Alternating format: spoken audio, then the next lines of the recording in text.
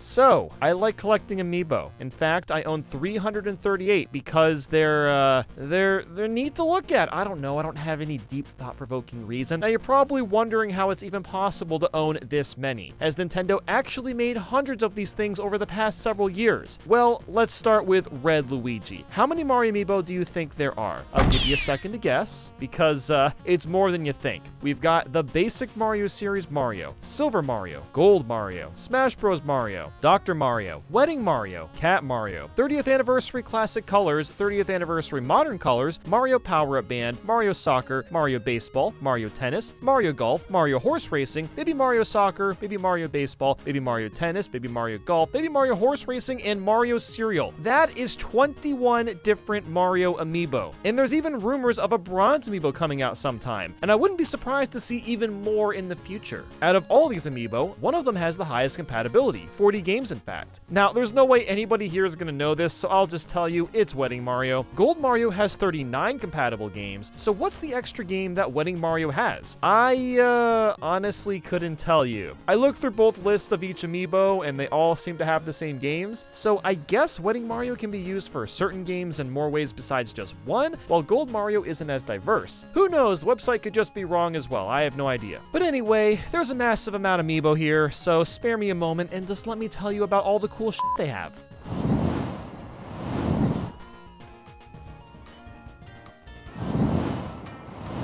This is the largest series of Amiibo, assuming we're not including Amiibo cards, with a total of 94 figures. That number may not sound correct, seeing as there's only 89 fighters if you include all the DLC and split-up characters like Pokemon Trainer and Pyra/Mythra. This number is higher because some characters have multiple Amiibo. Most people know about the Cloud, Corn, and Bayonetta doubles. They each have 2 Amiibo with different costumes. Cloud is a costume based on his appearance from Dissidia Final Fantasy, as well as Final Fantasy VII. Bayonetta's Amiibo has costumes from Bayonetta 1 and 2. Corn is the most interesting because we have a male and female version. It makes me wonder why we didn't get additional Amiibo for Villager, Wii Fit Trainer, Inkling, Byleth, and Pokemon Trainer, seeing as they have female and male costumes too. Speaking of Pokemon Trainer, he has 4 freaking Amiibo. There's the trainer himself, plus Charizard, which came out in the Smash 4 days, and Ivysaur and Squirtle later on. I can understand why all the Pokemon got them, but the trainer himself is an interesting choice. The last oddball is of course Rob, as there are 2 different versions of him, one based on his NES colors and the other Famicom colors. As of right now, not all the Amiibo are out yet, but we know that we're getting Steve and Alex, so that's basically 2 Steve Amiibo, and Pyra and Mythra are also going to be separated, so that's another 2. But strangely, Sora is never shown or discussed. I guess that means he's not getting an Amiibo? Why would they delay his announcement? I mean, I hope that's not the case, considering every other character has them. If Disney is really this stingy about Nintendo selling Sora merchandise, that is insanely obnoxious. Or maybe he's just coming out later, I don't know yet. Now, what's the rarest Amiibo out of this entire series? Keep in mind that prices are fluctuating all the time, but the 3 rarest Amiibo at this time are Corrin Player 2, the Mii 3-pack, and Mii Brawler. Corrin Player 2 is sitting at around $159 new, and was sold exclusively with Amazon in the US. So I'm assuming the exclusivity, as well as her barefoot waifu status, has made her more valuable. The Miis are really interesting. The 3-pack was exclusive to Toys R Us, and it's worth about $113 new, but the Mii Brawler individually is about the same price new. He was only sold as a solo in Japan, so his box costs an extra $50 if you really want the cardboard that badly. Lucy goes for around $60, which honestly is still quite a bit. But if we want to talk about super rare Amiibo, there's a few infamous defective ones that go for massive prices. We've got No Left Hand Luigi, which is just Luigi missing his left hand. Apparently this one was sold for $500, and that's actually low for what's coming up. Next, we've got Dual Cannon Samus, which honestly is incredibly cool, and I'd be down to see Nintendo make official ones for this. The seller found this Amiibo at Best Buy and then resold it for $2,500. That probably sounds insane, but finally there's Legless Peach. There's apparently a few of these still in circulation, and this one sold for $25,100. I'm not gonna lie, I kind of have a hard time believing that. When checking eBay to see if any of these defective Amiibo were still up, I found someone trying to sell Legless Peach for $200,000. I don't know what this guy thinks he's doing. Is he trying to manipulate the entire market? Is he actually crazy? Who knows?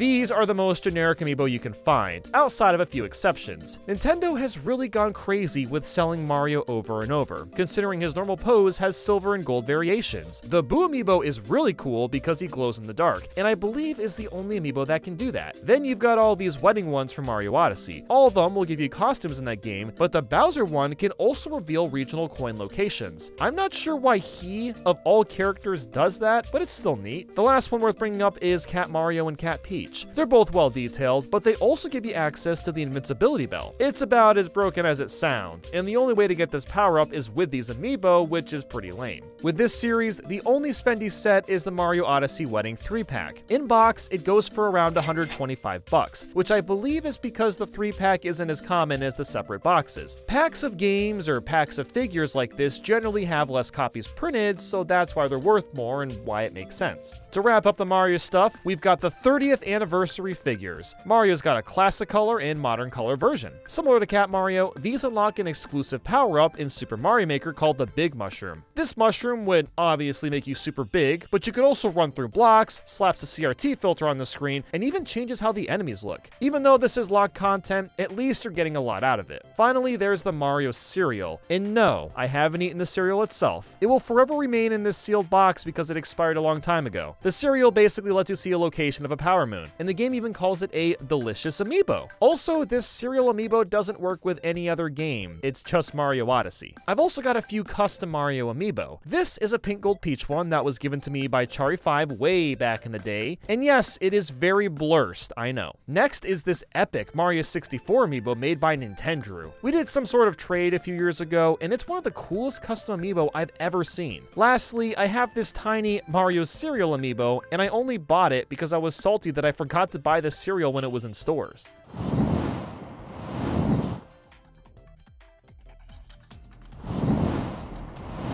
Splatoon has had quite the run for Amiibo as well. Everything at one point was sold in packs. There's 2 different 3-packs for Splatoon 1, a 3-pack for Splatoon 2, another 3-pack for the Octo expansion, and then dual packs for both games' Squid Sisters. These Amiibo were a little controversial as they locked challenge mode stages behind the Amiibo paywall, at least in Splatoon 1. Splatoon 2 had a better idea with their Amiibo. Instead, you would get some gear, save your favorite weapons, gear, and controls, plus you can take photos with your character. The rarest Amiibo in this series are the Octoling 3-pack and the Callie/Marie 2-pack. Once again, they are packs, so they're going to be worth more as not as many are printed. The Octoling pack goes for around $154 new, and Callie/Marie $121. Callie and Marie were only sold as a 2-pack in the US, and same for Octoling's 3-pack. Individual figures were only sold in Japan.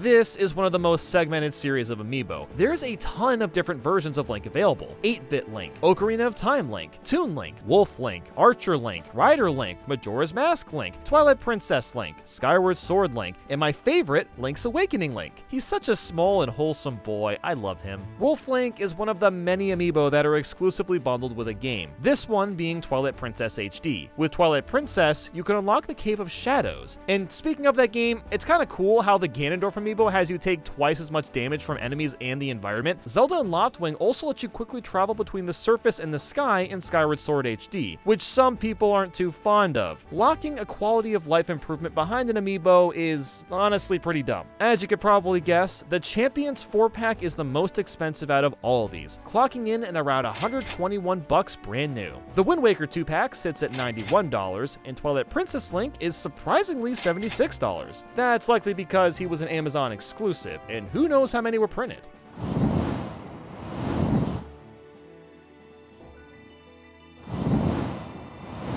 There's not a lot of these ones, but the Metroid is definitely my favorite because of its material. You can actually squish the green body. It's just so neat and different. I'm a huge fan of stuff like this. And I'm not the only one that thinks that, considering the Metroid 2-pack goes for $198 brand new. Everybody wants that squishy fella, I guess.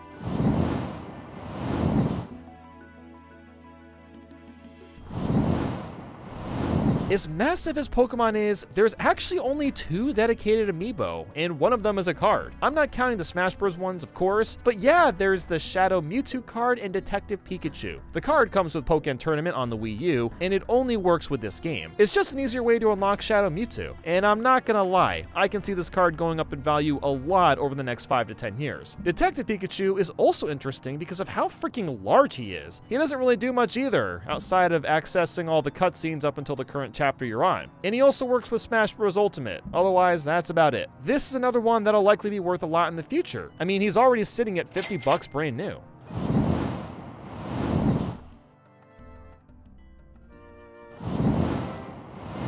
By far, my favorite Amiibo. Nintendo decided to make a bunch of cute yarn plushies for this game. I can't even name a favorite. They're literally all adorable and awesome. Mega Yarn Yoshi is the largest Amiibo if you don't count the cereal box, and this was also exclusive to Toys R Us. So you know he's gonna be worth a lot. Brand new, he's sitting at $181, and I'm surprised it's not more. Poochie is sitting at $110. He's another one that isn't very common.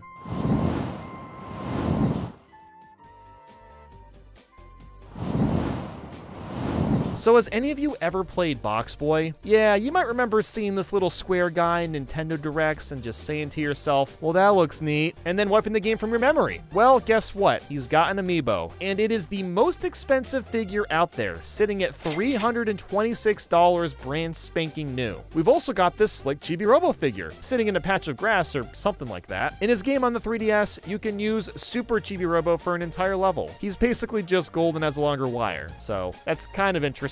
There's also a lot of really surprising characters turned into Amiibo, one of those being Solera Vestora from Dark Souls. He doesn't do much besides unlock the Praise the Sun gesture in Dark Souls Remastered, which you can already do in-game, but at least he stands out amongst all the other Nintendo stuff. And it gets even weirder. This is Loot Goblin from Diablo 3. I don't know anything about this game, but he's able to summon a portal called Golden Greed's Domain at any point in the game, and you can get a bunch of money from it. So it sounds like it's useful, but maybe it isn't. I don't know, I haven't played the game, I just like the design of this guy. 4 Fire Emblem Amiibo also exist. All of them work with Smash Bros. Ultimate, as well as the Fire Emblem games on the 3DS and Switch. Interestingly, Chrom doesn't unlock a spirit, but is used as a normal Smash Bros. Fighter. So way before the Smash Bros. Chrom came out, you could use this if you really wanted to. The Fire Emblem 2-pack is also pretty pricey, sitting at around $101, and Celica alone is $97, so it's actually a better value to get the 2-pack since she's in that one. Kirby also has a small set too, but there's honestly not much to say about them. None of them have super unique abilities for games, and none of them are that expensive.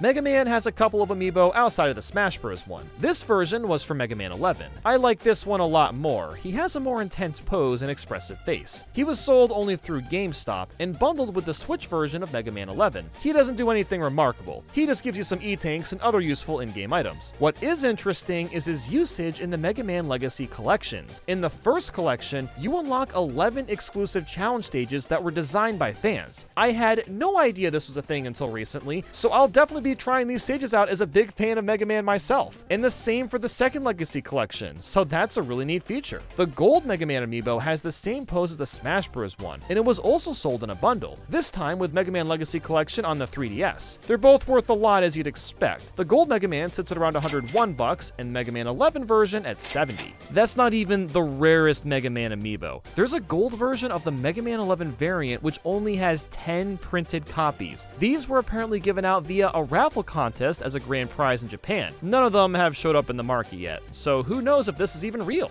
Pikmin has one Amiibo, and it's a fairly intricate design with a bunch of Pikmin hanging out near a big boulder. This one isn't worth a lot and doesn't do much either. In Hey Pikmin, you can call backup Pikmin, but that's about it that's worth mentioning. Shovel Knight surprisingly has 5 Amiibo, which is kind of weird because I feel like people don't really talk about this game anymore. Not to downplay it because he's still a great character and all, it's just strange there's so much for this series. They really don't do a whole lot either. You can unlock some special skins and challenge stages for the Switch version.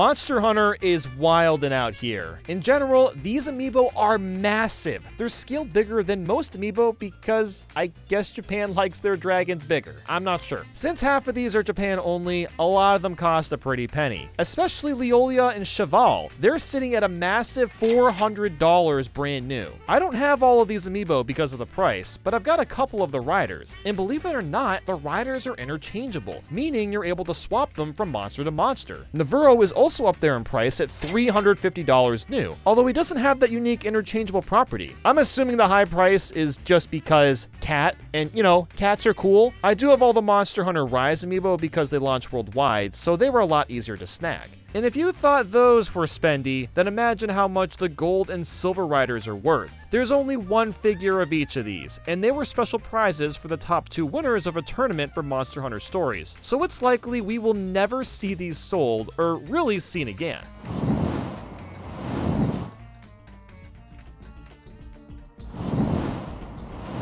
Now we're getting into the weird stuff. Here we've got a fun little hybrid. These are Skylanders figures, but also Amiibo figures. By twisting the base, you can go between Skylanders and Amiibo, which is pretty nifty, honestly. DK and Bowser have normal and dark versions. I'm just missing Dark Bowser because he costs a good amount. The dark figures tend to sit at around 70 to 80 bucks every time I check online, which is more than I like to spend on these.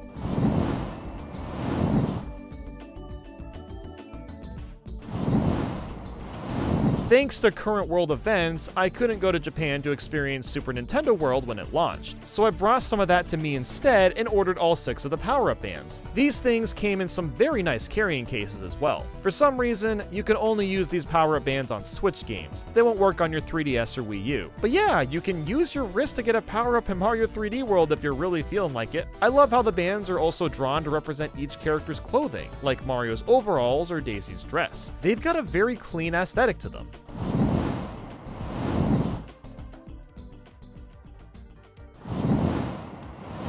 I don't have much to say about the Animal Crossing figures. You've probably seen them rotting away in your local Best Buy or Target for the past 50 years. I'm assuming they aren't worth a lot because their initial use was for Animal Crossing Amiibo Festival.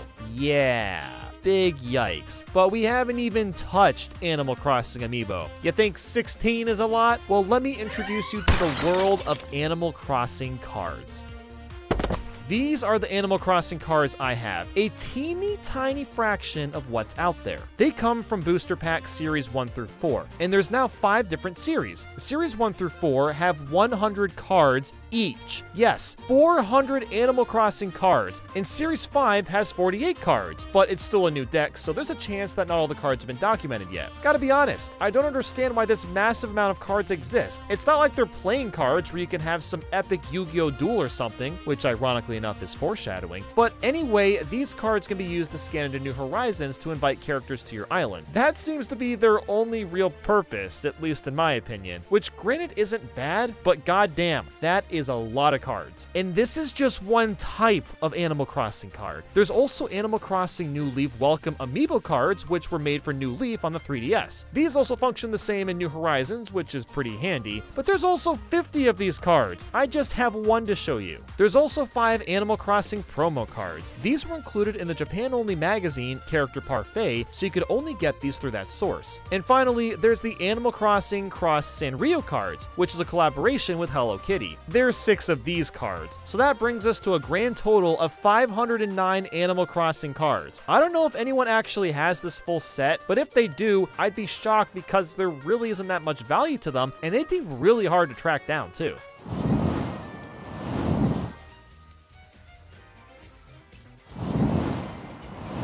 As I exclaimed how stupid it would be to own all the Animal Crossing cards, here I am with all 90 Mario Sports Superstar cards. Look, it was a really good deal, okay? Don't judge me. And besides, I kind of like looking these over and seeing all the different renders. I can actually tell which ones are brand new and which ones aren't, since I've spent all my 20s making thumbnails with these Mario renders. Luigi Soccer uses the Mario 3D World render, Mario Golf uses the Mario Golf World Tour render, Waluigi Soccer is a Mario Party 4 render. Like, I could go on all day about this. The interesting ones to me, though, are, funny enough, Metal Mario and Paint Gold Peach. There aren't very many renders of these characters outside of a couple in Mario Kart, so it's kind of cool seeing them in these different poses. As for the game itself, you unlock the character's star version for their sport, and yeah, I don't care enough to scan all these in because this game is kind of boring as it is.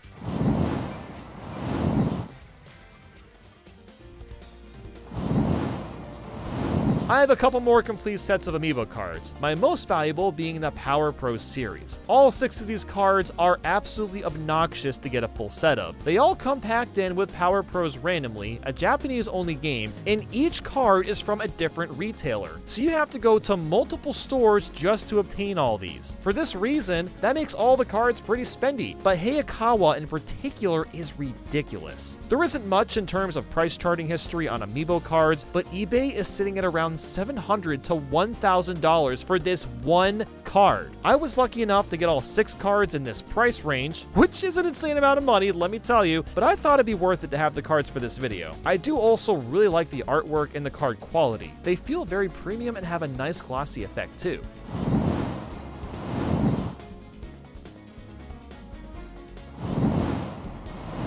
And finally, we have Yu-Gi-Oh! Amiibo cards. No, not normal Yu-Gi-Oh! Cards, these are Amiibo specifically and actually released this year. They're somewhat themed around a normal Yu-Gi-Oh! Card, but they're of course much more basic and aren't meant for playing. They really don't do much in the game either, they just give you items and bonuses. Originally, I was gonna showcase the new retro room I put together over the last few months, but then eBay showed me a listing of every Player's Choice GameCube game, and naturally,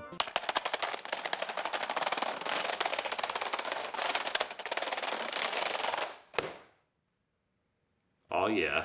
So, Player's Choice. What does that even mean? Player's Choice was a way to show customers that a lot of people were buying a specific game and that it also sold well. For games like Melee, Mario Sunshine, The Wind Waker, that makes perfect sense. But interestingly, a lot of movie license games also have this label like Lord of the Rings, Harry Potter, and Tak and the Power of Juju. Ah yes, a certified hood classic. Retro collectors tend to avoid games with these labels because they aren't initial release copies, and it also looks very off with the box art's general darker colors, but having them all bundled together is kind of cool, at least to me. The set that I found even comes with every rare multi-pack besides one. The first multi-pack pits Monkey Ball 1 and 2 together. Normally, Monkey Ball 1 complete in box runs for around $27, and Monkey Ball 2 $25. But this multi-pack is extremely rare, and ranges from $600 to $1,500. That's right, this piece of cardboard holding the same 2 games you can get for around $60 each cost hundreds more. The back box art is pretty funny to me. Go bananas with 90+ stages, multiplayer madness, and 7 cool ways of playing. I don't know, just something about 7 cool ways of playing is just worded so goofily. And also, it's promoting monkey golf and dogfighting, but not Target, which is definitely the fan favorite minigame. My copy of this multi-pack is still sealed, and honestly, I'm keeping it that way because I have the games from the initial release and Player's Choice already. Thankfully, the Resident Evil 10th Anniversary Collection isn't nearly as ludicrous. For Resident Evil 0, 1, and 4, you can grab this collection for around $225 to $500. That is assuming you don't know Steam or Humble Bundle exists. Just don't tell anyone you can get those games for dirt cheap. But alas, the cardboard surrounding the games is once again worth hundreds of dollars. To be fair, the box art is really cool looking. We got a badass picture of Mendez on the front and El Gigante on the back. I really like the red, orange, and black color scheme. It oozes creepiness and makes the characters stand out more. Interestingly, every Resident Evil game uses 2 discs to play. Resident Evil 1 and 0 both have this icon on the front that says 2-disc product, but Resident Evil 4 doesn't for some reason. I'm not sure why this label is on these 2 games specifically, but not the other one. The regular box for RE4 doesn't have that label. Hell, even the other games with 2 discs don't have it either. So I'm really curious what went about in the marketing department back in the day. Finally, there's the Sonic Adventure 2 pack, which includes Sonic Adventure 1 and 2. This bundle ranges from $700 to $1,000, and that's if you're lucky since people try to sell this pack for even more. This one has my favorite box art as it takes the art style from Sonic Adventure 2 and incorporates it into some of the Sonic Adventure 1 characters. They didn't have to put in that much effort, but I highly appreciate that it did, and it looks awesome. The back box art is a bit questionable. The top portion promotes the second game, while the bottom the first game. Why is this out of order? Also, the yellow and black font look kinda awkward. Like, I get they're showcasing each game's purpose, but it looks a little off to me. And I don't even have the Sonic Heroes / Super Monkey Ball Duo Pack. I have the games themselves, so it's still a full collection technically, but it's by far the rarest multi-pack out there. According to Price Charting's website, less than 10 have been sold online, and that's just an estimate. Nobody knows how many Duo Packs were actually made, but it couldn't have been very many if they're this hard to find online. There's virtually no information about this pack's existence, outside of some forums talking about how people have spent years looking on eBay before even one shows up. But back to the video games. I think at this point, we're all aware of what Animal Crossing is. It started on the GameCube, even though it was planned for the N64 disk drive initially. This collection also came with a special edition memory card. I have the version with a picture of Rover, but there's also a KK slider variant. On top of that, Nintendo Power number 165 came with a sticker with a villager, but you had to add this to a normal memory card. The Animal Crossing memory card would give you a couple of gifts, the KK Love Song and 2 NES games. I'll just be honest, I know virtually nothing about Animal Crossing, but I tried to see if I could find the NES games with the memory card I have. While it did have Animal Crossing data on it, I couldn't find the gifts. So the card itself may have been wiped at one point, the data was reset or used for other purposes, I have no idea. The promo paper is really charming. It's got a picture of the post office from the game telling you to subscribe to Nintendo Power, and it's just adorable. Oh, also, I've got 2 copies of the Wind Waker now. The more interesting being the not for resale variant, which is ironic considering it has the player's choice label on it. But it kind of makes sense because this version was included with a special GameCube bundle. There's nothing different about each respective game as they're identical besides the box art. I do want to point out how gorgeous the instruction manual art is. It's just bursting with color and features most of the game's core characters. And check out this sweet picture of Link swinging a sword. See, this is the kind of stuff I miss in physical games. Speaking of Zelda, we've got 4 Swords Adventures, which is a game I've always been intrigued to try out. A 4-player Zelda game sounds like a pretty fun time. It was one of the few games to work with the Game Boy Advance to GameCube link cable. And again, this instruction manual art is striking and beautiful. I mean, just look at this front cover. You really grow to appreciate manuals like this one when most of the games I checked were boring, black and white, and very lazily put together. Interestingly, Mario Golf got the player's choice box, but Mario Power Tennis didn't. It has a bestseller variant, but not player's choice. I guess people just hated tennis in the early 2000s. Freaking idiots bouncing a ball back and forth with a stick. Ugh, so stupid. I adore the disc of Mario Golf, as half of it is a golf ball texture. And Waluigi's description and the instructions are great. You might be getting better, but nobody cheats better than me. You got that?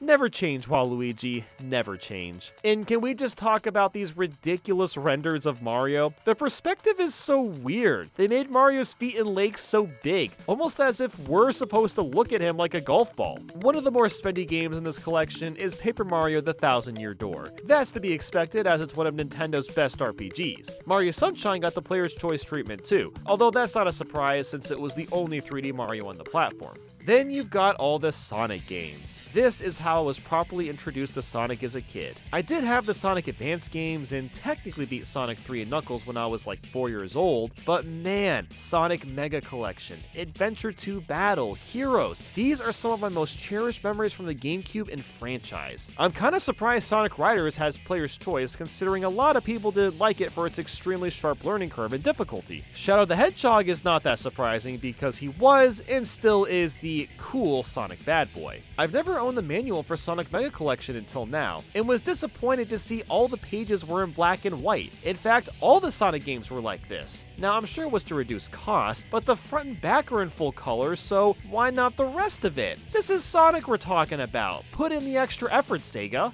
But what are the spendiest games in the collection besides the multi-packs? We've already talked about a couple, but there's also Metal Gear Solid Twin Snakes, Pokemon Coliseum, Wario World, F-Zero GX, Kirby Air Ride, and Pikmin 2. Wario World is a game I always wanted to try out, and what I played was a surprisingly enjoyable 3D platformer. The game is sitting at around $86. My question though is, why does it look like Wario has no pupil here? Kinda creepy, dude. I also love this random diagram of Wario that shows shows off Wario's features. He apparently has 20/70 vision, can hold 22 gallons in his stomach, and can hold 1.1 gallons of urine in his bladder. Then there's F-Zero GX, by far one of Nintendo's most underappreciated IPs out there. We'll likely never get a new F-Zero again, which explains why this one is worth about $83. The table of contents piqued my interest when I saw Logitech reserved Speed Force controls, so I flipped to it, and it's a third-party steering wheel controller that Nintendo actually put in their manual. So of course, I had to buy one to see what the fuss was all about. This wheel's actually kinda cool, but also has some bizarre design choices. To use it, you need some sort of table in front of you, and you twist these knobs and basically wrench it down so it won't move. That's pretty smart design actually, and I like how these little lever things on the back feel. But what isn't smart is moving the B button to this awkward spot on the bottom. Maybe in playtesting, they thought the layout would work better, but when I played, I kept pushing down where the B button usually is and nothing happened. I'm not gonna lie, I sucked ass when I did a test race, but there was actual force feedback as it claims, and it made the game a bit more immersive. Kirby Air Ride is another great racing game, most notable for its addictive city trial mode. It sits at $81. The instruction manual is beautiful from start to finish. Every page is so well presented and is just fun to look at. I also love how we're explicitly told to annoy your rival. I've played a little bit of Pikmin 2 in the past, and I'm not sure why this one costs more than the first game. It sold only slightly worse than Pikmin 1, so it's kinda weird if you ask me, considering it's sitting at $104. Metal Gear Solid Twin Snakes is worth $111, and for good reason. They're pretty solid remakes of Metal Gear Solid and Metal Gear Solid 2 Sons of Liberty. This also happens to come on 2 discs. Konami knew this game was worth putting on the GameCube, and was willing to make the sacrifice and print 2 discs to fit everything. Finally, there's Pokemon Coliseum, which is sold complete for around $121. It's basically a 3D Pokemon game, but has a lot of strange changes, like starting with Espeon and Umbreon, as well as catching Shadow Pokemon from trainers. Now look, I'm not going to be able to talk about every game in this collection, there's way too many of them to cover, so I'll just pick the ones that seem the most interesting, including Crash Bandicoot Wrath of Cortex. A few years ago, I played Crash 1 on PC, and I kind of enjoyed it. I mean, parts of that game were just infuriatingly hard. Wrath of Cortex is more of the same thing. In fact, it was critiqued for playing it too safe. I still had some fun with this one and would like to finish it one day, although apparently the vehicle segments and some level design aren't too enjoyable. Speaking of Microsoft properties, there's 2 Spyro games that got the player's choice treatment. I recently played the Reignited trilogy on PC and had an absolute blast with them, especially with the first game. It was so much fun plowing through levels and collecting all the gems, and that's not to downplay Spyro 2 and 3 because those were also really good, but the unnecessary backtracking kinda ruined the pacing for me at times and made it a little less fun. So with all that said, I was curious to play some other Spyro titles, and I started with The Hero's Tale. It's very much like the originals. It doesn't seem to change much from what I played, and I honestly really like that. The main difference is that instead of levels, it's much more open world. Spyro Enter the Dragonfly is similar to the originals too, but suffers from frame rate issues, glitches, and is also a much smaller game than its predecessors. This is another franchise that I'd love to be more in depth with in the future, but for now we must move on. And move on we must to the SpongeBob titles. I think we're all pretty aware of Battle for Bikini Bottom at this point. The game got a remake a couple years ago and is still a really fun platformer. The other SpongeBob games, on the other hand, are a different story. SpongeBob SquarePants Light Camera Pants is essentially a minigame compilation. The minigames aren't that bad. Actually, some of them are pretty fun, but they can go on for way too long. They try to make things more interesting by speeding them up over time, but the issue is that they could be 45 seconds long instead of 3 to 5 minutes. Then you've got the SpongeBob SquarePants movie, which is a lot more like Battle for Bikini Bottom. You run around levels collecting stuff, but now you can upgrade your moves and health, which is really neat. It's another SpongeBob game that's surprisingly enjoyable, although being forced to replay levels to get tokens is a bit pointless. But what about the Star Fox games? I've honestly never finished one before. Like, I've dabbled with the N64 one, but that's about it. So I started with trying Star Fox Adventures, and I left feeling very confused. I played as Crystal for the first 25 minutes in this dungeon that reminded me of a silver level from Sonic 06, then I was flying for like 2 seconds and eventually found Crystal's staff. It's a Zelda clone that is strangely fun in some aspects, but it's not really a Star Fox game. Star Fox Assault, on the other hand, is a lot more traditional, and frankly, way more fun than Adventures. Even the on-foot sections are pretty good. It's a short game, but a really good one at that. But yeah, those were some of the games that I really wanted to try over the years. Everything else here, I'm just interested in their boxes, like the Mega Man Anniversary Collection. It's got Mega Man 1 through 8 and this really pretty art of Mega Man on the front cover. I also love this random kid wearing the Mega Man X suit in this promo material. I wish I was as cool as him. Chicken Little has the weirdest thing I've ever seen in an instruction manual. There's a literal coupon for Jolly Time Blasto Butter. Now, it might have expired in 2006, but I'm gonna try it anyway.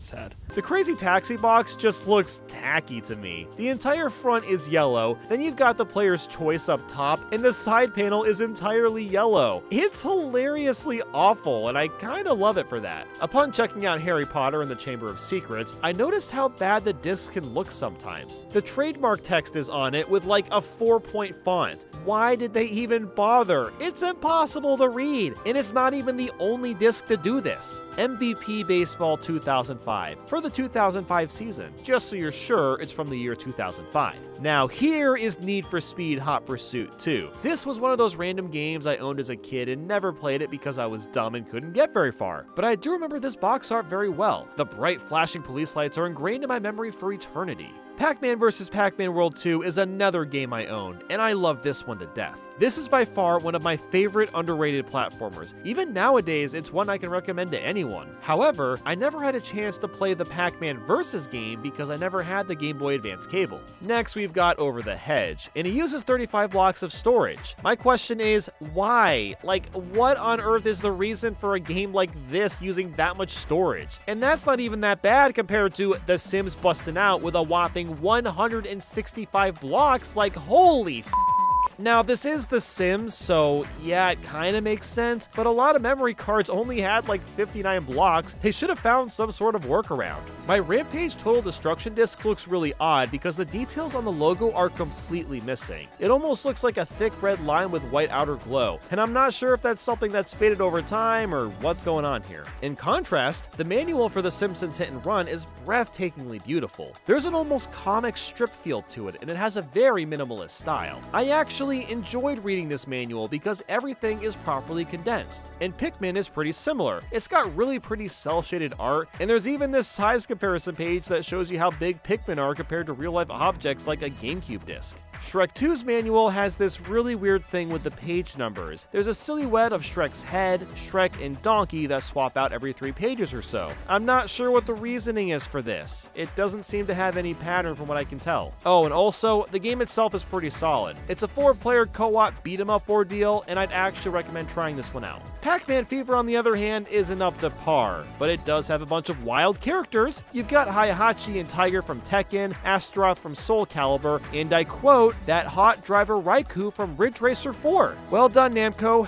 using sex appeal to sell a Pac-Man game. That's not weird at all. The new Nintendo 3DS, the new Nintendo 3DS XL, the new Nintendo 2DS XL. All of these are capable of playing new 3DS games, which are titles that only work on these specific variants. Most of you are probably aware of the 4 physical releases. We've got Minecraft, Xenoblade Chronicles, Fire Emblem Warriors, and Runbow Pocket. All of these games are ports. That is literally the entire physical library. And yes, there's also 30 SNES games that only work on the new Nintendo 3DS for some reason. But oh boy, the rabbit hole goes so much deeper than you could possibly imagine. But let's start with the physical titles since we're all familiar with these. Good old Minecraft. I don't know why this cartridge cracks me up so much. It looks like one of those fake photoshops you'd find on Twitter or Reddit, but it's actually real. Now, I don't think I've ever talked about Minecraft on this channel outside of a couple of streams, but I've actually played a good amount of it over the past few years. I've never beat the game or anything, but I am in a realm with a few friends and I like making these stupid labyrinths that require trial and error because I'm a dumbass. But how does Minecraft hold up on the 3DS? Well, it holds. With Elmer's glue and tape, I mean, it barely holds up. It's a miracle the game runs at all. For what it's worth, this version does look pretty spot on, and it all sounds the same as you'd expect. I also really like having the map screen at the bottom at all times. That's pretty darn handy compared to having to hold up the map with your hand. And having a touchscreen to move your items around is really convenient too. There's also some skins and texture packs you can buy if you want, but the game comes with a Mario texture pack, so I messed with that for a little bit. But there are two major flaws that make this the worst version of Minecraft. One, as I'm sure you've noticed, the frame rate chugs, especially when you're mining. The game chugs so badly and can barely keep up with the actions on screen. But the second and biggest problem is the controls. In order to turn your character, you have to use this little nub. This feels horrible. Moving around is way too sensitive, and while you can tweak the sensitivity, that's really not the issue. I mean, look at this fucking nub. How am I supposed to play a 3D game with a joystick that barely moves? I think it's incredibly cool that you can play Minecraft on a 3DS, but there is no reason to when you legitimately have a better time using your phone.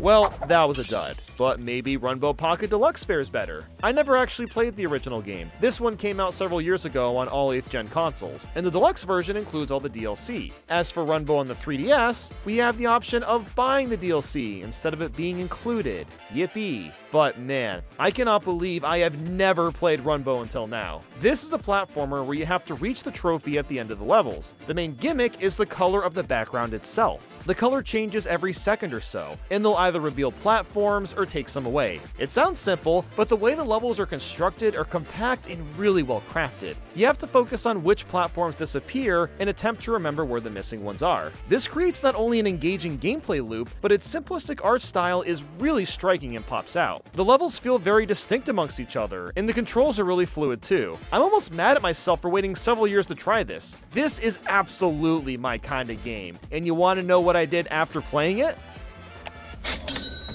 Yeah, I'm playing the hell out of this with a normal controller, like...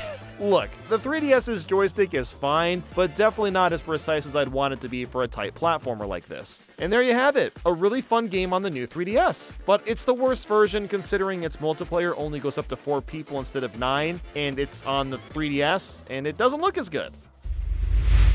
Why? Nintendo, why did you do this? I played the Wii version of Xenoblade Chronicles several years ago, and after a few hours, I realized it wasn't my thing. And this game is massive. So how the hell did they cram this into a 3DS? I don't know, but what I do know is that it actually runs really well. Yep, the frame rate is extremely solid and feels pretty good to play. As for the graphics, well, it looks like a really good game on the PS1. I mean, just look at it. It's a blurry asswipe of pixels, but still, the whole game's on here. How'd they do that? But now to try out Fire Emblem Warriors. I played a tiny bit of Hyrule Warriors way back in the day, but I don't remember at all what it was like. If you've played a Warriors game, this is the same thing, but with Fire Emblem characters. And it runs surprisingly well on the 3DS. I was actually having a lot of fun with it. It comes with a bunch of DLC, which is cool, but again, you could play this on the Switch with better graphics.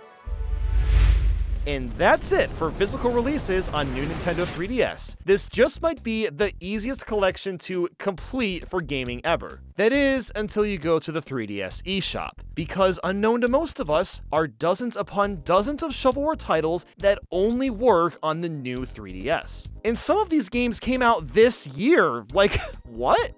Why? The idea of playing shovelware that only works digitally on a new 3DS is like playing a Sega 32X CD exclusive game. But I decided to actually buy all these games because why the hell not, right? Since the eShop is about to close, I can no longer use my card or even eShop cards, so adding money directly to the 3DS isn't an option. But there is one workaround, merging my 3DS wallet with the Switch one. And guess what? Apparently I did this years ago with another 3DS, and you cannot unlink this merge. And I can't use my Australian account because I would need to get Australian eShop cards. So you know what I had to do? Use Nathaniel Switch Lite, log into the Nintendo Network ID that was on my 3DS, and then merge the funds through the browser. From there, I can use eShop cards or whatever to add funds that will also work on the 3DS. And this is why I'm a Nintendo fan. I get a kick out of jumping through hoops just to give them money. But does anyone even remember what SNES games were available on here? And were they even worth purchasing at all? Well, as you'd expect, you can play Super Mario World and Super Mario Kart, the most standard Mario SNES games out there. There's also A Link to the Past, which isn't a surprise, and same with Earthbound, the Donkey Kong Country trilogy, Super Metroid, and F-Zero. Surprisingly, the only Kirby game available is Dream Course. I guess they forgot Dreamland 3 and Superstar exist or something. Super Punch-Out and Pilot Wings are also here, which are nice inclusions, as well as Mega Man 7 and the 3 Mega Man X titles. The Castlevania series got Super Castlevania 4, which is one of the best, and even Castlevania Dracula X. We also got Contra 3 and Super Ghouls and Ghosts, which aren't surprising, but the Street Fighter 2 picks are really weird. Okay, so there's Street Fighter Alpha 2, Super Street Fighter 2 The New Challengers, and Street Fighter 2 Turbo Hyper Fighting. Where the heck is the original version? I don't know, it's just kinda odd to me. But anyway, there's also some lesser known games like Breath of Fire 1 and 2, Final Fight 1 through 3, Demon's Crest, and The Legend of the Mystical Ninja. So overall, a decent selection of SNES games, and you can use save states just like on the Wii U, but what's the point? There's like a million other ways to play these games. Most of them are on the Switch, and even at the time could be bought on the Wii and Wii U. Nintendo did state that these versions were pixel perfect. Yeah, sure. Throw your marketing slang at me all you want. I should have been able to download this game on the Wii U and then use that version on the 3DS. But now it's time for what we're all interested in, the digital-only games. Are any of these worth picking up before the eShop goes down? Let's find out, because I'm going to try every single shovelware new Nintendo 3DS game. Got them all in these two folders, and we're going to start off with Soccer Shootout. Now, I've already played a few of these games. I forgot to hit the record button, so unfortunately not going to have any authentic reactions. But these first four, oh my god, they are a treat. This one in particular, I mean, just look at it. Soccer Shootout. Clearly, it needs the power of the new Nintendo 3DS. That little extra processing.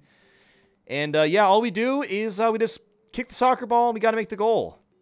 That's basically the game. And he saved it. That's too bad.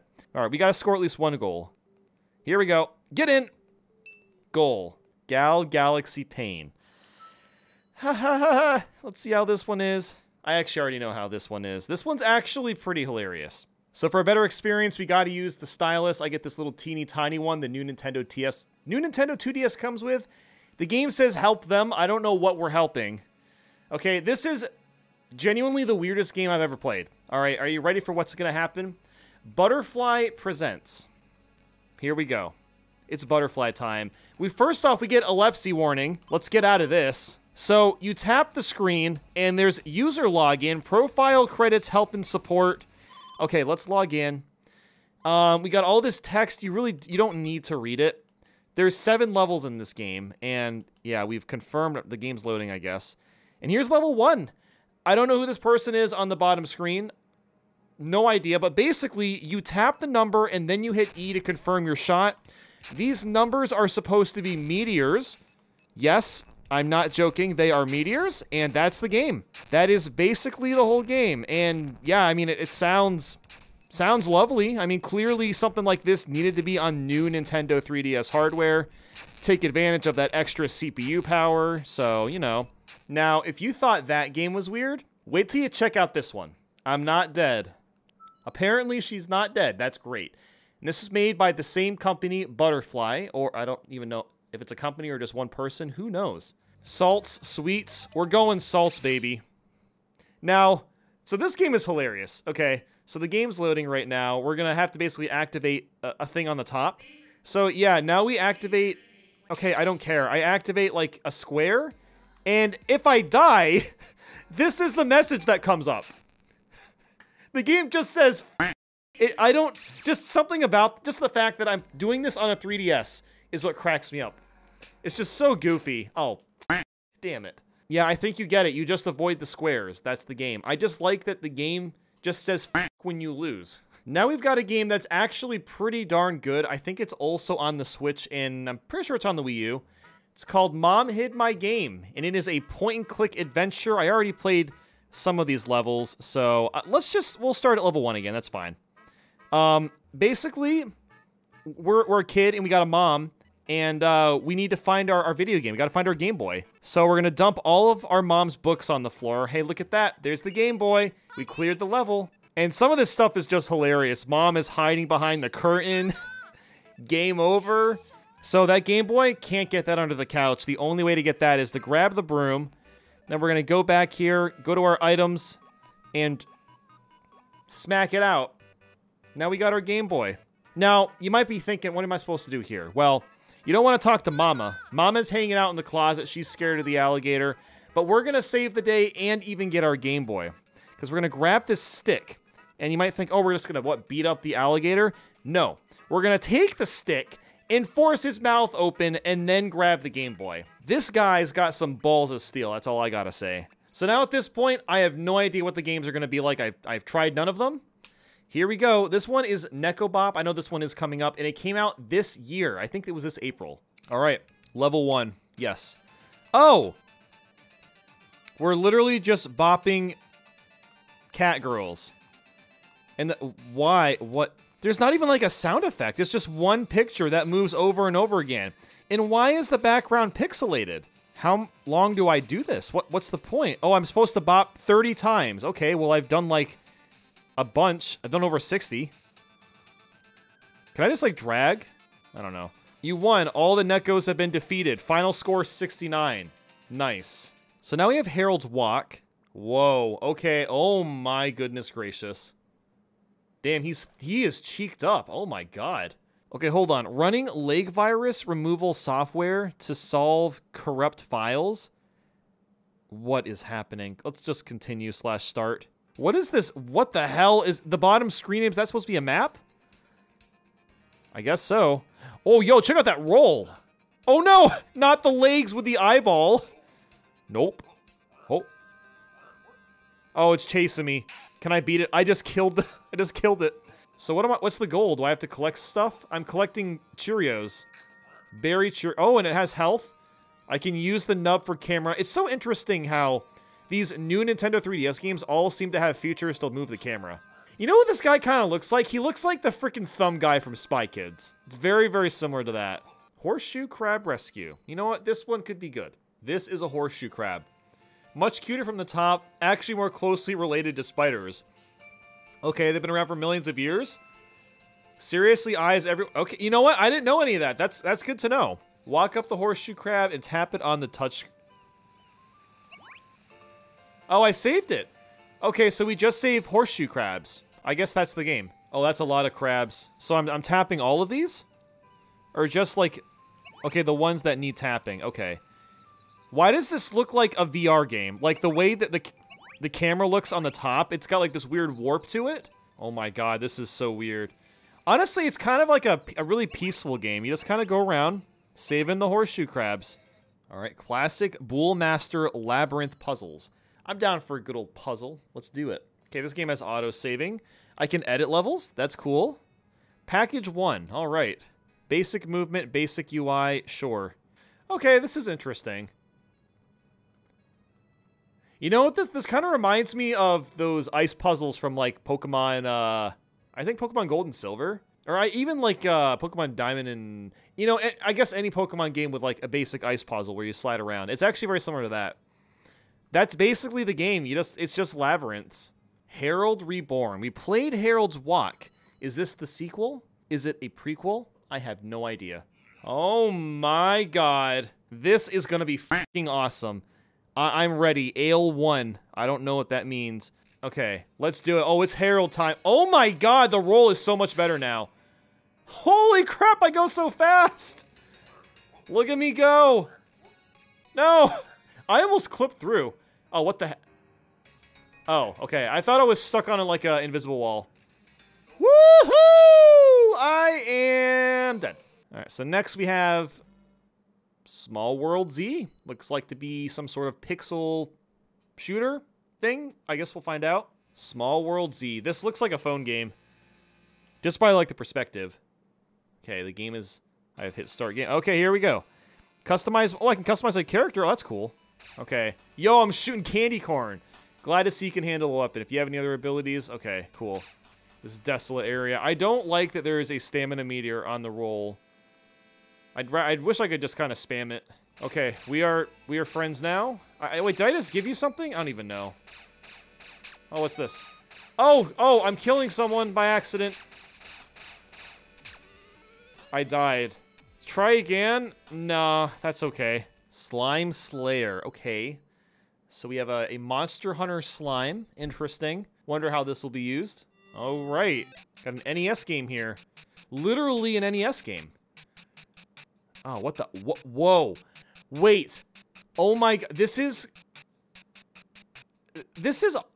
NES Zelda textures. It's like, what the hell? It's like Minecraft? This is quite literally pulling textures from the NES game. It's not even an attempt to make them different. There's only like one slime per level. This is way too easy. And he's dead. This is the world's easiest video game. Zara! She got some Tig Bitties. God damn, dude. They went really hard on those. Zara! We're jumping right in. I don't know what we're doing, but we're going. Is this a racing game? Oh, wait, hold on. I'm the fairy.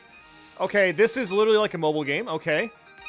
Moving around, getting gems, I guess. I mean, the controls are okay. A little on the sensitive side, but they work. Oh boy, here we go. Red. Going really fast now. Ooh, and there's... Oh, crap. There's spikes now, too. Aw, damn. Well, that's actually pretty fun. I think I spent like $5 on it. Maybe it's worth getting. I don't know. Without Escape. This game contains disturbing scenes and gore. Oh boy. Here we go. It's gore time. After an exhausting day in class, I came home and found nobody there. I didn't give it much thought. My parents told me days ago that they were going to visit my grandparents. They live 200 miles from here, so my parents will probably stay there the whole weekend. The only thing I had for dinner was frozen lasagna. I don't like it very much, and now I'm stuck at home, and some bad things happen, I guess. Okay. It's a point-and-click horror game. It's so loud. Oh my, this game is like ear-piercingly loud. Okay, here we go. Well, now what? The water heater, I can set it to whatever temp I want. Okay. I'm changing the water heater, I guess. Go in here. In here. Okay. This is a bucket with a mop and a little dirty water. There are still some wet clothes inside the washing machine. I was supposed to hang them up. I have no idea. I'm sorry. I have no idea. I think I'm supposed to, like, change the temperature to something, but beyond that, I don't know. I don't get it. I'm sorry. I don't know. Silver Falls. All right, let's try this one. We got another horror/detective game. If it's another point and click, I'm going to get confused and not know what to do. Oh, wow. This is like classic Resident Evil or like Silent Hill. There's some dead chickens? Are those chickens? Yeah, they're chickens. Whoa! Oh my god, the nub is so fast. Holy crap, it's fast. Okay. I can shoot a gun. I'm out of ammo now. Alright, we're switching to the knife. It is very hard to control this camera. Holy crap. I can't see shit. Seriously, it is so dark.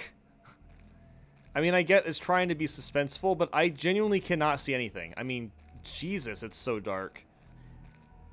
I don't know what's happening. I have found nothing. I'm moving on. Hey, Vera swings. Okay. Purple screen. Now what? Hello? Video game? Alright, it's here. Vera swings. Let's do it. This literally looks like an Atari Jaguar game. Whoops. Oh. Oh my god! Okay, that's gonna take a while to get used to. Oh! Wait, how do I catch after that? Okay, hold on. Hold on. I was not expecting that. Oh, yeah. Oh, no. Oh, but I can move my thing in the air, though. Okay. Okay, so I can at least move my purple stick? Okay, this is actually kind of sick. Yes, we made it. No, I don't want to do that again. Ah. This is difficult. It's a cool idea. It's just really hard to control. Yeah. Yes. Oh, I gotta get this now? Oh, come on. Okay, this game is, it's fun, but I am not good at it, and there's still a lot to try. Hello. Sketchy snowboarding? I doubt it's sketchy at all. It's gonna be super legit authentic. I'm excited. Wow. Here we go. Oh, sketchy as in, like, sketches. Pass 5 blue gates in one run. Okay. Oh, okay, this is ski run. This is free ski. Free ski from, like, the 90s, except... Okay, this actually looks kind of sick. Oh, I have to actually hit them? I'm dead. I hit a jackalope. Rip. Honestly, I love this. I love this snowboarder. He looks so cool. Woo! Look at that. We did it! I guess... Did we just keep going? Alright. Oh, there's ramps! This is literally ski-free, and I honestly love that. Yeah! Woo! There's a dragon! Why is there a dragon? RTO 3. I have the first other RTO games, but I'm just gonna go in the order of my folder. So we're playing the third one first. You wake up and find yourself hanging from a wall after being taken captive. Yeah, I hate when that happens. The lunar base, where you're stationed as part of the security forces, has been overrun by an attacking reptilian enemy. Wow. When the game starts, the lower screen will look similar to above. Okay. Ah, it's Doom. Okay. Move between rooms using doors. Got it. Why is there no music? Just no music. I found everything but room 5. Okay, I gotta find that room. Repairing. I'm repairing. I don't know what I'm repairing. I guess I'm repairing room 5's door. Okay, now what? I can go through here? What? Okay. You know what? Maybe RTO 1 and 2 are better, but I'm done with this one. Ooh, Phasmophobia. Now, this is not the same Phasmophobia as far as I'm aware. I've never actually played that game. I know that it's not gonna be, that's not gonna actually run on this the same. So I guess we'll see what the 3DS version is like. Oh, snap. Kicking it. Oh, Pac-Man? Oh, okay, this is actually kind of crazy looking. So what happens when you die? Okay. That was terrifying. Let's try that again. Alright, this is literally just 3D Pac-Man. Okay, I can do that. It is literally 3D Pac-Man! Oh my god, that's... Ah! Oh, this is hilarious. This is actually really cool. Well, I need to be finding pages. I don't even know where the hell pages are.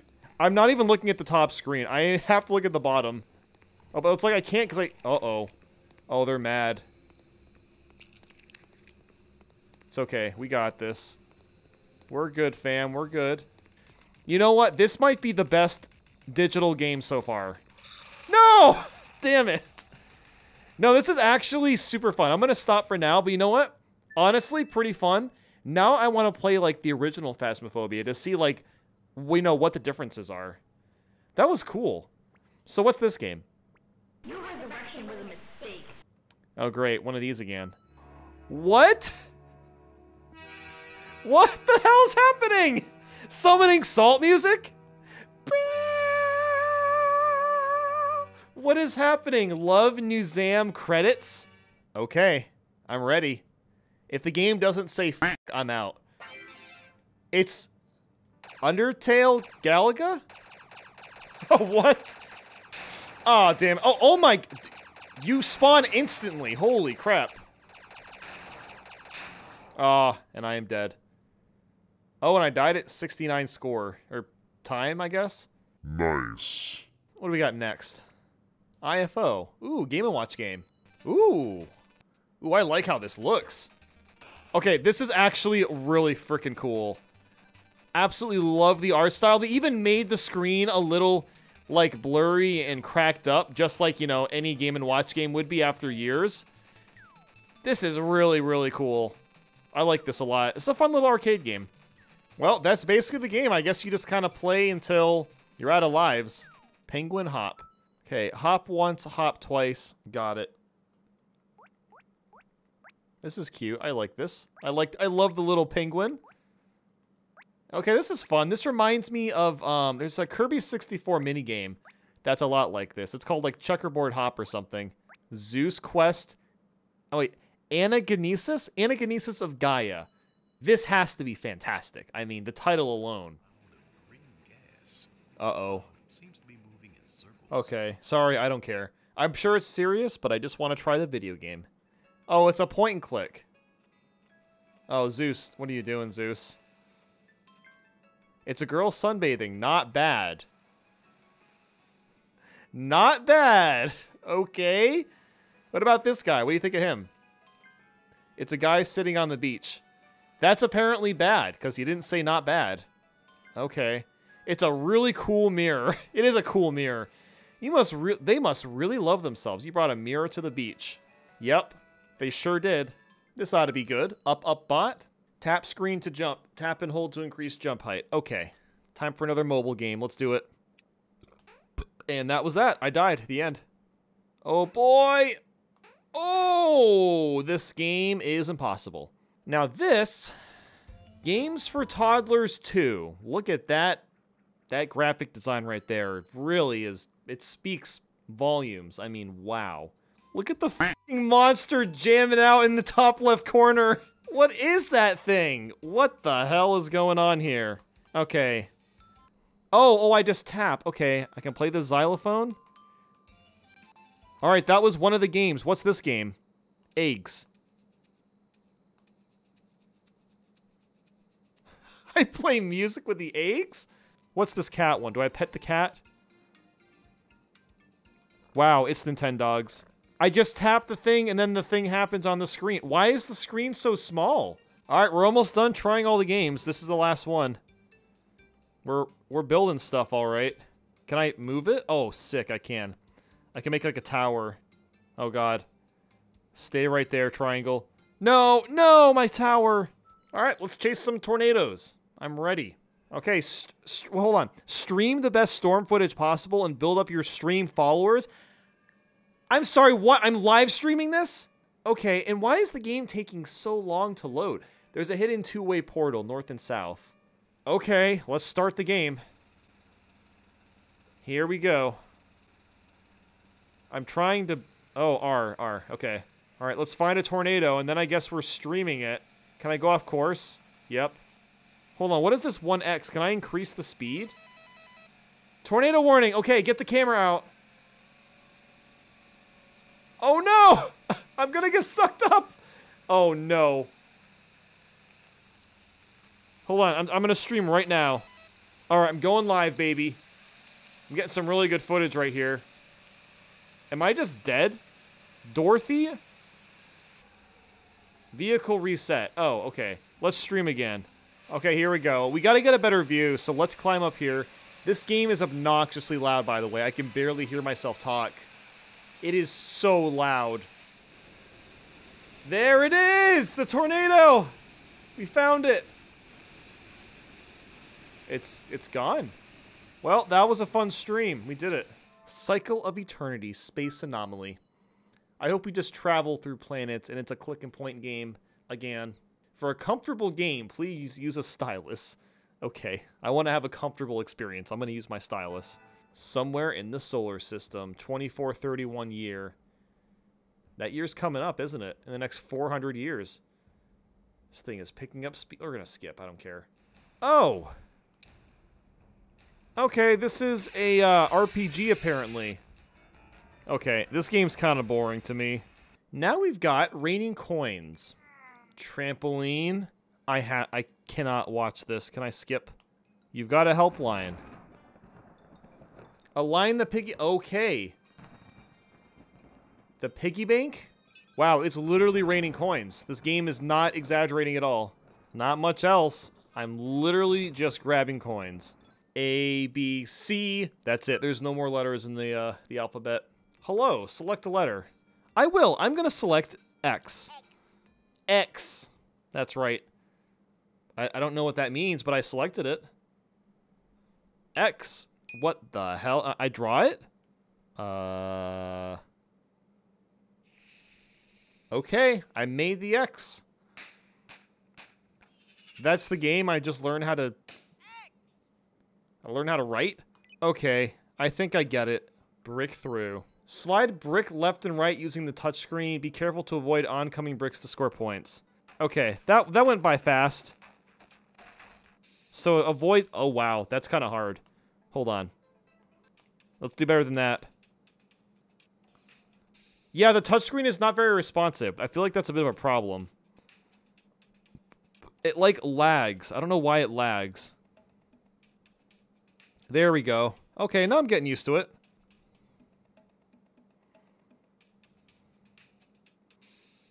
Okay, that was a video game.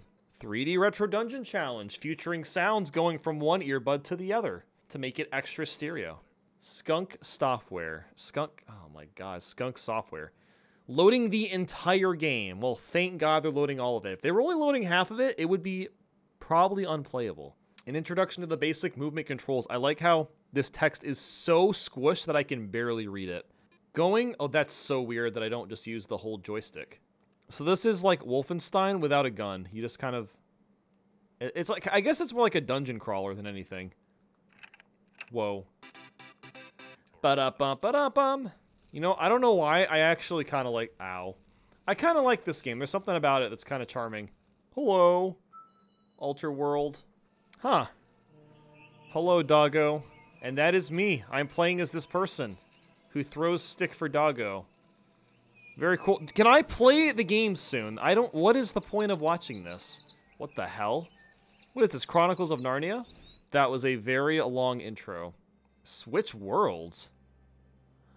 Whoa. Oh, that's really cool.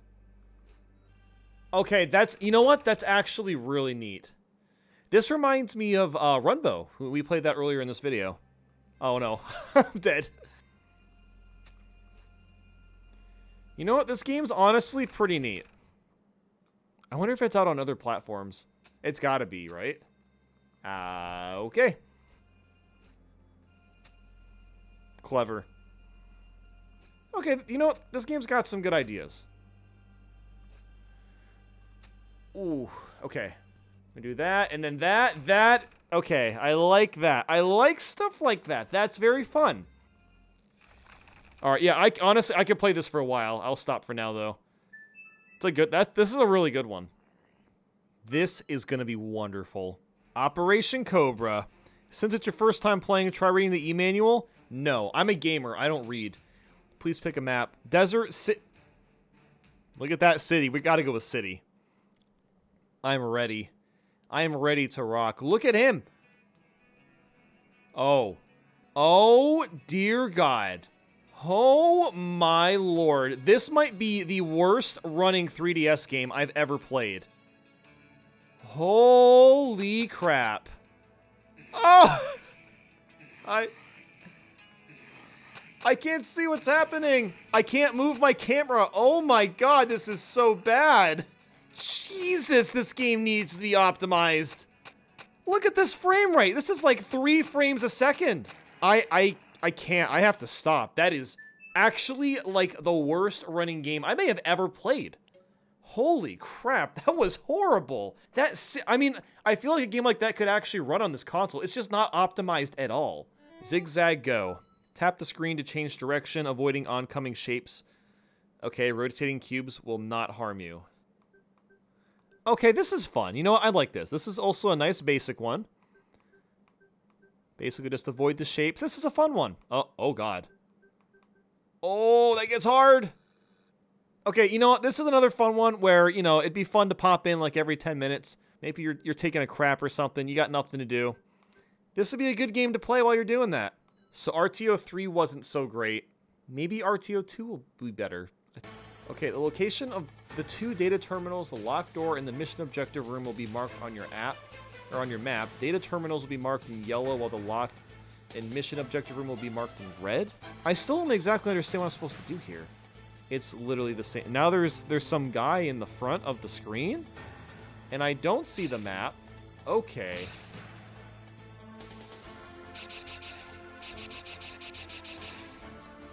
Okay, we got him. The title screen is a little bit too zoomed in. It looks like it's saying Yizical Kanta Icture Plaque.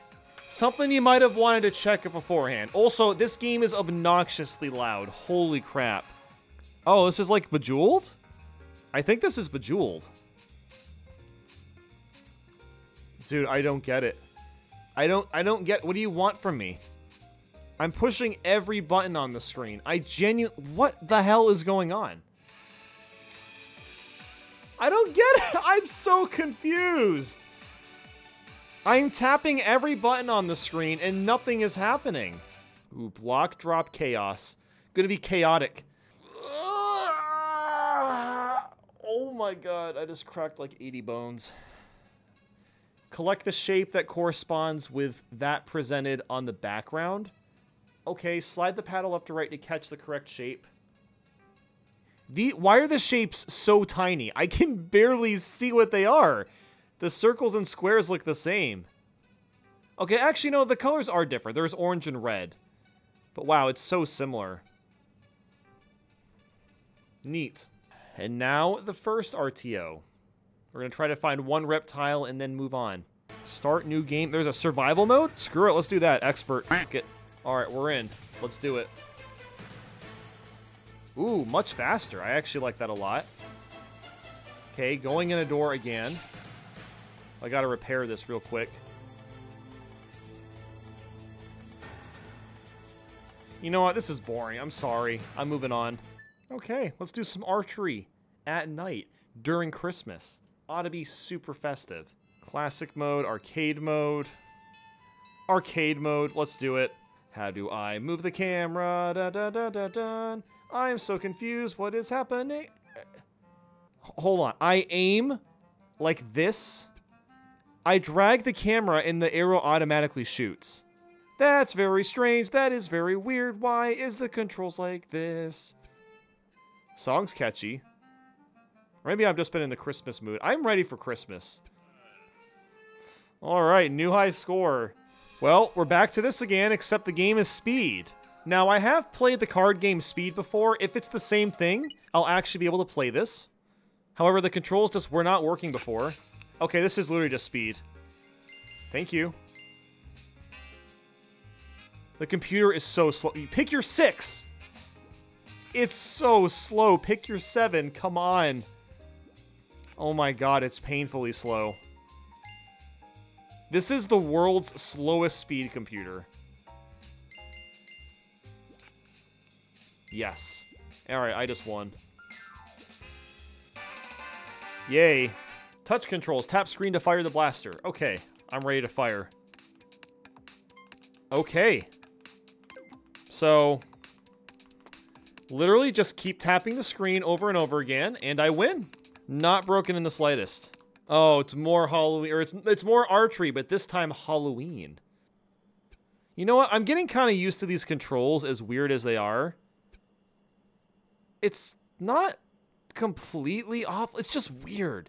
It's just very... It's like the most unnatural feeling archery, but at the same time, I feel like I can kind of get the hang of it. Well, I say that as I miss like 4 shots in a row. Wow. That was archery again.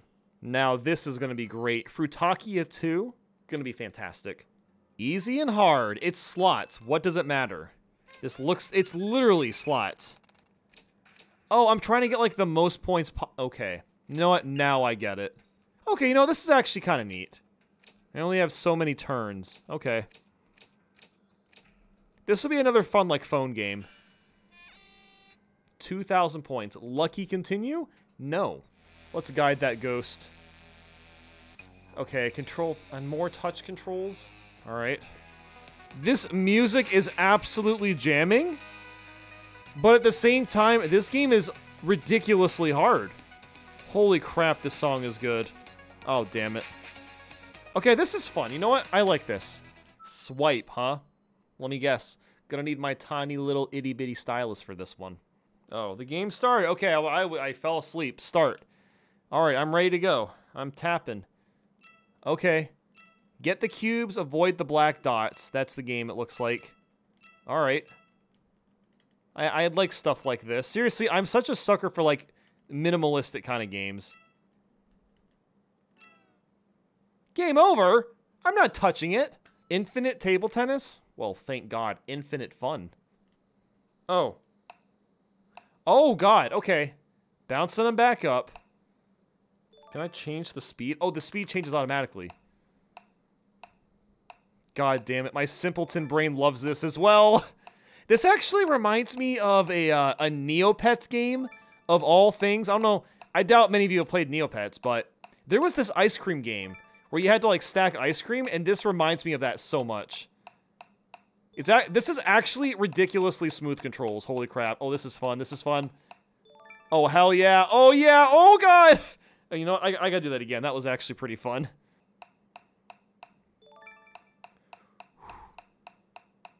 Okay, we're cooking. We're cooking, baby. Come on. 100 points. Yes. No. Yeah, we're almost there. Come on. Oh, 88. I am playing that when I'm done recording this. That's fun. Ah, more physical contact games. But the speed was good. I like the speed one. 2048, I have no idea how that works. Oh, 2048. Yeah. So there is a web game. Okay, this is literally just 2048. Got it. Just trying to get 2048 points, basically. Song slamming. Okay, I like the song a lot. How many points is that? Not enough. 36 Fragments of Midnight. This looks like another point-and-click game. Man, I just came to the realization, I have played so many freaking video games this year. Ranked all the Sonic games, ranked all the Yoshi games, all the Kirby games, and now I'm playing all of these. I've played, like, so many freaking video games this year. Jesus. 0 out of 36 star fragments. Okay. Those yellow gems, those look familiar. Where have I seen that before? I also like how this is just the Geometry Dash cube. So yeah, I guess you just collect the stuff. Hold on, is this auto-generated? I think the levels are different every time. Ah. Yeah, this looks totally different. Okay, cool. Stack them high. Wow. Okay, versus mode, mission mode. I guess versus. Okay, what do we do? Compete one-on-one against a friend. What do I do? Oh, drop toys onto a platform. Just okay, yeah, stack them high. Got it. This is a lot of rules. I'm not reading all that. Okay. Oh, I have to, like, point. So, what? You know what? I actually don't get it. So I think this cursor is, like, where the trains fall? I have no idea. I honestly can't tell. This is very convoluted. I don't know what's going on here. Super Destronaut 3D. Is it another space shooter? Classic mode. I would love to shoot some rocks and stuff. Wow. Space shooter. I called it. Oh my god! Holy crap. Okay. God damn it. That extra shake effect makes me like this a lot. And the music's really good. The music reminds me of Drew's game, Carl, that came out recently. You know what? This is actually kind of fun. I can't lie. It's kind of fun. Scooping birds. Am I scooping bird crap or the birds themselves? Okay, I think I'm gonna like it. I don't know how I like it. Alice Scooper. That's what we're going with. We're going with puns today. Okay, touch the customer to start their order. That feels wrong, but sure. Oh. Okay, I get it. That's super goofy. There you go. Enjoy your bird. Oh, it has to be like the same kind of bird. Oh my god. That's actually hilarious. So this reminds me of like Diner Dash in a weird way. Unwanted birds by sliding your scoop back and forth. Why is this like a decent game? Oh, what the hell is that? Oh god, go away. Why is there bombs in your shop? Alice Scooper, I don't trust you anymore. I'm leaving. I've had enough. Alice Scooper. Alice Scooper. I'm not gonna get over that. Don't crash. It's a good plan. Use the control pad left and right to steer, collect coins. Okay.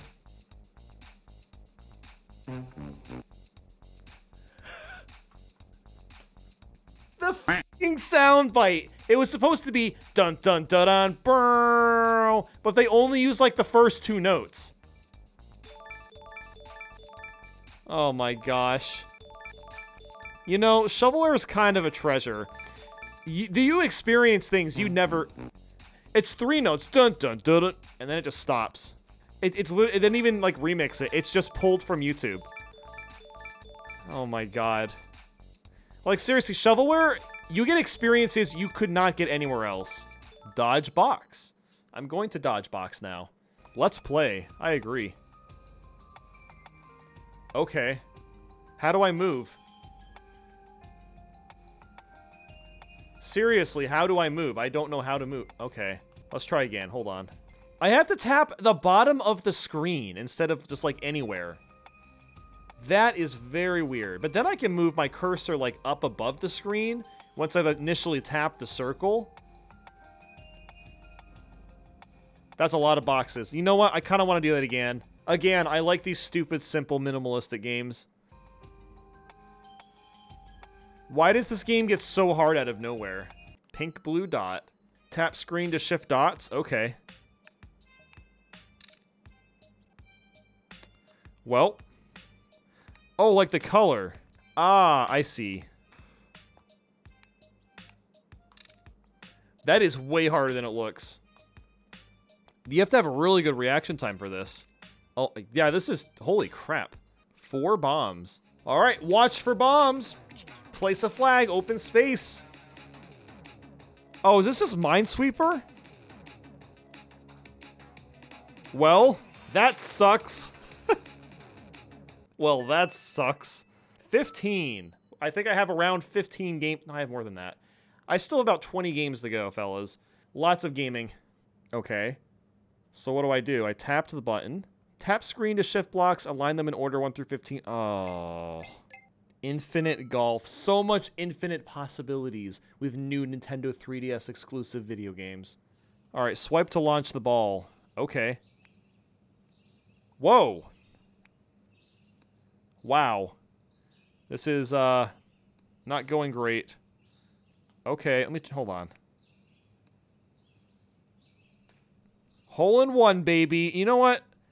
I kind of like this, too. Aw, damn it. I don't like it anymore. Okay, you know, no, this is actually kind of fun. God, this is hard as hell.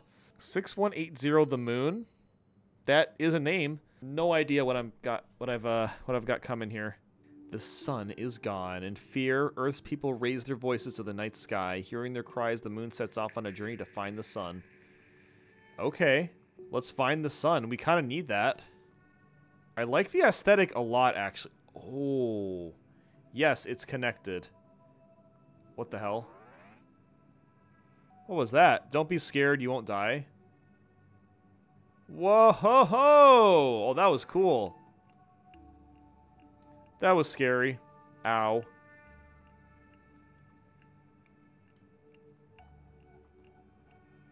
Man, well thought out level design. It's been a while since I've played something with well thought out level design.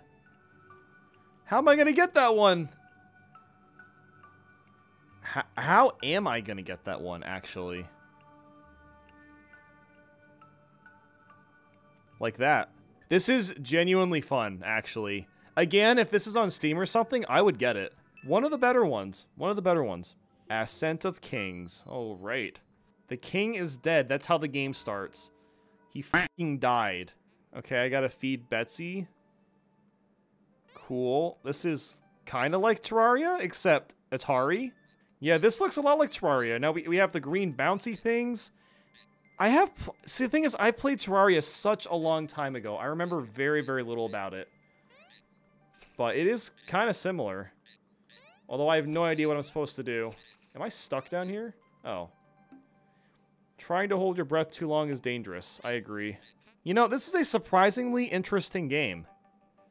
This is another one that, you know, I might play for longer than 2 minutes. You know, unlike most of these. This one's not that bad. Da-da-da-da. Color cubes. Okay, tap screen to switch. Ah, it's one of these games. I have like 3 seconds to respond. Ah. Okay, trying to throw me off here. Well, that's a game. I've said that about a lot of these, but like, honestly, so many of these games are just video games. Like, I don't have much, there's just not much to say. I was swapping cubes and the colors. That was it. Life speed. Join the resistance? I would love to. Let's take down the United Government. Oh, it's a racing game. Oh, sick. Dude, this is like, Star Wars Episode 1 Racer on N64.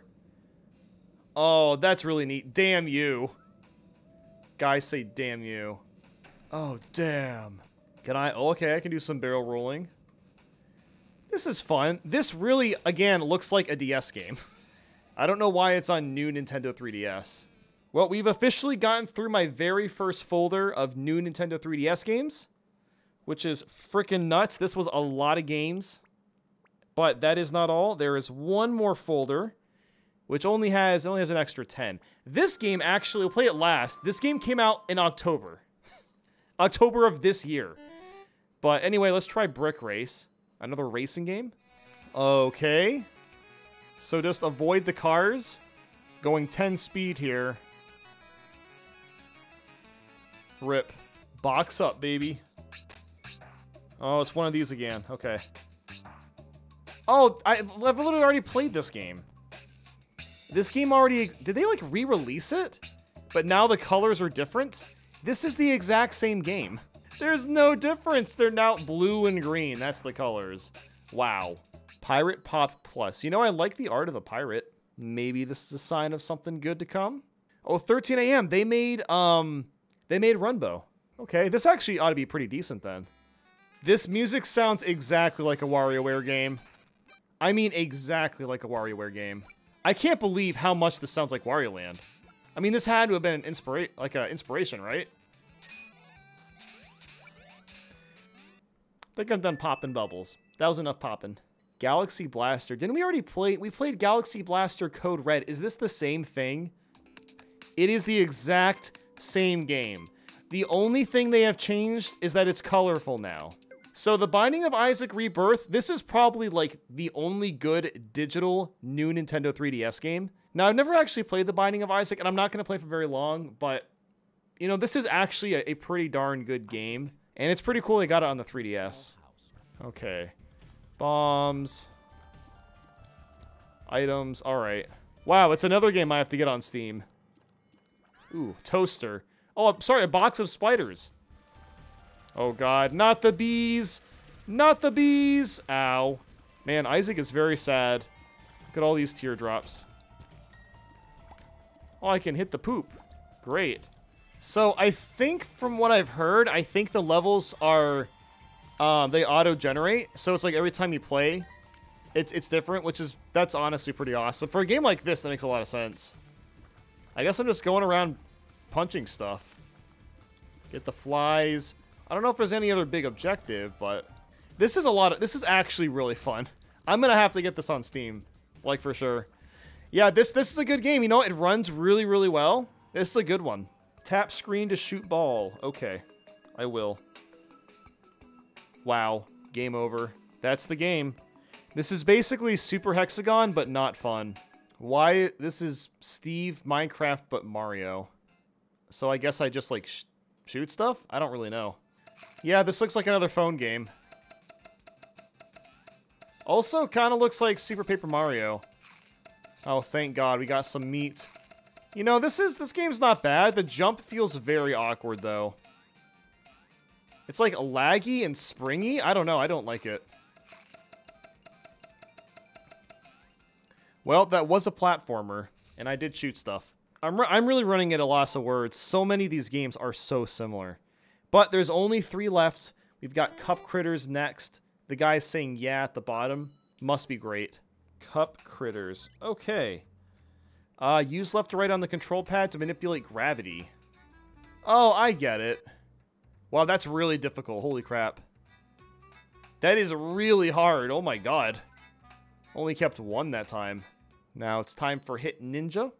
Okay. This text is almost impossible to read, but I'm ready to hit some ninjas. I'm tapping the screen. I'm pushing start. I'm gonna quit. What do I do?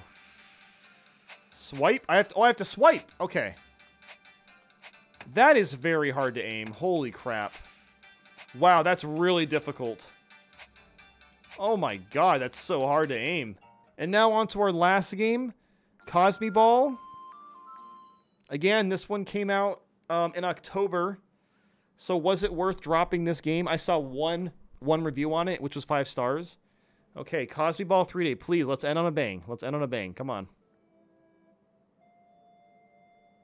I like the music. I actually really like the art style. Alright, and that was the first level. Any questions?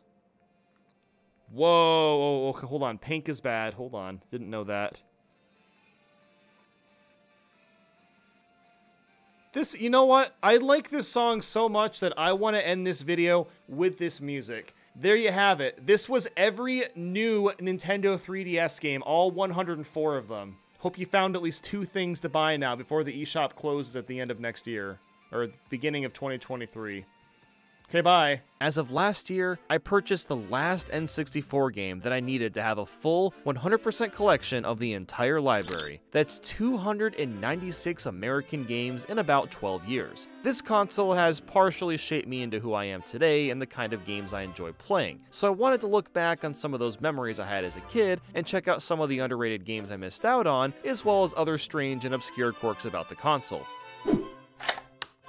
When it comes to the Nintendo 64, I'm probably the most well-known for Super Mario 64. I've beaten this game in VR, with my elbows, manipulating a Koopa to grab stars, and countless among countless other ways.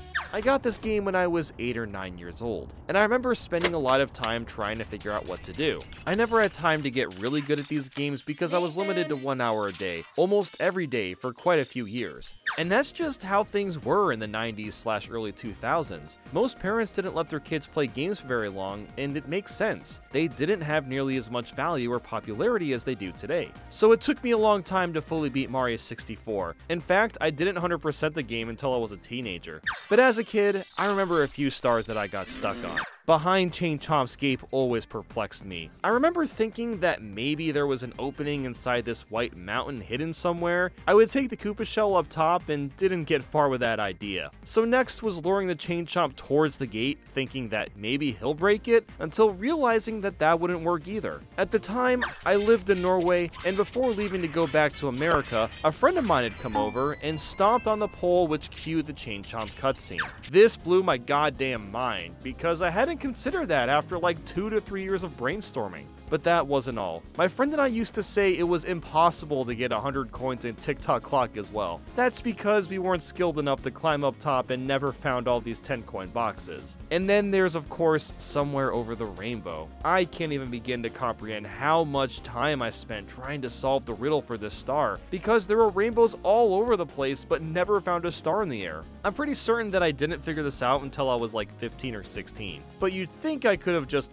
looked it up, right? Well, I technically could have, but that never crossed my mind. And there was also another rule in my house. I was only allowed to own one console and one handheld at a time. So when I got a GameCube for Christmas, I had to sell my N64 and all the games for it. So by the time I purchased a Wii, I completely forgot about that game and was way more interested in playing Guitar Hero and Rock Band. I mean, seriously, there was a good 4 to 5 years where I had no interest in Nintendo games. I solely played Rock Band 2, Rock Band 3, Guitar Hero World Tour, Guitar Hero 3, and Guitar Hero Van Halen. This was my life from ages 13 to 16, roughly. All I wanted to do was play the guitar and drums. And I got really good at them too, to the point where I could actually play real drums fairly competently, but now I've gotten off track. The entire reason for bringing this up anyway was that I had never even finished Mario 64 until I reunited with another friend from several years ago. For those that have been around since the beginning, you may or may not remember Aaron. We made a few videos freaking out over Mario Party several years ago, and he's one of the sole reasons I got back into Nintendo. And I also have to give credit to Mario Galaxy for that. Like, my god, the first time playing that game was so freaking magical that I've replayed it almost every year for the past decade. But anyway, whenever I visited Aaron as a teenager, we would play a bunch of N64 games from Norway, or we'd just play some Call of Duty Zombies because Black Ops 2 had just dropped, and holy shit, that game was when COD was killing it. But what's interesting about the N64 was I think we were originally playing it out of sheer irony and for some nostalgic reasons too, but the more we played, the more fun and laughter we were getting out of it. And we actually ended up beating Mario 64 after all this time had passed. This is also when I started to speedrun it. I think the first time I ever got was like 6 hours or something. Nowadays, I can get around an hour in a 70-star run, which still isn't great, but a lot better than the first attempt, obviously. We got so into the N64 that we both started to buy more games for it, but I especially got really obsessed. Obsessed as in, I added 100 games to our collection. Yeah, I still got a video on this channel talking about those games from several years ago. And at that point, Aaron decided to just give me the 10 or so games he owned since I had already purchased so many. And honestly, he was the only real friend I had for a year or two. When I graduated high school and first went to community college, I only talked to one other person from school, and Aaron. That was about it. It was honestly a pretty bad year for me as I was getting over a rough breakup, didn't really know what I wanted to do with my life, and was struggling to grow on YouTube. But Aaron really helped me get through it. Almost every Friday night, I'd finish working at Papa John's after getting my schoolwork done, I'd grab a large pepperoni pizza from work, drive to his house, and we'd play Mario Party, Mario 64, and Pokemon Puzzle League until 4 in the morning. So I had a few days out of each month to really look forward to. And because the N64 was so attached to those vulnerable years, I've grown incredibly fond of the system. Its memories helped me through some lonely times, and I'll forever be thankful for those nights. But that's enough of my boo-hoo sob story, let's get back to the game. Mario Party 1 is a game I've played a ton as a kid, teenager, and even to this day. I'm still playing it with the Minus World guys. It's actually incredible how well the original N64 titles have aged. They're a bit janky and slow and even unfair, but they're still such a blast to play. I never really played Mario Party 2 or 3 until I was older, and they're both really great too. But I will never forget how relentlessly mean-spirited the first game is towards each player. So for that, it'll probably always be my favorite. Smash Bros. 64 was also a massive part of my childhood. I used to be really good at this game, which is funny considering how bad I am at most Smash games now. It got to the point where I could have 3 level 9 computers fight against me, and I could take them all out no problem. But I also liked having items on and mastered the Bobo mechanics, which I know sounds weird, but hear me out. I would go into training and just practice throwing the bomb to get it down perfectly. I'm not sure what kind of 9-year-old kid would go out of their way to hyper-focus on something like that until I found out I was an ass beast several years later, and now everything makes sense. Woo! Local Fall Guy gamer here. And those were the main games I played as a kid, but it wasn't all I had. Being super into Pokemon like every other kid in that time period, Pokemon Stadium was another fun one. I'd always wanted Pokemon Stadium 2, but never had the money to afford it until I was in my 20s. And I definitely like the general gameplay of Stadium 2 more, but the mini games are a lot better in the first game, or the Kids Club as Pokemon Stadium titles it. Even today, these are really addicting and a lot of fun with friends. I like just about all of them except the Ekans one. Like, for real, what's with the controls? But anyway, I also owned Hey You Pikachu, and I think I played it like, I don't know, one time? Even at 9 years old, I knew this game was a piece of shit. But I also don't think I had the microphone attachment, which is kind of a problem because you literally need it to play the game. But Diddy Kong Racing, that's another one I really liked. But I didn't like it as much as Mario Kart 64. That's pretty funny looking back, seeing as Diddy Kong Racing is superior to Mario Kart 64 in almost every way, but I did spend a lot more time with Mario Kart in general. I don't have any distinct memories playing this game, outside of beating 150cc for the first time. As a 9-year-old with very little opportunities to play games, this felt like a massive feat. It was the Star Cup that I always struggled with, specifically Bowser's Castle. I still consider that to be the hardest track in the game. And as far as I'm aware, that's all the N64 games I owned. It was a small collection since I spent a lot more time on the Game Boy Color, but now that I've got all of them and play games for a living, I can finally take the time to try the ones I've missed out on. But before getting to that, you might be interested in how much this ended up costing. I don't have an exact amount on hand, but over the course of 12 years, I think I spent anywhere from $100 to $500 a year, and 64 for the most part is pretty cheap to collect for. But there's definitely some rare games out there. Daikatana, a game that tried to follow the footsteps of Wolfenstein 3D and Doom, now cost around $76 used and $495 new. This game wasn't very good and sold extremely poorly, especially on PC. There wasn't even a port on the PlayStation, which would normally have been common practice. Goemon's Great Adventure is next. This one is around $107 used and $910 new. Box games have gotten ridiculous in price and don't get much better, as you'll see. This is another game that didn't sell very well. It's a 2.5D platformer, so I'm kind of intrigued to try this one out eventually. But at the time, 3D was all the rave, so people weren't interested in playing something so similar to what's on the SNES. Ogre Battle 64. Yeah, I remember getting this one for like 40 bucks a long time ago.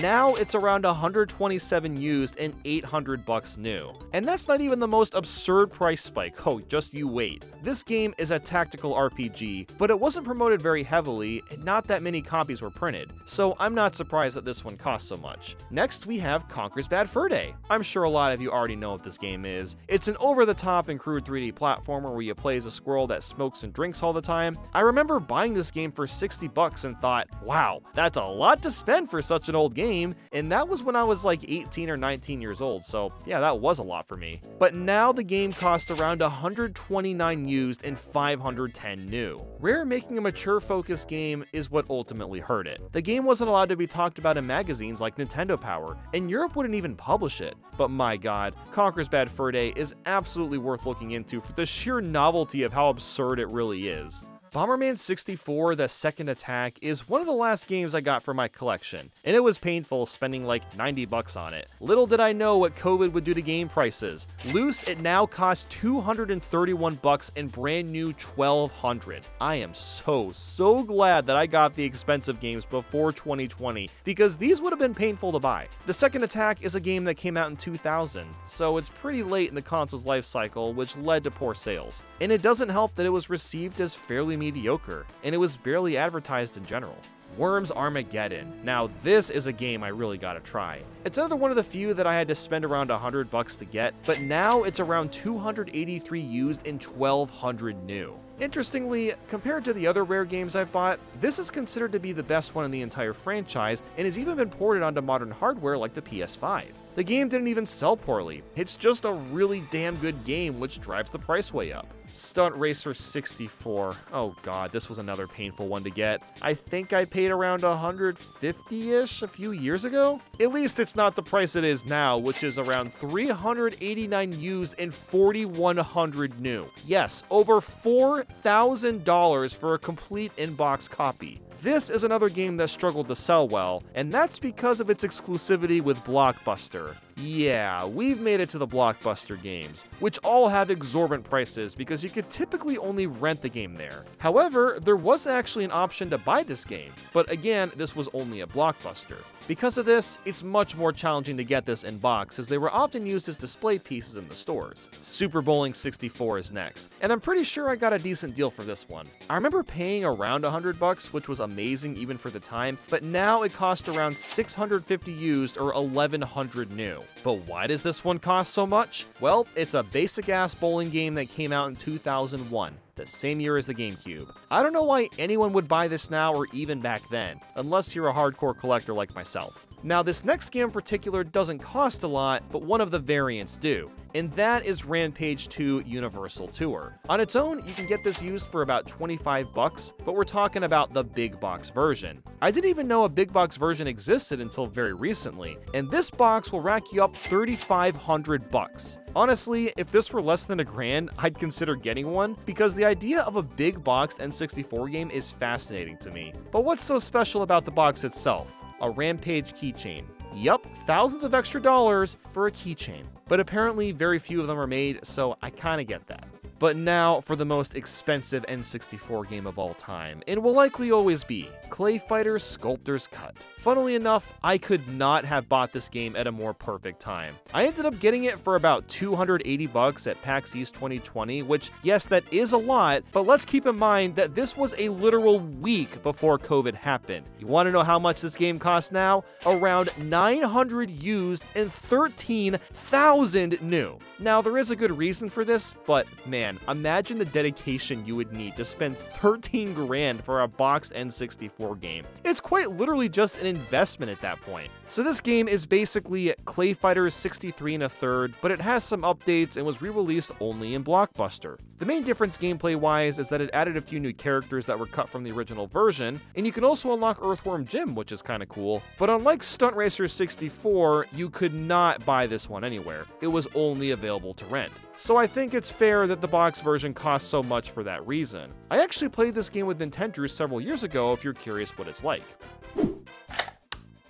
A few months ago, I made a community post and asked what were some of the most underrated N64 games. So based on some of your suggestions, I've picked 10 underrated games, or just stuff that I've played recently. And I wanted to start with Banjo-Kazooie. For years, I've been told that this game is infinitely better than Mario 64 in every way and that I've got to try it. So when it finally came out on Nintendo's online service, I gave it another go. Now, to clarify, I've tried to play this game like 4 or 5 times, and on each attempt I got bored after like an hour. But this time, I went all in and completed the entire thing. And I gotta be honest, I don't see how this is better than Mario 64. Now, are the music and locations more varied and interesting? Absolutely. Those are by far the highlights of Banjo-Kazooie. And I really like how much charm all the characters have too. It actually feels like you're playing as creatures with real traits and distinct personalities. But as for the gameplay, it's incredibly janky. Just moving around feels very slow and clunky. It feels like I'm playing in slow motion half the time.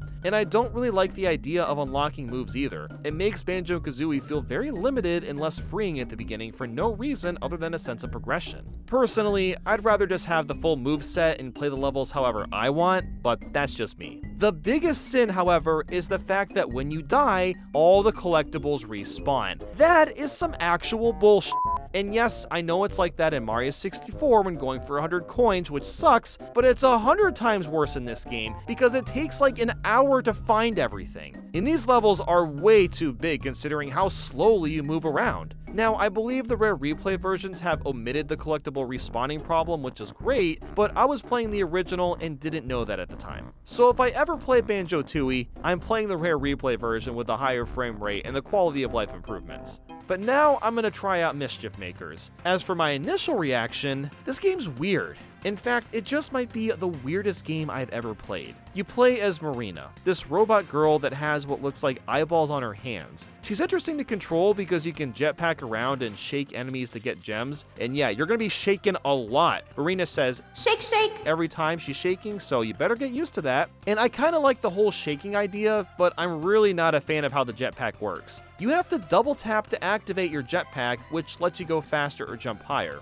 While you're able to spam this as much as you want, it's not very comfortable to do for long periods of time. You quite literally have to mash right or left on the D-pad to accomplish what's essentially just running. Why not have a dedicated jetpack button instead with a meter that has to refill over time? You've also got these creepy faces everywhere. I mean, seriously, all these blocks are looking straight into my soul and I don't like it. But despite all that, I really got into this game once I played it for a while. Every level is unique and different. You'll go from tripping balls with this rotating screen to making a boss punch themselves in the face, and then you'll turn this block you're shaking into a transformer just out of nowhere. This is a wonky game, and it could really use a remake with updated controls because more people should experience this one. And the way the ending works is really cool too. Basically, there's these hidden yellow gems in each level, and to get the full ending, you have to collect all of them. The amount of gems you get determines how long the ending plays. There's literally a timer. It's just such a bizarre yet intriguing concept. It makes you want to go for 100%.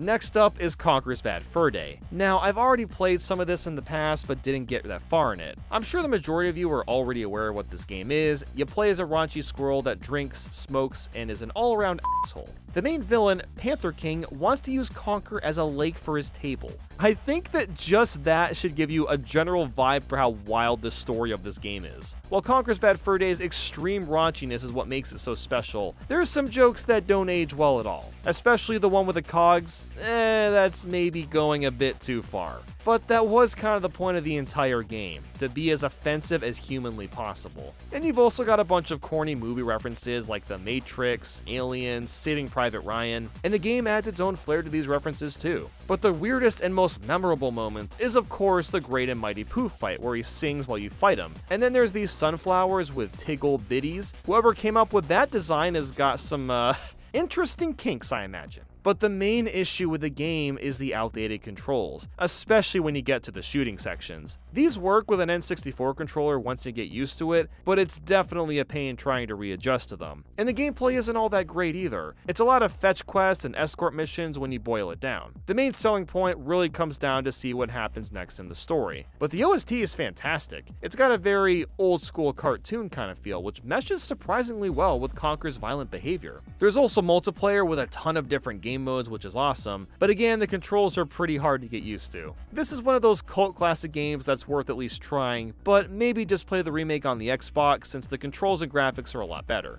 So this is going to sound random, but now I'm going to try Toy Story 2. My editor loves the music in this game, so I'm basically just trying this out for him. And you know what? This was a pretty fun little platformer. Just remember to switch the cameras because the default one where you can't move it on your own was awful. But anyway, you play as Buzz Lightyear, and you're running around a bunch of places collecting coins and getting planet tokens. These tokens are what progress you through the game, and you'll often do things like fight bosses, race the RC car, solve a basic puzzle, or find lost items. It's a pretty basic platformer, but it's fun to control and really brings Buzz Lightyear to life. It's a lot of fun running around and shooting lasers as Buzz. You can even charge up and do this spin attack with your wings. The levels are scaled just like they are in the movies, where you're just a toy running around your average everyday places. This game is no Mario 64, but this is one of those games you can play in an afternoon and it's a solid time.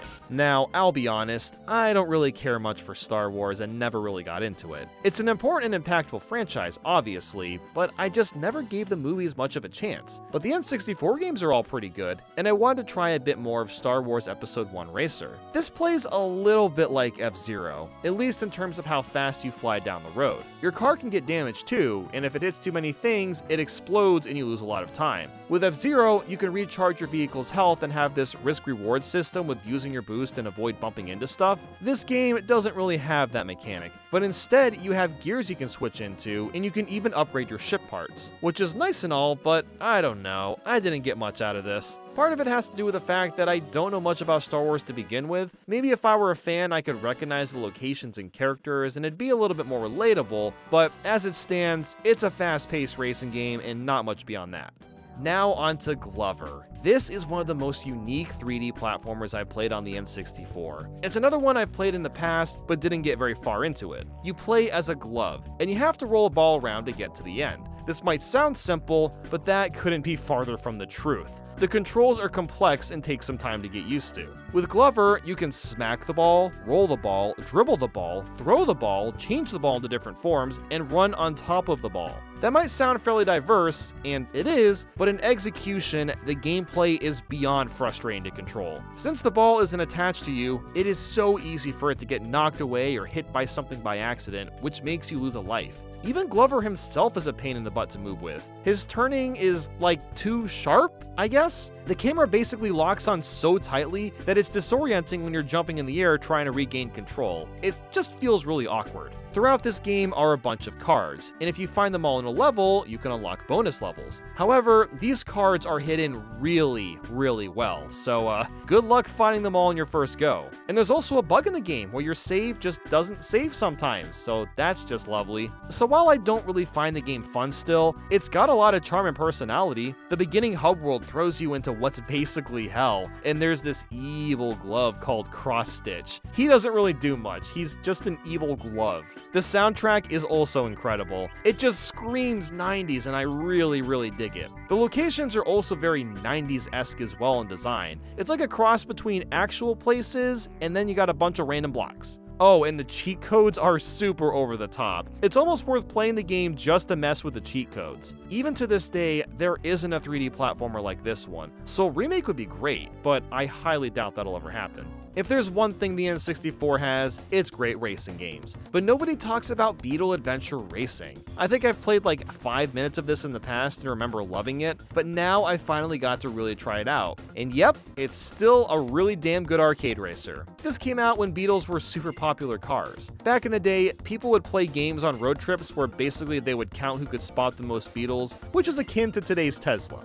The controls do feel a little stiff when turning, but overall it's a lot of fun to control. These tracks are huge, which is actually great for a game like this, because if you fall behind, then you have a lot of chances to catch up. There aren't really items besides the nitro boost, but there are a lot of hidden shortcuts that aren't on your map. Exploration-based racing games are few and far between. The only other one I can think of is Sonic R, but maybe there's some other obvious ones that I've never heard of. It's also hilarious how the stats of the car are literally determined by the color. I mean, what other racing game does that? That's so funny. And then you can unlock a police beetle at the very end and he's like super powerful for no reason. This is one of those titles that could have only existed in this time period. And it's funny going back to it because all you drive are beetles and the gameplay is surprisingly solid still.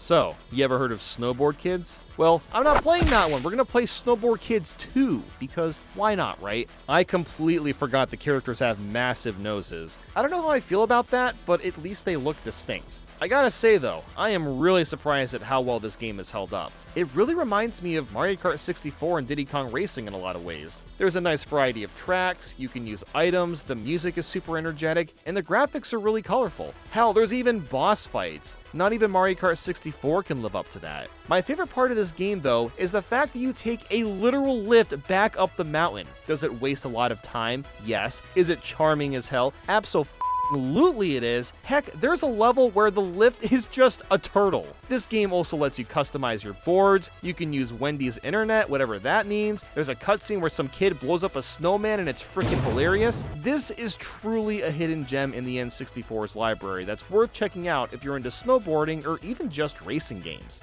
Now, I've heard people talk about Rocket, Robot on Wheels for years, but I have no idea what this is. It's a 3D platformer where you play as a robot on one wheel. And holy hell, this is the smoothest N64 game I've ever played. Yes, even smoother than Mario 64 or Banjo-Kazooie. The way he jumps and moves around is so fluid and intuitive. It's really fun to just run around a level. I was not expecting that from a game that I've never heard of before. His main gimmick is a tractor beam, which can pick up objects and even swing off certain things. The physics engines are extremely well done, and a lot of the things you pick up are used for puzzles throughout the entire game. This is another collectathon, but because it controls so well and the vehicles you drive are so fun, it's one of the best ones out there. My only real issue with Rocket Robot on Wheels is the camera turning sound. It's kind of annoying and loud, but that's really about it. And for the final game to try today, we have Jet Force Gemini. This one is pretty well known at this point and was even included with Rare Replay. The main idea for this is you shoot a bunch of ant aliens and have to save the tribals. This game is pretty graphic even for a T rating. The aliens explode into chunks with green blood everywhere, and it's really satisfying if I'm being honest. The cutscenes are also really impressive for N64 standards. In fact, the presentation is fantastic. My only gripe with the presentation is the pause screen, which I know that sounds weird, but it legit takes like 5 seconds for pausing to load because of how detailed and animated it is. The controls also take some time to get used to. The best way I can describe it is that it's exactly like Melee's credit sequence. The cursor is stuck in the middle and you have to carefully aim each spot to hit the targets. So these controls kinda kills the game just because they're so outdated. But if you can adjust to them, this is a pretty solid time. The music in particular does a great job capturing the atmosphere. It feels like something that comes from a PS2 game, a whole generation ahead of itself. And the bosses are pretty cool too, but very tough. And there's even a hidden Diddy Kong Racing track you can unlock. So yeah, this is a neat game, but it's another one that could really use a remake and will likely never get one. As I'm sure you've all noticed by now, all my N64 games have these tiny little box replicas. I was watching a Metal Jesus Rock video where he had them last year, and thought they were so damn cool that I ended up buying a box for every N64 game. If any of you are interested in getting any for your retro stuff, you can go to miniboxgaming.com, there's a link in the description. This isn't a brand deal or anything, I just genuinely love how nice these boxes look, and if you buy them in bulk, it's not too spendy. And the selection they have is massive. I mean, there's boxes for just about every retro system out there. But anyway, now that I can actually see all the box art, let's go ahead and take a gander. 1080 snowboarding. How the hell am I just noticing that the title also has the words 1080? That's kind of goofy. This is a really fun snowboarding game actually. Not quite as ambitious as Snowboard Kids, but still a good time. Also, the dude's arm has the words Nintendo 64 on it. Never noticed that. The text on the back of Aero Fighter's Assault is really hard to read. Like, yes, I know the box is really small, but they put white text with no shadow over a bright yellow background. That's just a really bad idea in general. Aero Gauge though, now that's a pretty badass logo. I like this whole neon/ghetto look it's got going on. Now, something that's really interesting to note about the N64 boxes is the sides have a consistent yellow, red, green, and blue color scheme. What makes this so cool is you can display your games with whatever colors you want to, aside from the handful of games that don't follow this rule, like Majora's Mask. What the hell, guys, you messed it up. Have any of you ever noticed how gruesome Army Men Air Combat's box art is? We've got these Toy Story military guys fighting over a barbecue, and my man's feet are literally melting from the heat. That's messed up. Can we just talk about Sarge Hero's face? Look at how smug this dude is. And then there's this guy on the right that looks terrified. Oh man, I don't want to know what's going on with him. And on the left, we've got a random girl that's somewhat revealing. That's a weird way to try to sell your action game, considering this is about toy soldiers. But okay, whatever floats your boat, I guess. I'm sure she's involved in the game to some extent, but still, that's kind of weird. Banjo-Tooie's kind of funny because it's like the perfect YouTube thumbnail format, big characters displayed on screen with a basic background. While I do like this and think it looks nice, Banjo-Kazooie's is also much more dynamic and interesting. The only caveat here is this weird white glow that was also added so they pop out a bit better. Both of these cases have their pros and cons, and I think it's interesting just to see how each tries to market themselves. Something else these boxes all have that were still really new at the time were the ESRB ratings, and on the back they'll often explain why it's rated that way. Bassmasters 2000 is literally just a phone number, which I think is hilarious. Were we supposed to call them to ask why it was rated E? Did anyone actually do this? Oh, battle tanks. This one predicts the future of 2001 AD. The world as you know it is no more. A deadly virus has wiped out 99% of the female population, and the few surviving women are now worshipped as queen lords. Apparently the point of this game is to save the remaining women and all of mankind. Kind of an insane story. Oh, but then the sequel is another apocalypse story, and it takes place in 2006. But this time, the Queen Lords are evil and you have to defeat them.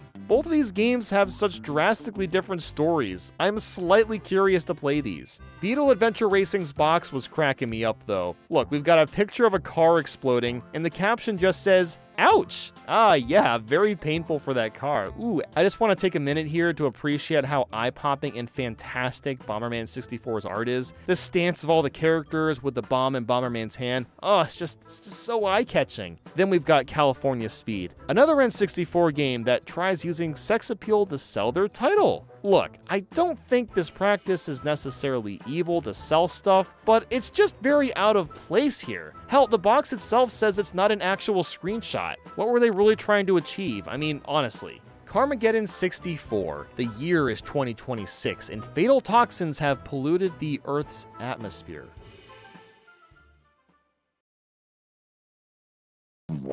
Chameleon's Twist box art is kind of wild. We've got an Orberman swirling his tongue around to eat a worm while an ice cream sandwich is coming after him, and then there's this bomb with a creepy smile just hanging out in the back. That sure is some box art, alright. Clay Fighter 63 1/3 is a super weird one. On the back, there's a warning sign that says they don't have fighters named Ryu or Ken. Why on earth are you calling them out like that? Do you think people are that dumb that we all just assume that every fighting game is Street Fighter? Is this an inside joke I don't understand? Someone in the comments, let me know what's going on here because I'm very confused. Now, I wanted to go ahead and show you guys Clay Fighter's Sculptor's Cut box because it's almost impossible to find this anywhere, and there's really nothing spectacular about it, but I really like the cheeky "make it a blockbuster fight" quote. I don't know, the fact they snuck that in there is kind of funny. Cruisin' World, on the other hand, holy hell, this box art is hot. The dramatic close-up of the Ferrari with the world's treasures in the distance. This is some clean-ass artwork. And coming off of that, we've got Cyber Tiger. ECW Hardcore Revolution's logo has always bothered me because it looks like you're supposed to say Hardcore ECW Revolution when it's actually not like that. Imagine if Super Mario 64 was labeled as Mario 64 Super on the box. Wouldn't that be confusing?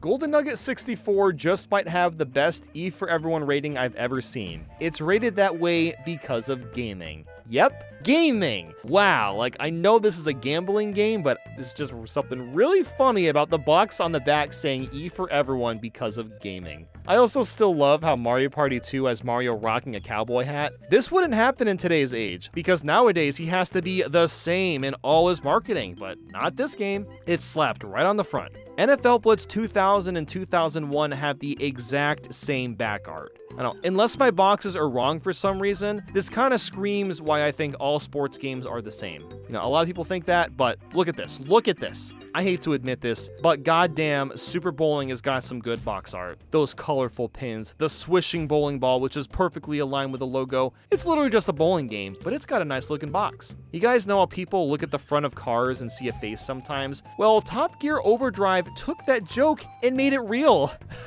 I hate this. I really don't. Why? What's the first thing you think of when you hear the word chess? Is it the Twitch tournaments? Maybe it's one of those games you played as a kid. Or, how about that infamous chess club at school you never joined? Well, let's look at Virtual Chess 64. We've got a queen that's whacking some other girl with a fish. Then in here is basically like a bajillion controllers. Honestly, I'm gonna have to take inventory because I have so many controllers now that I can't keep track of where everything is. And a lot of these controllers have been used for the Mario 64 BLJ videos, or they've been used for like random ranking videos. So in here we have a bunch of NES accessories, the U-Force, I never used that, but I have it. Oh, the DDR pad. Oh, that's really cool, actually. Yeah, the N64 Power Glove. I didn't even know they made a power glove for the N64.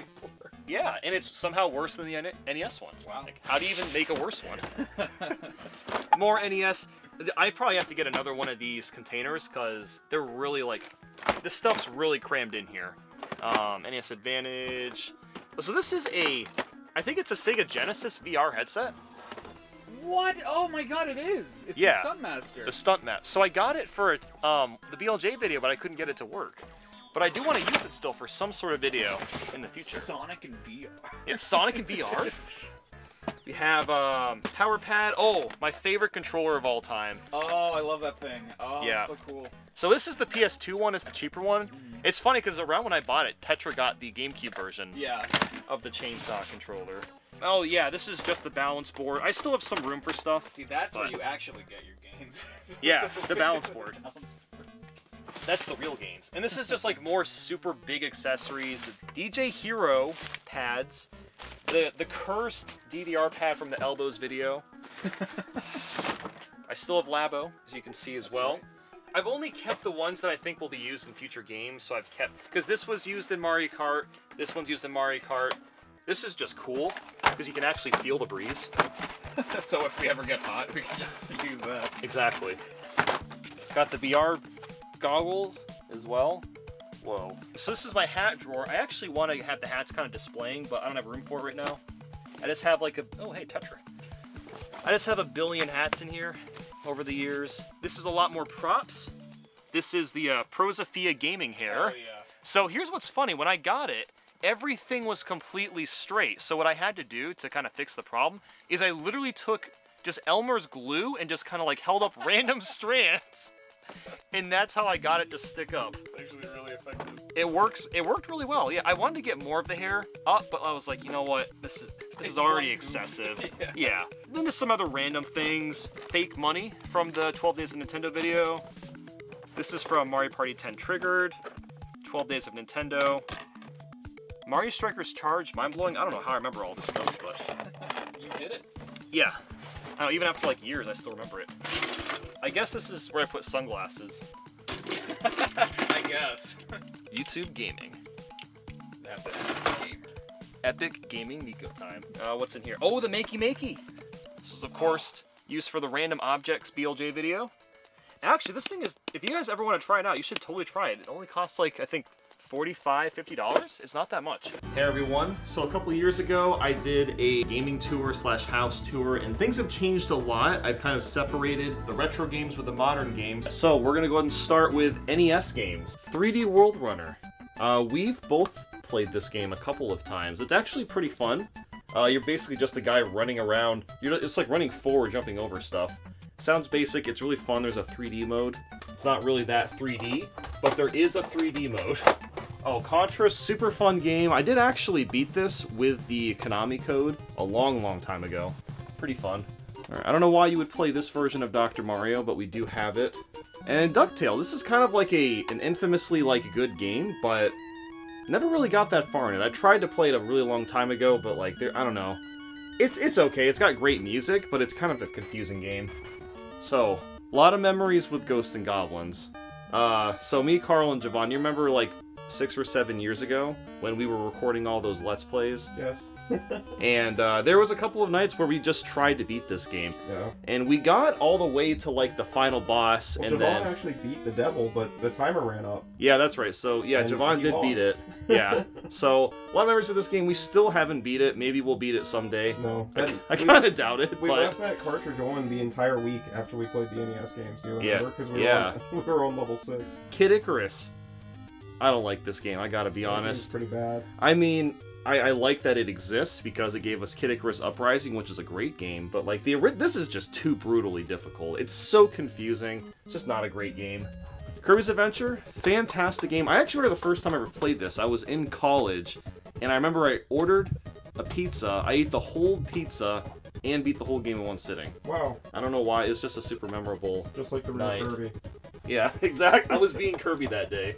Okay, I don't really have much to say about this game. It's kind of like a weird fighting game for the NES because it's not like a traditional 2D side-scroller fighter. You kind of like go up and down the map, and it's very janky, but it's interesting. There's literally no reason to play this version of Mario Bros. You can play the Mario Advance versions, the remakes of this. The NES one is pretty awful.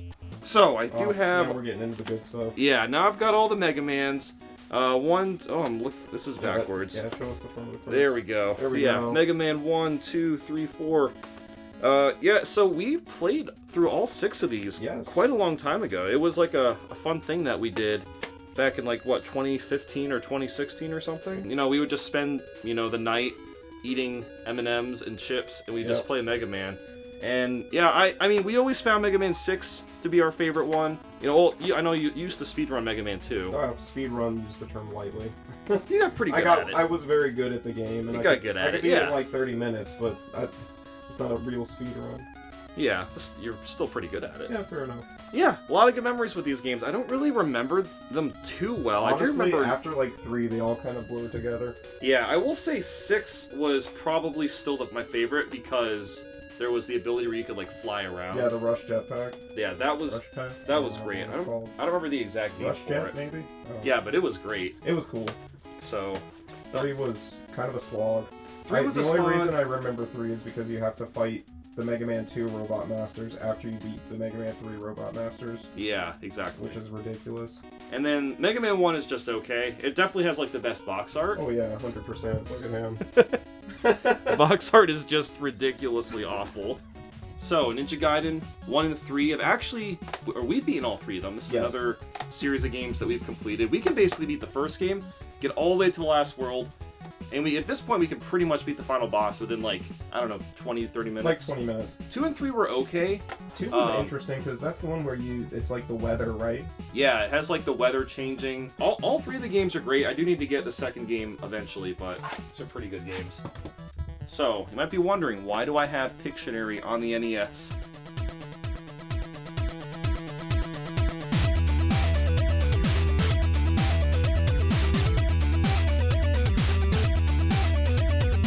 This might have the best music on all the NES. I've never played that. I've never played it either, I've just listened to the music. Rad Racer. Oh yeah. It's rad. It is rad. We played that one time in 3D. We did. Remember I brought my 3D glasses that I had to Spy Kids 3D. It was pretty rad. It was very rad. So Street Fighter 2010, we've actually played this whole thing. Kind of a hidden gem. It's fun. The controls are definitely a little weird because the way that you move feels kind of awkward. Like, I think, like, jumping is, like, backwards, or one of the attacks launches you backwards. Yeah, there's a backwards, like, jumping attack that also shoots down at the same time. Yeah, so it's a little weird to control at first, but it's actually really, really fun once you get used to it. So we've beaten this one. Super C. I love this game. I've come very close to beating it, but this one is way, way harder than the first game. The Konami code only gives you 10 lives instead of 30. So I've gotten to like, what, stage 4 or 5? We did a Let's Play of this a long, long time ago. Long time ago. So I didn't get that far in that video. But okay, so next we've got the classic Mario games. These are in reverse again. Mario Bros. Duck Hunt. Just regular ass Mario Bros. This is kind of interesting. You never find that. Yeah, I realized, like, I didn't just have regular old Mario Bros. I only had the combo pack, which I feel like a lot of people have the combo more than, like, the original. Yeah, because it came pre-packaged with every NES. Yeah. Then, of course, Mario Bros. 2, 2 and 3. Did you know Super Mario Bros. 2 is actually the game Doki Doki Panic? I did not know that. Wow, I bet nobody else knew that. Thanks for teaching me that, You're Carl. welcome.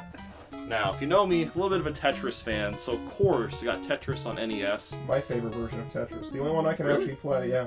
The original. I mean, I do think it has a charm because, like, it doesn't have all the fancy, oh, you can hold a piece, or, oh, you can see where the piece is going to drop. Also, there's no multiplayer. And there is no multiplayer, yeah. So I've actually not finished this. I will be beating it soon. I'm going to be playing basically all the Zeldas for a video late this year or next year. It's going to take me a while to play them all, but... Oh, the glare on that cartridge is insane. Ah! It's very shiny. Top Gun basically just got it because, you know, AVGN fan. The meme.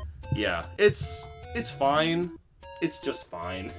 Oh, this game is truly awful. Again, I got this game because AVGN played it a long, long time ago. Yeah. Wait, what is that? Winter Games on NES. Do you know Oh, yeah, we played that, didn't we? Yeah, this game is one of the worst games I've ever played. Yeah, world-class track meet. That one's awesome. Yeah, this one's actually pretty fun if you have, like, the power pad to use it. So, I don't... Oh, it says power pad required. I didn't even realize that. I didn't realize that either. And then the last NES game I have is Yoshi's Cookie. It's just a fun little puzzle game. And that is pretty much all I have for NES games. So, go ahead and move on to SNES. My SNES collection is a lot smaller. And honestly, I never grew up with a SNES. So I don't have as many, like, fond memories with it. But I do have some decent stuff here. Donkey Kong Country games, 1, 2, and 3. I actually... Games. Yeah, these are all great games. I recently, a year or two ago, I finally beat this entire game on actual console. This game I never beat. I tried to beat it, but it's really, really damn hard. And I've played very little of the third game, but hope to eventually beat that. So, Kirby Superstar. This game's awesome. That game is awesome. So, I recently played it, I think a year ago, I was ranking all the Kirby games. And yeah, this game's sick. It's really, really good. If you've never played Kirby, definitely start with, like, this one or Amazing Mirror on Game Boy Advance. Really, really great Kirby game. So, Mario Paint. I've barely dabbled with this. I have the mouse to be able to actually play Mario Paint, but this one's not bad. Okay, so I actually have an interesting story with Mega Man X. So, actually, you and Connor were visiting. Oh, and, yeah. We were playing on the Switch. I wasn't playing the SNES one, but, you know, we were talking about Mega Man, and then we started playing Mega Man X. And I decided to just beat the whole game with only the charge shot. Yeah. And that was it. That's where he got the nickname Nathaniel Charge Shot Bandy. Yeah. So I've beaten the game only with the charge shot. That was a good night. That was a fun night. It took so long. It took but, like 3-4 hours. Yeah, it took quite a while. Pilot Wings. I feel like this is just one of those games you kind of have to have if you're going to have a SNES. It's okay. It's not bad. It's a game. It's not bad. Some people love the Pilot Wing games, but I don't know. I play for like 10 minutes and I'm kind of just done. Okay, so I technically don't have this version of the game yet. This is blank, but I do have the original. It's just Mario All-Stars. It's a remake of the 4 NES Mario games. If you're going to play those and you've never played them, obviously, just play them on here. They're infinitely better. Or play the Mario Advance versions.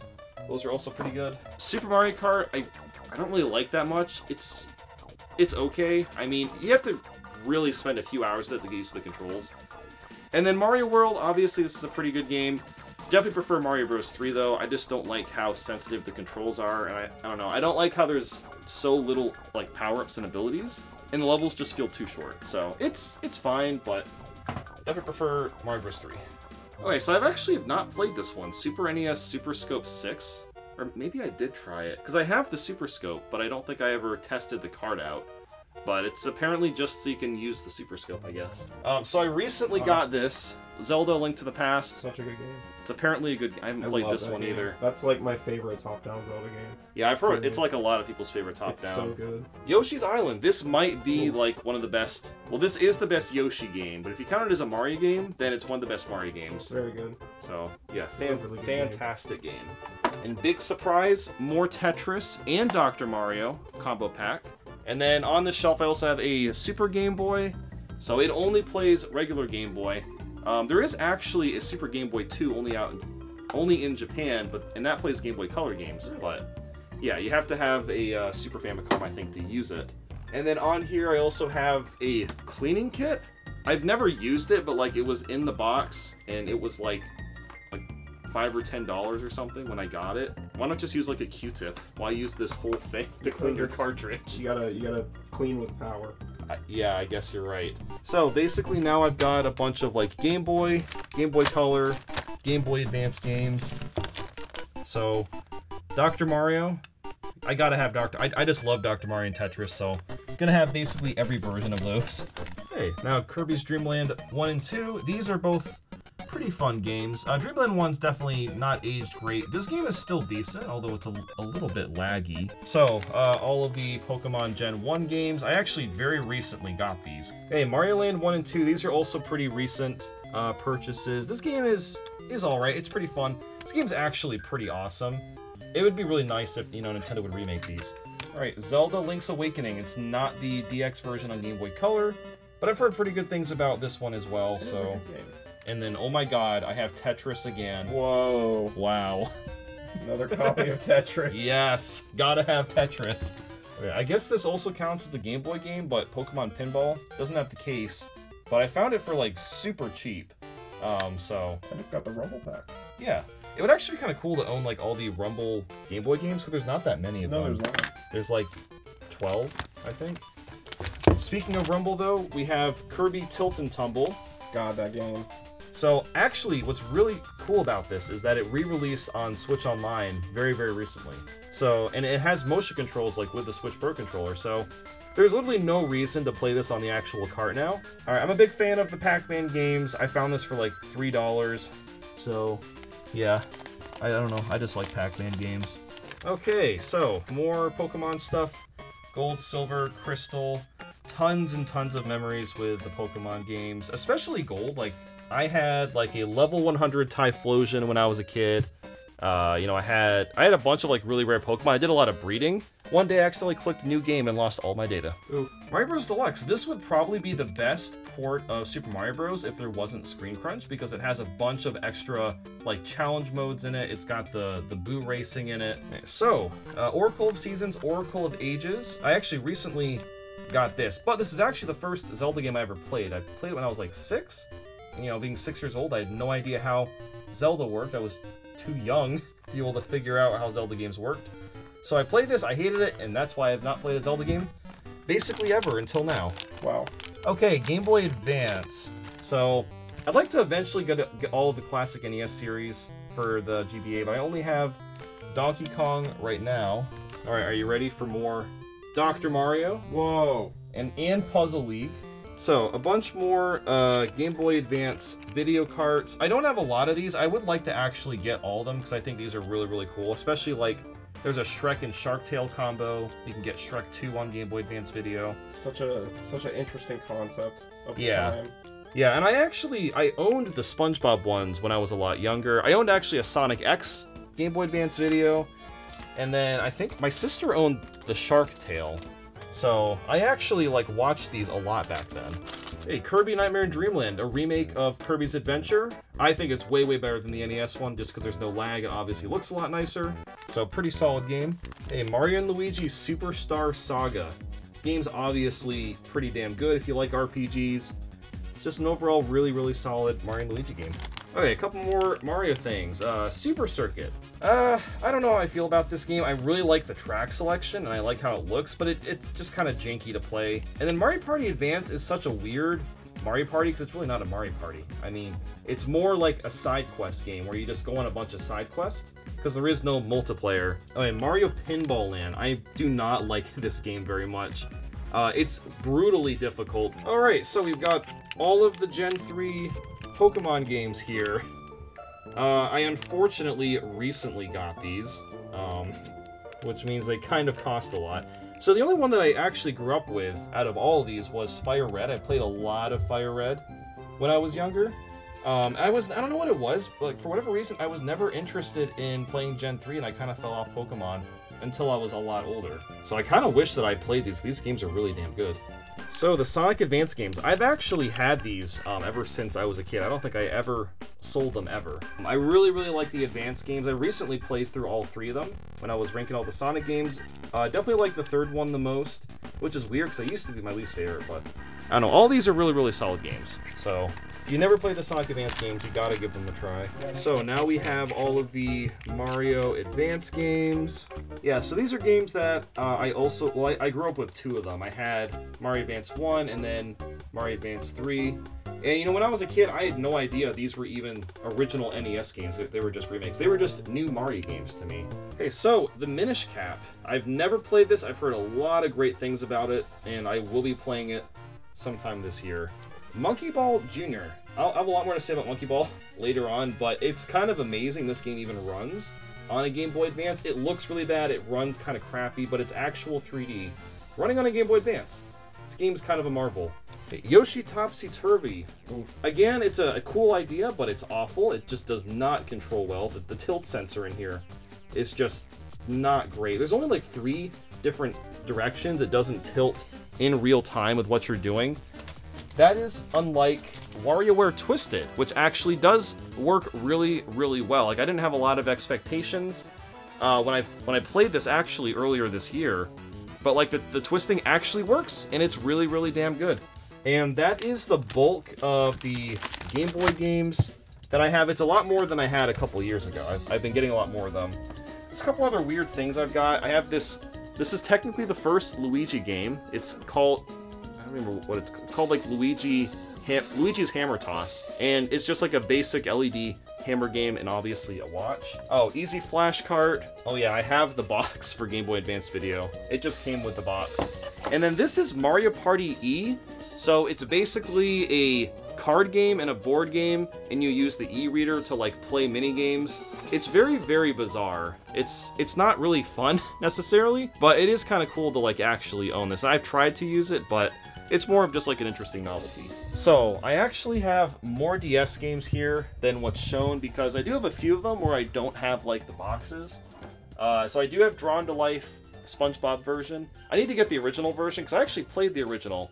And I really, really loved the concept. You just like literally draw whoever you want. You make like your own character, what enemies look like, what springs look like. It's a very, very cool idea. So I've never played this, but it just looks fun. It looks like a lot of fun. It looks So fun. box art.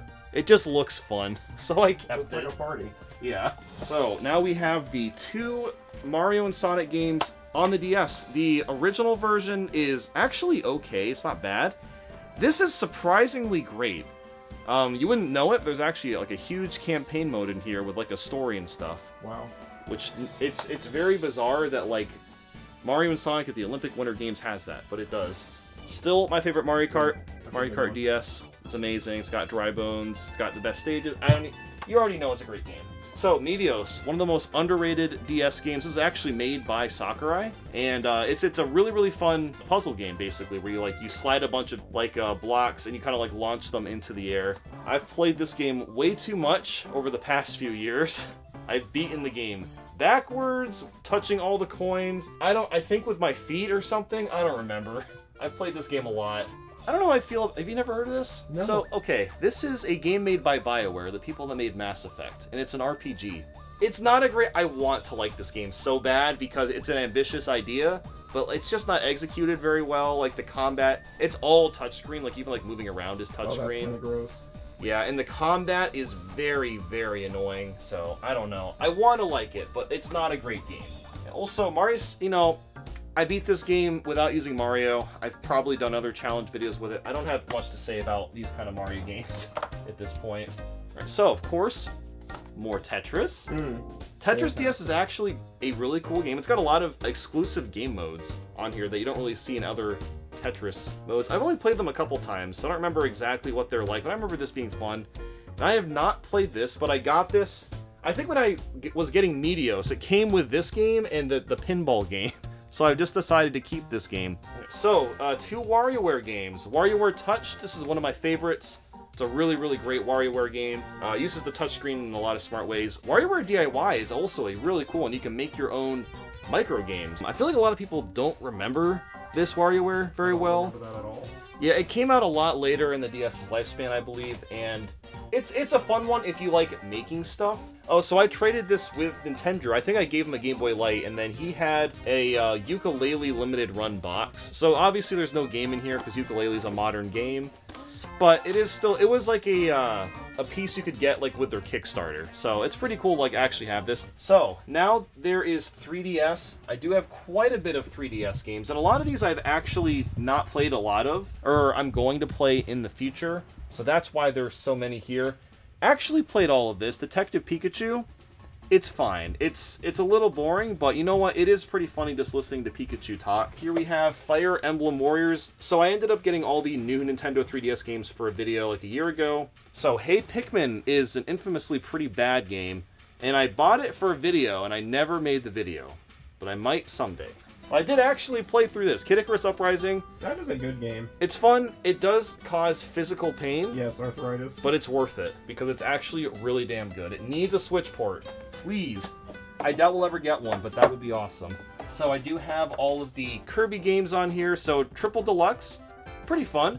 Planet Robobot, probably my all-time favorite Kirby game. And then Extra Epic Yarn.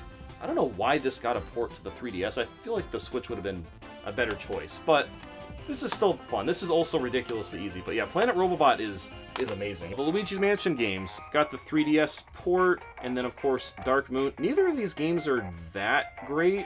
I mean, if you're gonna play Luigi's Mansion, just play it on GameCube, because the controls just feel kind of awkward on 3DS, and then Dark Moon is just, I don't know, it's just kind of boring. I don't even think I ever finished Dark Moon. It's just okay.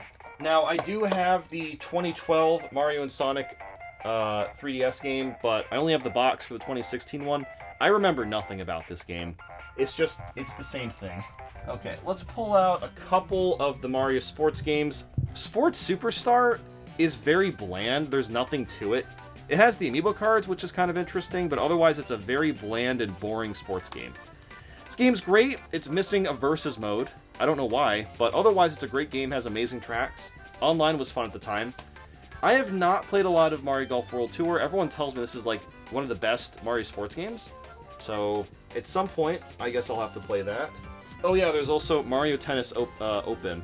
It's another Mario Tennis game. There's nothing interesting about this one either.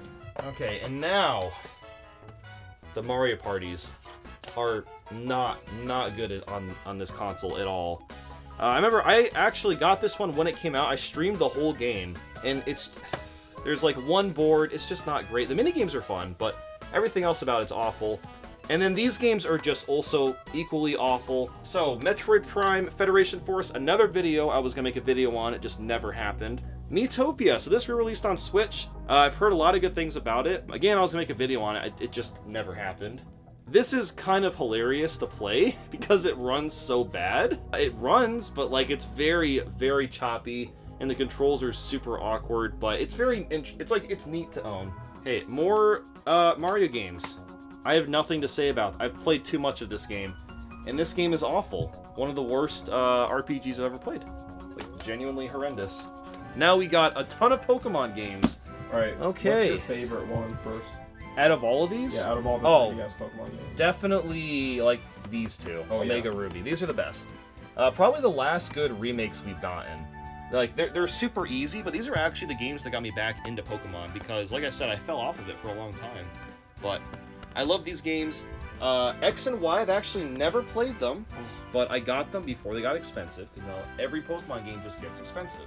Wait, Poochie and Yoshi's Woolly World. Again, it's really weird they ported this to the 3DS, but it's a pretty solid port. It has, like, new Poochie levels in it, which is neat.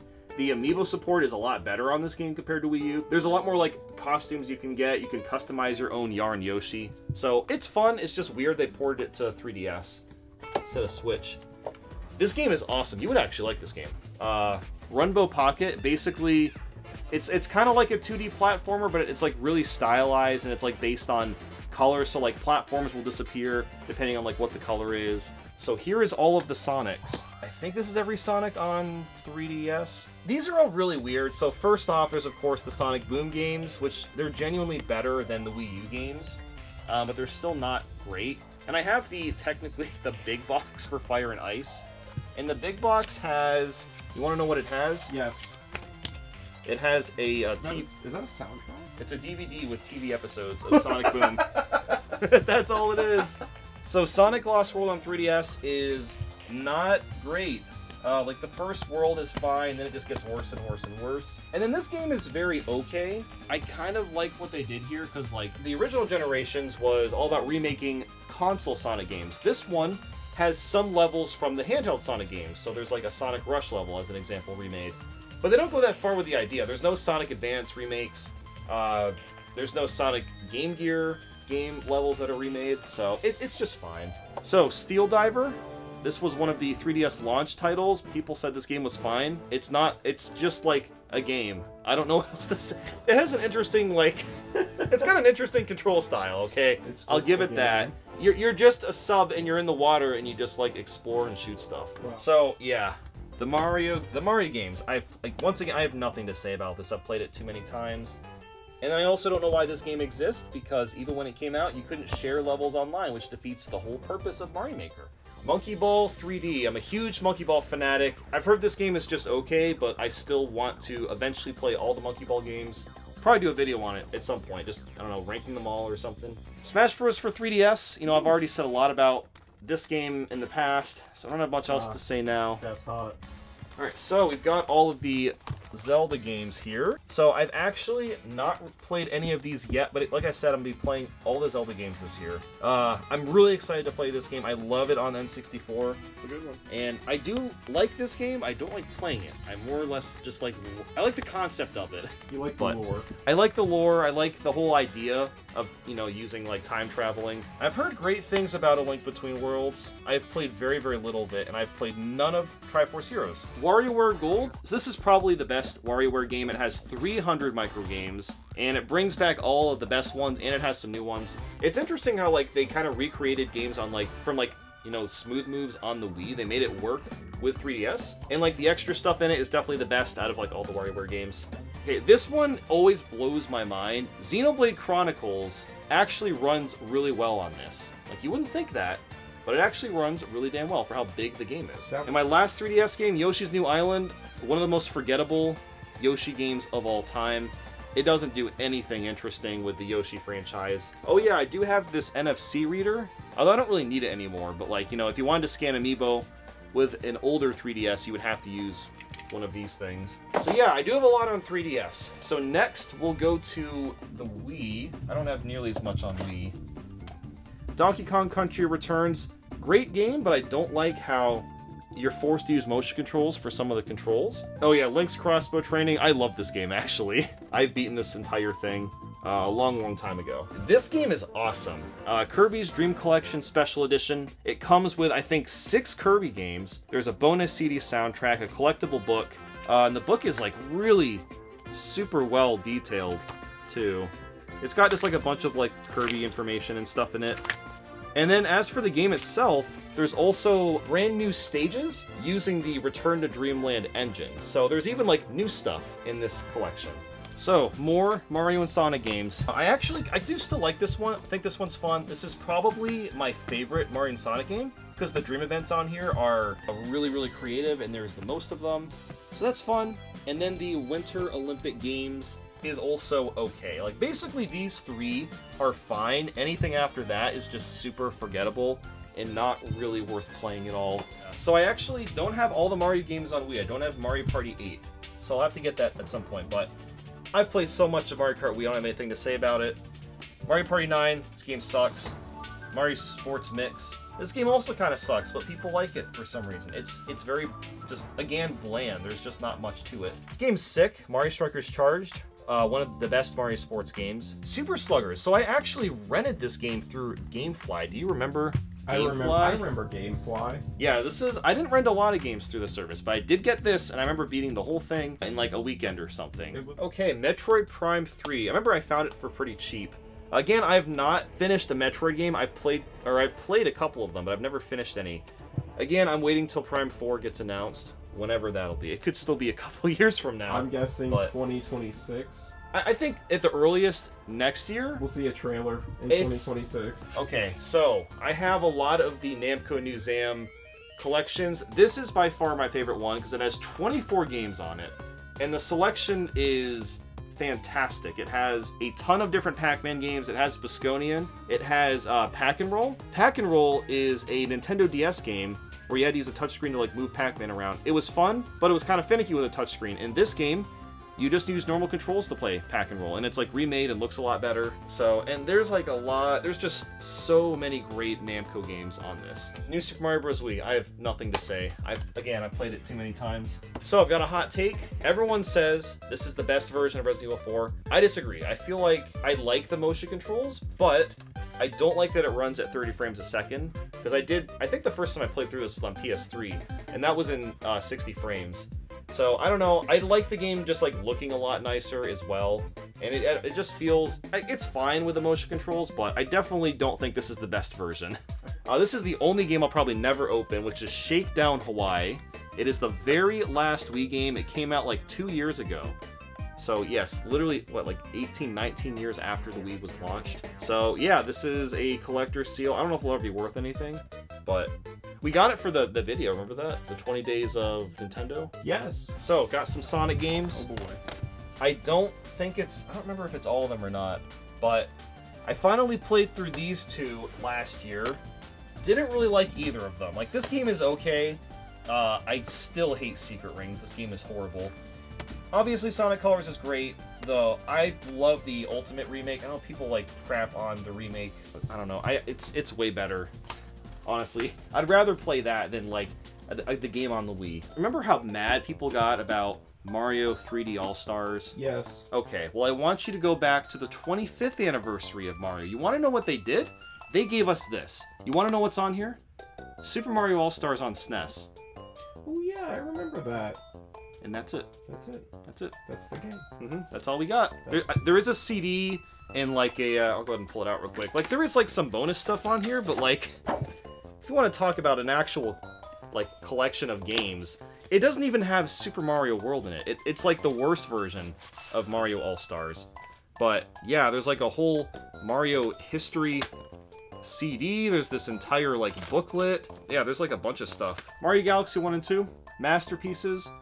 Again, I've played these games to death. I have nothing to say about them. They are good video games. You should play them. Now we have some Monkey Ball games. This one got remade on Switch. Well, it's just been multi-plat. Banana Blitz. It's better, but it's still not great. This is just not a good Monkey Ball game. It has 50 party games. All of them are awful. There's not really a single good one. Step and Roll, I think, is somehow a worse game. And the only thing that's really interesting about it is you can actually use the balance board to play the game. Oh, you can see Wii balance board support. And it actually kind of works. But, like, the level design is so bad, it's, like, not even really worth playing. Oh, yeah, so I played this a few years ago, Super Paper Mario. This is another really, really fun game. Oh my gosh, Smash Bros. Brawl. Ooh. I know, it's weird because, like, a lot of people don't like it, but I freaking love this game. I remember being, like, so hyped for it. Because, like, when this game was coming out, I was, like, 11 or 12. And I would log on to my parents' computer every morning because back then, I didn't have, like, full access to my PC. I could only access it at certain times of the day. So, like, 6 a.m. I would sneak on, I'd go on the Smash Dojo website and, like, look up all the new things coming out because Sakurai would post updates, like, Monday through Friday. It was, like, a whole hype cycle thing. And that didn't really exist for video games up until, like, this game came out. So I do not have all the Zelda games for the Wii. I do have Twilight Princess. I'd like to get Skyward Sword. Oh, I love this game. Smooth Moves, this is so much fun. We did a Let's Play of that one. We did. Yep, and this is another game I played when I was, like, really young. So it's just great fun. You gotta play Smooth Moves. I guess to end things, all of the Wii series of games. So, you know, everyone knows Wii Sports, of course. Then there's Wii Sports Resort, which it has all the Wii Sports games, plus way more, and it controls better because of the Motion Plus. Then you have the Wii Play games. This game actually sold, like, a ton of copies because it came with a Wii Remote. So yeah, I have that game. Yeah, Wii Play's it's not bad. Wii Play Motion, I don't remember anything about it, but I did buy it for a video a long time ago. And then Wii Music, oh my god, I actually did play this a few years ago. It's kind of boring. There's just not much to it. And then I actually, strangely, have a lot of memories with both of these games, the Wii Fit games, because I played the Wii Fit games with my family a lot when I was like a teenager. Like, it was just like an activity for all of us to do at night for like an hour or two. We would just take turns just doing the Wii Fit balance games or just like the fun games or sometimes just, you know, actual exercising. So I actually have pretty good memories with the Wii Fit games, even though they're not really super great. All right, so Believe it or not, I don't just have Nintendo games. I have other video games. Not a lot, but I do have some. The PS1 games, I honestly don't really have too many memories with the PS1 games. 40 Winks, I've heard some good things about this, so that's why I still have it. I think this is a Crash game. Yeah, Crash Bash, I did actually play this when I was super young. It was a lot of fun. Crash Bandicoot Warp, never played it. This game is awesome. I played a good amount of CTR, so I want to someday beat that. And I've heard that these games are horrible. Frogger 1 and 2. So it would be fun to play those just to see how bad they are. And of course, Gex for the memes. I love Spyro. I recently played the Reignited trilogy, so I'd love to play the originals. I've heard really, really good things about Twisted Metal. Again, I've never played it, but at some point I would like to. Alright, so PlayStation 2, again, I don't have a lot of memories with the PS2 games. A lot of these, I basically just bought for, like, videos. I do really like this game, Pac-Man World 2. But I played it on the GameCube. I didn't really play the PS2 one. I have Resident Evil 4 on here. I'm trying to get Resident Evil 4 on like every console just for the heck of it. Oh yeah, we played these recently, the iToy games. Oh yeah, we did. For the PlayStation accessories. Yeah, they were fun. Monkey Ball Adventure, again, not a great Monkey Ball game. They like ruined the physics engine in this game pretty badly. That's pretty much it for PS2. So my PSP selection, again, I basically got for the PlayStation Ranked videos last year. So I only have a handful. I've got God of War, Chains of Olympus. This is pretty fun. I like this one. Loco Roco, another really fun game, but I didn't play a lot of it. Mega Man Power Up. This is I think it's a remake of Mega Man 1. Yeah, that's actually a really good one. Yeah, I'd love to finish this at some point. And then Sonic Rivals is just okay. I don't think it needed to be a standalone game. It could have just been like a mini game and some other big Sonic game. Yeah, and then I have one UMD video, Big Daddy. Xbox. So I do have a few interesting things for here. I do have all of the Burger King games. Oh, the Sneak King. Yeah, so we got Big Bumpin'. Never actually played this, but we've got that. Whoops. Then there's Pocket Bike Racer. What the hell? I have played Sneak King. I played Sneak King on Nintendo's channel a long time ago. This was a very bad game, It but was iconic though. yeah, Everybody it's pretty funny. remembers the commercials. Yeah, oh, the commercials were The awesome. commercials were hilarious. So I do have a couple other games. I mean, honestly, all of these seem like interesting. I've never played this, but I like Castlevania, so I'd like to eventually get this. Oh yeah, I did actually recently pick this up because I was playing Conker's Bad Fur Day, and I've always wanted to play the original Xbox version. It's supposed to be a lot better. Enter the Matrix. I've heard this is one of the worst games ever made, so I gotta play it. I like playing bad games. I think it's kind of fun in a weird way. So this one was gifted to me by my friend Mallard, Grabbed by the Ghoulies. This is actually pretty fun. This is made by Rare. No one knows it exists. And it's basically Luigi's Mansion. It's pretty cool. Oh, it even says by the creators of Donkey Kong Country and Banjo. So this is actually the only Grand Theft Auto game I own. And I'm assuming this is also a good game, so I have it. And that's it for original Xbox. Wow. I do have some strategy guides. I got these because at some point I wanted to replay through Paper Mario: The Thousand-Year Door and like not use the internet, only use like a guide, because I thought it would be fun, and then I realized how like obtuse that is to do because it takes a long time to like find what you need. This one is actually a guide I used when I was a kid, because I remember I got really stuck on like the star coins, and I remember, yeah, like it gives you the full maps, which is great. It shows you where the star coins are and stuff. So I mean, it's a lot more obvious now that I'm older to like find these things, but you know, when I was like 10 or 11 when I got this. Oh yeah, so this is not the official Mario 64 guide, but I did get it just because it has some like weird, like incorrect spellings, like they called some worlds the completely wrong thing. I don't remember exactly, but I was gonna make a video with this guide, I just never did. Yeah, I love that they have like 2D images of the levels. I think that's really, really cool. Or like little maps. Yeah. And then just like a couple other guides, Partners in Time, and then Yoshi's Island DS, Mario Sunshine, and I have one Nintendo Power because, again, I was going to make a video on weird Virtual Boy stuff, and I got the Nintendo Power magazine for it. I just never made the video. So, this next part is Pokemon cards. I recently acquired these by Indie Jacob. He was selling me basically a full Gen 1 set of the original 151. A lot of these are not first edition cards, so it's not like this is worth like thousands and thousands of dollars. Like a lot of the cards are worth like, you know, like $1 or $2. But there are some really cool cards in here. They're in very, very good condition. Yeah, so surprisingly, these are not as expensive as you would no, think. they're not very expensive at all, actually. Yeah, I thought that they would be, because like I remember getting this when I was like 6, because I watched, you know, every kid watched the movie when it came out. Only other thing I guess I'll bring up is this is a video game. It's called Kirby Slide. You slide it with the e-reader, and you get like a slide puzzle, and that's it. So I do have some actual physical ROM hacks. Not a lot. This is Mario Bros. 3X. I've never gotten it to work, but apparently it's a Mario ROM hack. These are actually pretty awesome. Kirby, so like it's literally, it's not just like a reskin of Sonic. You actually can like do multiple jumps and like eat enemies as Kirby. It's pretty cool. This is just Sonic 2, but you can use Sonic, Tails, and Knuckles and swap between them on the fly. Pretty awesome. And then I have a bunch of Pokemon ones. These, I haven't touched these in years, but basically it's just Pokemon replaced with anime.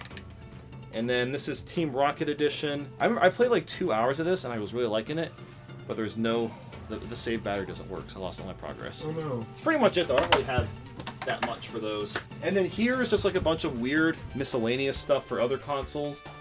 These were actually given to me by Chari5 very recently. He had a bunch of like extra Sega Genesis games, so he gave me Dr. Robotnik's Beam Beam Machine, Sonic 3D Blast, Sonic 2, and then Sonic and Knuckles, which is the whole lockout cart. Yeah, this is pretty cool. Let's go. I would love to try this at some point. So that's pretty neat. I also love this game for some reason, even though it's not good. Like it's just not a good game, but for some reason I really like it. And you can tell because I have the same game on the Saturn, but this game is actually way better. I also love these jewel cases. Like they're so huge. They're so obnoxiously big. I don't know, there's something about the jewel cases are just really just nice to have. But yeah, that's my one Sega Saturn game, is just that. I actually have multiple CDI games. Well, this is technically Sega CD 32X. It's Corpse Killer. It's a weird full-motion video game. I actually have played this since I have the console now. It's very bizarre, but it has like everything in it. So for those of you who don't know, you need both the Sega CD and the 32X and the Genesis. Yeah, you need all three of them. And all the cables to make it work, and you have to plug in all three. You need the Holy Trinity. It's ridiculous. This is an encyclopedia I got with the CDI, except I discovered something recently. Wait, what? Yeah. Oh no! They didn't give me a game. There's no game. It's just the box. There was no game at all Now the whole how will time. you look up anything? You have an encyclopedia. Darn it. Okay, so I do have one interesting CDI game, Hotel Mario. I don't have the Zelda one. I probably will never get the Zelda ones. But yeah, we've actually played this on real CDI. Yes. Like with the cutscenes and stuff. It's just a game. Yeah, it's actually not that interesting of a It's game. really not even that but bad of a game, to be honest. It's okay. It's just the cutscenes. I mean, it's worth playing for the cutscenes. There's actually like an ending to the game as well. But yeah, that's that. So I have two PC games, and these, again, I got for the ranking Sonic game video. The Sonic and Knuckles collection, and then once again, Sonic 3D Blast. This is actually, I think, my first... It's the first time I beat a Sonic game. It was with this specific collection. Pretty cool to have that. And then I have a couple of like super old games. Atari 2600 Combat. Ooh, that's a good one. It's actually pretty I fun. love combat. And then I also have Donkey Kong on the ColecoVision. On the ColecoVision? Yeah. What? Yeah, that's basically just my weird, obscure stuff. So, I have all of the N64 games. I am not going to talk about all of them because I've not played them all. So, I'm just going to highlight a couple of them. You know, if you want, watch my N64 video where I talk about like basically all of them in one, and I talk about the box art and stuff. But yeah, it is pretty neat to actually have a full set of all of these N64 games. But yeah, like I said, there's not much. I'm trying to think of things I've like never pointed out. 1080 snowboarding, actually a pretty fun game. If you like snowboarding games, it's really good. It's pretty solid. Oh yeah, Bomberman: The Second Attack. This is a fairly rare Bomberman game. There's also 3 of them on this console. I think a lot of people forget how many Bomberman games there are on N64, but there's 3 of them. I think I've played this one. I don't think I've ever tried the other 2. Okay, so this game, Buck Bumble, I've heard it's an okay platformer. Right about now, it's time to rock with the biggity buck bumble. What about now? It's time to rock with the biggity bump bumper. Bump to the bump to the bump to the bass. Bump to the bump to the bumper. Oh, I've never played the Castlevania games. We should play these at some point. We should. Yeah. Apparently they're horrible. I want to see how bad they I want are. to see how bad they are. Oh yeah, the Chameleon Twist games. So these are like forgotten about N64 platformers, and people like remember them. But when you go back to it, they're like the world's most simplistic 3D platformers. I don't remember those So, at all. yeah, they're very, very forgettable. Oh yeah, of course, the Clay Fighter games. It's ridiculous how much this one is worth now. It's worth like $1,000 loose. Wait, seriously? Loose? Yeah, I got it for like, Didn't you get it for like $250 at TMD like 4 or 5 years ago? it's like $280. $280? Yeah, Dang. I know. You gotta steal all Dude, that. I got lucky. If I ever need to pay for something, I'll just sell the game, I guess. Oh, the cruising games. I did not talk a lot about these. So I remember we played Cruising World. We played Cruising World. You said there was like a Ferrari or something. Yeah, you have you to unlock get like that. 9,999 points or something like that, and you unlock the Ferrari. Yeah. So I've played. I mean, I've played all 3 of these. These are fantastic. Oh yeah, the cruising games are fantastic. Yeah, definitely One of my favorite check those out. racing games.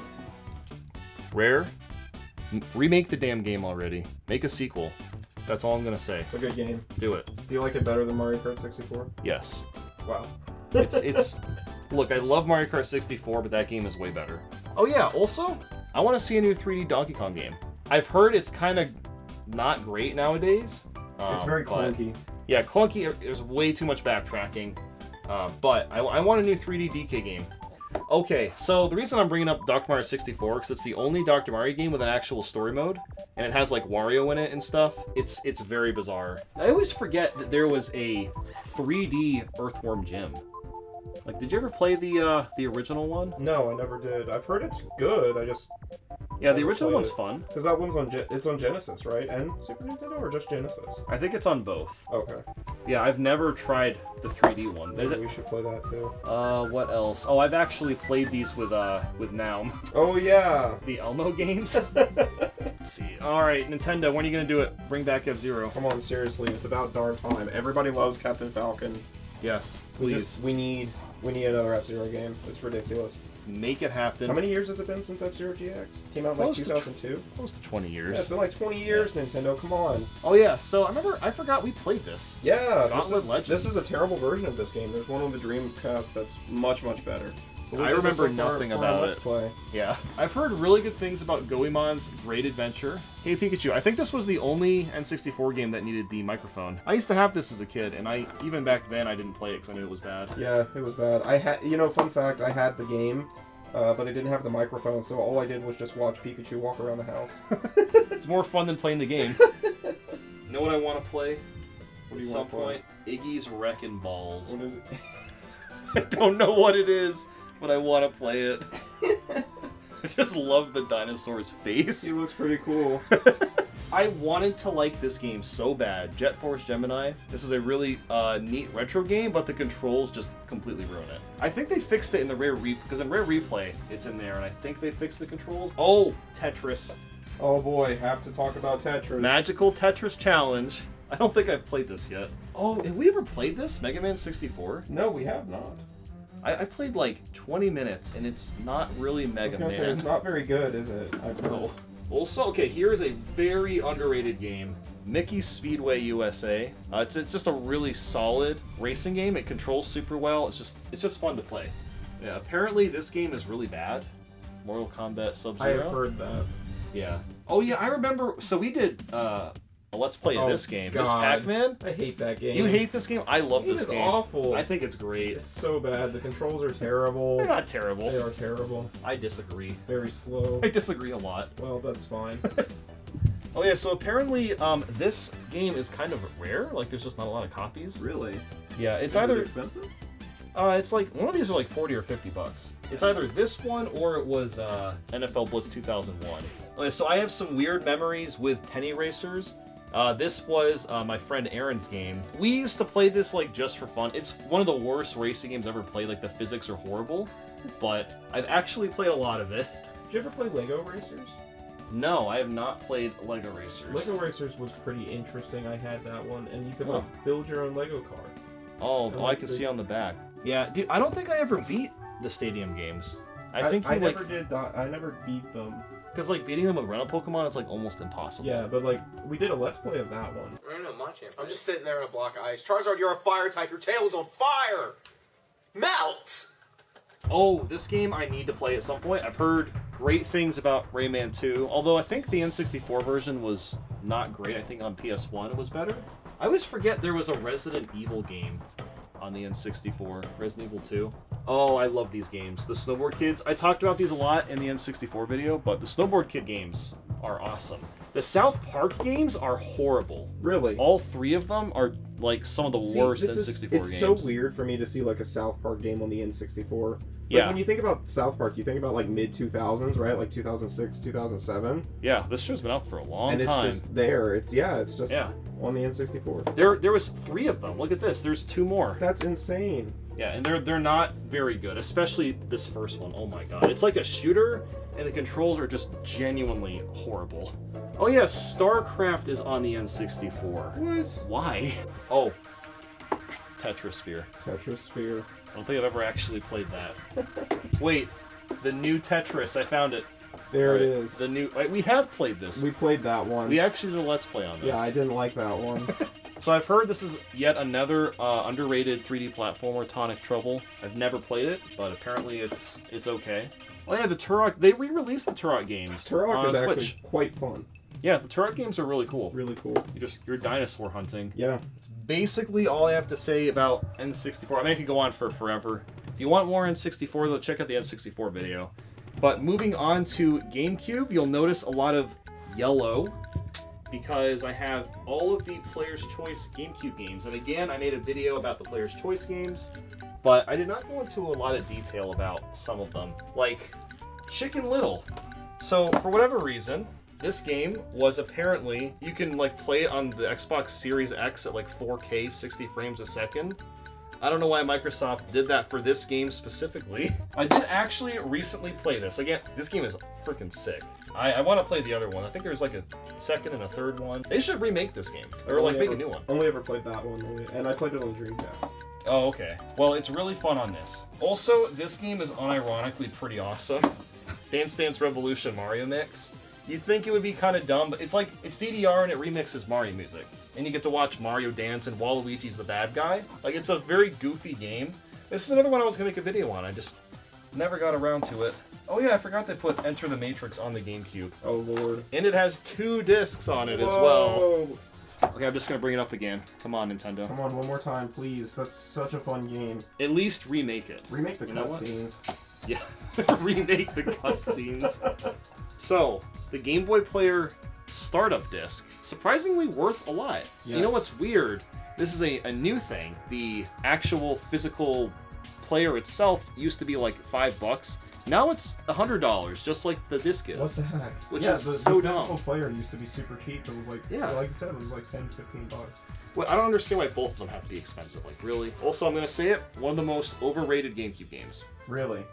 Yeah, like, the City Trial is fun, but nothing else in the game is that great. Oh yeah, so here's some games I actually recently got. Was Mario Party 6 and 7. I should be getting actually Mario Party 5 sometime this week. Yeah, I never actually owned these games, and I've always wanted to own them. I've played them a bunch before, and they're really, really fun. And I've had Mario Party 4 for a pretty long time. But I've always wanted to have just like all the GameCube ones. Oh, this I've always wanted to try. It's just a compilation of the Mega Mans. Oh yeah, I need to get Metroid Prime 2 still, but I do have the first game. This game's always so funny to me because for like no reason, you can play as Mario, Luigi, and Peach in just a regular basketball game. Dominate the streets with Mario. And there's also a snowboarding game called SSX Tricky, I think, where it's the exact same deal, where it's Mario, Luigi, and Peach just snowboard with random guys. Mario will never be balling. Mario will be bonding. So apparently this game is awful. Pac-Man Fever. It's just supposed to be some sort of party game. Oh yeah, this game I always wanted to play the Pac-Man Versus, but I never had the chance to. But nowadays, there's a Switch Pac-Man collection where you can play this just like online. Oh yeah, the Pikmin games. Have you ever played Pikmin at all? I've never played any of the Pikmin games. So I've played a little bit of 2, like 3 or 4 hours of it, and it was really, really fun. It gets hard, so I'd like to eventually play through all the Pikmin games. Those are kind of expensive now, aren't they? Yeah, they're kind of spendy now. Oh yeah. So I did try playing through this just for fun, and I didn't really like it. So more Resident Evil 4. Look at that. I like this game a lot. Both editions. Player's Choice and the original. 2 discs. Whoa. I love 2 discs, and that's not my only Resident Evil 4. I have another one in here. What wow. is this one? Yeah, those are combo packs, which we'll get to at the end. Oh god. I hate this game. I played it last year. It's so bad. Okay, this is actually no meme. Dude, I love that game. No meme, pretty good game. Very good game. Dude, Tetra for years has been like, we gotta play the 4-player on Minus World. Okay, so the adventure games. So I didn't really play this one until the PS3 port came out, but I owned this as a kid. I played the hell out of Adventure 2 Battle. I was freaking obsessed with it. But then, of course, Gems Collection, Mega Collection, also had these as a kid, was super obsessed with these games. Still some of the best collections for Sonic, just because it has so much, they play really well. Sonic Heroes, honestly, has not aged great. I still like it, but I know that like half the game is not very fun. Oh, I played this last year for the first time, Sonic Riders. This is another surprisingly decent game. Oh, Soul Calibur 2, this has Link in it. So cool, I love this one. So yeah, I played a little bit of this. This one is pretty cool, though. Oh yeah, so I have these Star Fox games. I've played a tiny bit of these. Adventures, Assault. Assault is actually really fun. Assault is a lot of fun. Adventures is... I don't care for this at all. That was my first GameCube game. This was your first GameCube game? That was my first GameCube game. Oh, I'm sorry. Because I liked Star Fox 64, and so I saw Adventures. It was like $5 when I got my GameCube, so I got my GameCube and I bought that game. I don't know if you know this, but I'm kind of a big Monkey Ball fan. Look at all these Monkey Balls.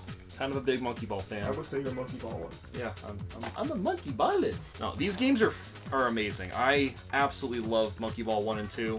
Probably my favorite GameCube games. Like, I still go back and play them. I have a modded memory card on my actual GameCube just so I can play ROM hacks of Monkey Ball on the actual hardware. It's Smash Bros. Melee. Found another Tetris. Tetris World! Whoa! I've actually played this. It's pretty fun. Yeah, it's good. Yeah, it's fun. Zelda. So it's not all the Zeldas. I don't have like the Master Quest anything, but I do have the Wind Waker. Oh, Four Swords? And yeah, Four Swords. I'm actually really excited to try this. Four Swords this year. is a lot of fun. Well, I've heard really good things about Beautiful Joe, but I've never played it. But yeah, Wario World. So I finally played this year. I love this game. Some people say it's kind of like a boring 3D platformer. I don't know. I think it's awesome. I want to see more games like this. Just a new Wario game in general would be great. The last things I will talk about is basically like the rare stuff I have for the GameCube. So this is the Resident Evil 10th Anniversary Collection. It just has all 3 of the Resident Evil games, but the cardboard is worth a lot. The Monkey Ball 2-pack. More Monkey Ball games. Still sealed because this is also worth a ton of money. And then there is the Adventure 2-pack. I don't remember if this one's... I remember that one.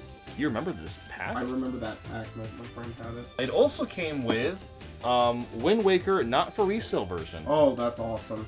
I actually don't know the value of this game because it's not on price charting, like this specific version. But you know what? It's because at first I didn't really understand, like, how could it be not for resale? But like it's demos. players. But it's player's choice. It's actually that's so weird. So you know what this is? There was a GameCube bundle with Wind Waker in it, and this is the cartridge that it came with. Oh. Yeah, I've never seen anything like this. That's why I was so confused when I got it. I'm like, well, it says player's choice and not for resale. It doesn't make sense because player's choice is re-releasing the games. Re-releasing the games. Wow. Yeah. So I don't know. I find that one to be super interesting. But that's basically all the GameCube stuff. So that is the majority of the retro games I have, but of course, you need consoles to play them. A lot of the consoles I can't really use or don't use. I just kind of have hooked up here. The original Famicom with the disc system. I don't know what this is. It's a floppy disk. But, well, I don't know what game it is. Oh. I know. Okay, I'll rephrase. I know what it is. This is a controller. Wow, tell me more about this controller. You push buttons and you play video games. Top loader. Gotta love the top for the loader. NES. It's great. I just wish I didn't have to use the RF, which is why I don't have it hooked up. So this is basically the redesign of the American Super Nintendo. It's kind of, some people just call it the SNES 2, but that's pretty much what it is. I don't think it looks nearly as cool, so I don't use it. Super Famicom with a couple of the controllers. So again, I can't really, you know, use the console. It only plays Japanese SNES games, but I really, really like how it looks. I think it's a nice looking console. So, Genesis Model 2, I'm actually using the Model 1 one because I have the 32X in CD and the pins and metal pieces work with the Model 1. So I just have the Model 2. Now, this one doesn't even, I don't even think it really works. Like, I've tried to get it to work and it's just not great. This console straight up doesn't work. This is the redesigned PlayStation 1. The disc doesn't read. It makes a really loud noise when you try to use it. So maybe I'll get it repaired. I do like how tiny it is. We got the thick PS2. The big boy. I do love the thick one. I love how you can spin the PlayStation logo. Yeah. So you can display it either horizontally or vertically, whichever you prefer. Yeah, we can do the expansion bay. If you wanted to add more stuff, you could probably mod this and add like every PS2 game.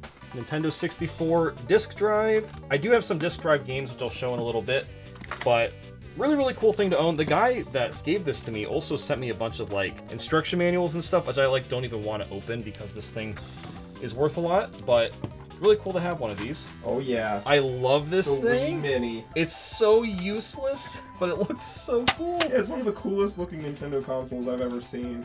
A fun fact, it only came out in Canada. Wait, really? Yeah. I don't know why, but only in Canada. One USB port, no online, no GameCube support. You can play Wii Sports on it. That's about it. Nice.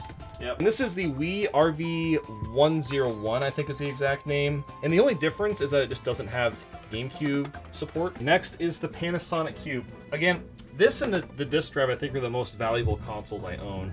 Oh yeah, you can see everything there. What up? I wish I could get it to work. Or I wish I could mod it so that I could play American GameCube games. Because I totally would. It's a DVD player, it can play GameCube. It's got a remote. It's so cool, and like when you turn it on, there's like a screen that like says words and stuff. It's so sick. It says words. Yeah, it says like power on and playing game or playing DVD. So yeah, this thing is just so cool. I mean, I could try to mod it, but I'm scared to do that because of how complicated it is inside here. And then I have in box the Virtual Boy. It's the Virtual Boy. But in a box. It's pretty awful. It is pretty awful, isn't it? Yeah. Yeah, it's got the headset, one game, just Mario's Tennis, and that's it. I might as well leave this out. Yeah, and then the controller is so dumb. Why is there two D-pads? Okay, so then here we have all the Game Boys, DS's, 3DS's. I don't have the Game Boy Light, but I do have pretty much all the other ones. I'm not going to have much to say about a lot of these because I didn't grow up with like all these consoles. So it's actually my very first Nintendo console, Game Boy Color. It was this exact same variant too. So this one I'm very glad to have gotten again because, you know, obviously super nostalgic for that. Never got a Game Boy Advance. I ended up just getting an SP. Yeah, I did the exact same thing. Yeah, I didn't have the silver. I had the red one. I love that red one. The silver one. Yeah, the red, and then my sister had the purple one. And then, yeah, the micro was crazy to get because I got the micro, I think, like 3 years ago. And at the time, they were like $100. Yeah, they were pretty cheap. And I found this for like 70 or 80 bucks. It was such a good deal. I'm like, what the heck? I might as well. So I do love it. It's like so tiny for my hands, but like, it's such a cool, this like little tiny little thing. And then for the DS's, I did not end up owning all these. I had a regular one, and then the DS Lite I spent a lot of time with. I remember I actually played so much Mario Kart DS that I destroyed my R button because I was drifting. Same thing. And the DSi's, you know, I never owned those. At this point, I was playing like only Guitar Hero Rock Band, so I just didn't care when these came out. But I did come back to Nintendo when the 3DS came out. This is not the original 3DS I had. So I do have to say, this 3DS single-handedly kick-started the channel. Because this one has a capture board on it. And because of this 3DS, I was able to record for Mario 3D Land. I recorded the first Triggered video, and that started everything on the channel, basically. That very first one. So thank you to the person that sold this to me, because this channel might not even exist. Yeah, 3DS XL. I used to have the Smash Bros. One. I don't have it anymore. But yeah, I spent a lot of time with this. I played a lot of Smash for 3DS on the XL. Oh boy. Yeah, I don't 2DS. understand. I don't know why people like this The console. wedge. Like, some people think it's really comfortable. I think it is so ridiculously uncomfortable. And it just looks awkward. It looks terrible. The new 3DS stuff is great, and I have the new 2DS XL downstairs. We'll get to later. All the PSPs, 1, 2, 3, those are just like 3 different generations. They all have very tiny differences. My favorite one, though, is definitely the PSP Go, because it slides. Oh yeah, so this is a PSP Street. It only came out in Europe, and it's like a budget PSP. I feel like a lot of people don't really know about it. I didn't know about that either. Yeah, this is an interesting one. I mean, it's literally just a PSP, although the way it opens is very different. Like, this whole wow, the thing. whole back comes, like, open. Yeah, you can even, like, swap out the battery if you want. So basically down here is all, like, weird import games that I have. So I've got the Shindo version of Mario 64. It's the Chinese version. I've got a couple of disk drive games. These boxes are actually really nice. They're nice, thick instruction manuals. And this is what a disk drive game looks like. Wow. It's just very, very strange. I think it's awesome. I wish they didn't cost so much, because I'd honestly like to get more of them, but they cost too much. Yeah, those are pretty cool. Okay, we strangely have a lot of memories with this game. Tobal number 1. So I love Tobal gaming, dude. yeah, so I'll do a TLDR. Yeah, basically, give us the whole scoop. so I bought a PSX for the PlayStation video. The PSX came with this game, as well as this game, and this is when Naum still lived here. And Naum was like looking at the stuff I got. He's like, I feel like I've played this game before. So the 3 of us were hanging out. We popped the game in, and all of a sudden, Naum just turns into a god Tobal gamer, and then we'll just spend hours watching him play this game. So we've had a lot of fun with A lot of good Tobal. memories with Tobal number 1. Oh, I've got some Japanese N64 games. I mostly got these just because I love the box art. Like, this is Paper Mario, known as Mario's Story in Japan. And I love the box art for, like, Smash Bros. So these are fun to get. I don't have that many of them. Pokemon Green. I think it's legit. It's hard to tell sometimes. It looks legit. I'm pretty sure it is. It says I paid $30 for it, so it probably is. It's probably legit. Legit. Pokemon Green is actually pretty cheap. Yeah. All things considering. Compared to the other ones, it's not that bad. Yeah. Meteos, this was a gift by Starny. It's just a European version of Meteos. The manual is so thick. Whoa. It has like multiple languages, but look at how thick it is. There's over 100 pages. It's pretty nuts. That's pretty cool. So yeah, this was a super cool one. Speaking of European stuff, this is a gift from Connor. This cursed Mega Man 2 cart. Yes. Good lord, it's so bad. And then this is the PAL version of Mario 64. This was another gift from Mallard. Well, he gave me the box. I had the PAL game itself. Just a couple other things. The e-reader, it's kind of finicky. It's fine. And then this abomination, the circle pad, you put your 3DS in it, and now you have 2 joysticks. I remember that. Yeah, it's just...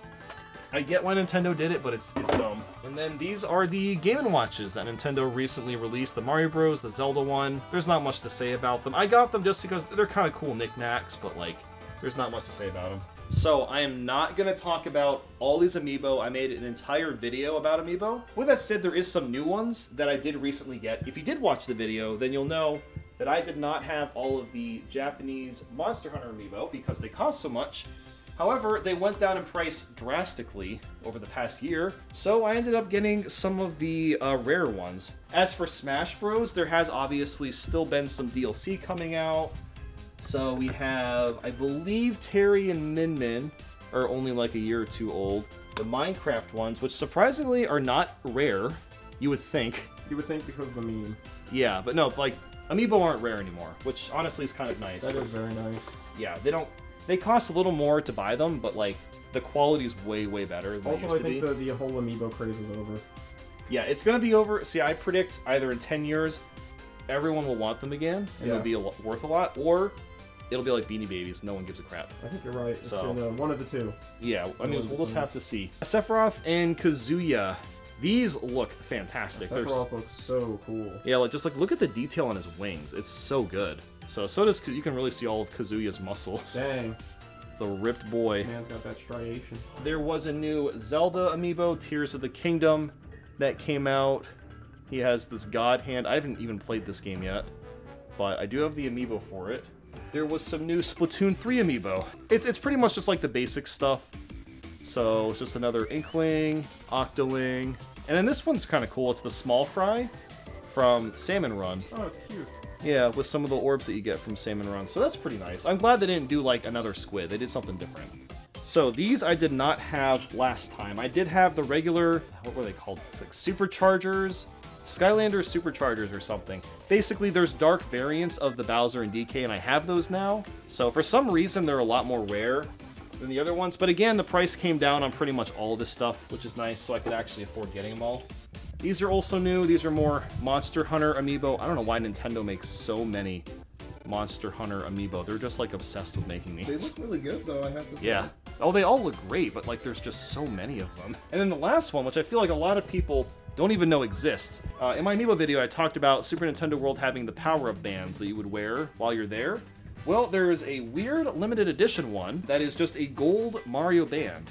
It's just the same thing, but it's gold. And I feel like no one even knows that this exists. At this point, I'm pretty much just committed to getting all the Amiibo. I might as well. Like, it's not much of an expense now. So now we'll move on to, like, actual consoles. So, it's an arcade one-up machine. Actually, you got this for me for Christmas. Yes. So it has Ms. Pac-Man. It's got, I think it has Galaga on it. It's got Galaga, Dig Dug. Rally X. Yeah, Rally X. Yeah, it has a bunch of them. There's a bunch of games on there. Everything in this room is hooked up, surprisingly. It's a mess behind the TV, but we do actually have all the consoles hooked up. So I guess we'll start like in the middle. Okay, so yeah, it's a lot of just the basic stuff. NES, regular Super Nintendo with an EverDrive, N64 with an EverDrive. NES also has EverDrive. I like having them. It's very convenient. The GameCube is actually downstairs. We'll get to that near the end. This Wii is modded, and then the super thin PS2.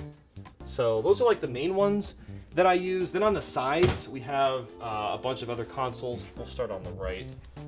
So PSX, this is how we do our toe-ball gaming. This is how we toe-ball game. Yeah, mine came with the remote. This is a very bizarre console because the controller hookup is actually in the back. So you have to hook it up in the back, and it has like an actual UI, even though it only plays PS1 and PS2 Japanese games. So it's a very weird console, but it's a really cool one. Then here we have the Genesis, the Sega CD, the 32X, it actually all works. And then down here we have the Sega Saturn. It's currently not working. I'm having an issue with the disc just not reading things. I was trying to fix it. I like took parts out. And then on this side is the CDI.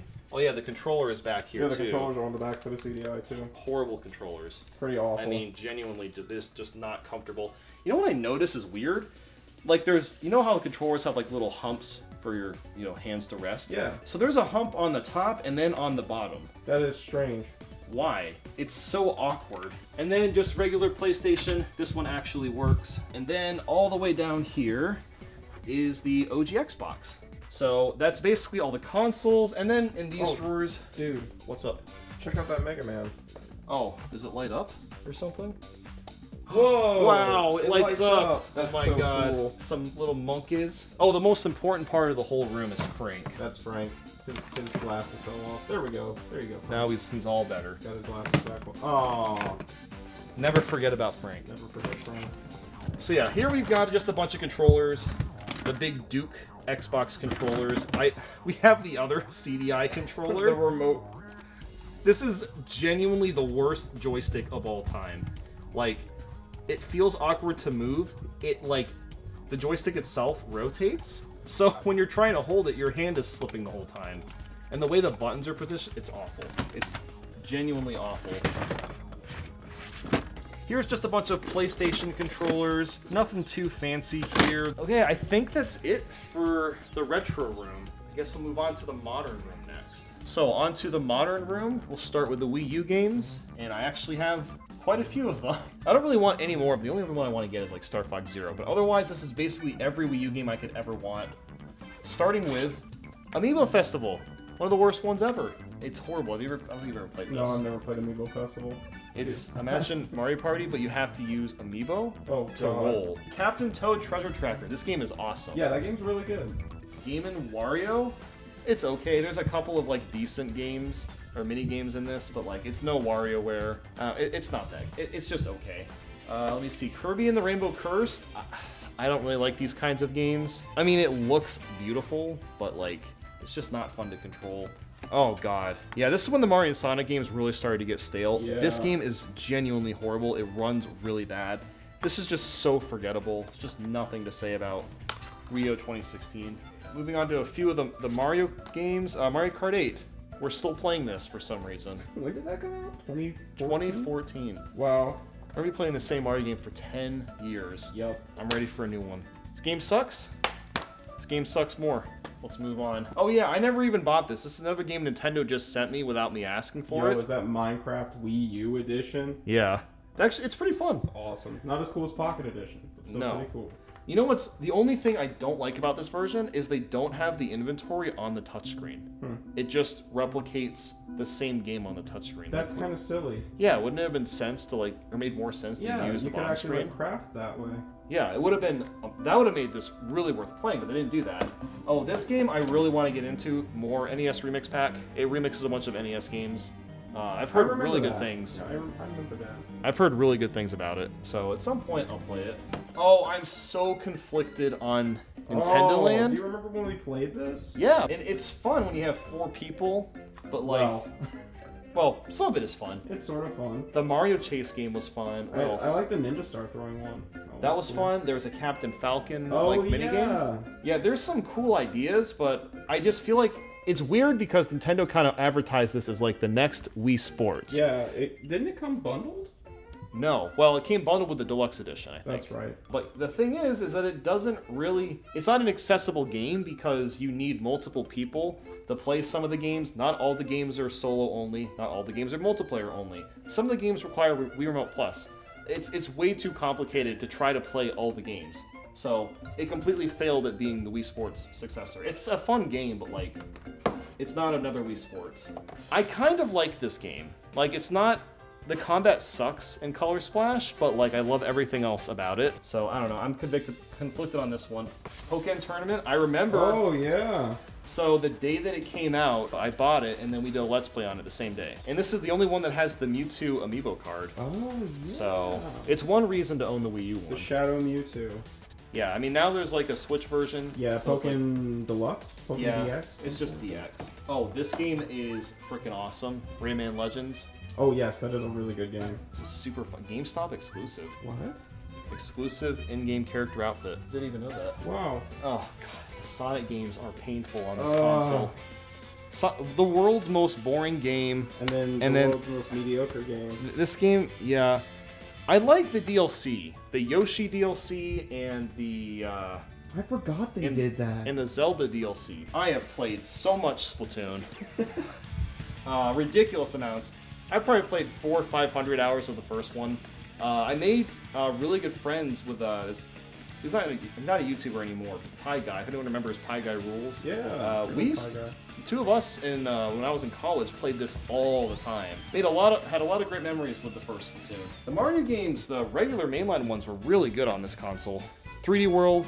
Fantastic, obviously. Mario Maker. I'll never forget this day because I still remember buying it, and then I spontaneously bought like 5 Amiibo as well. Really?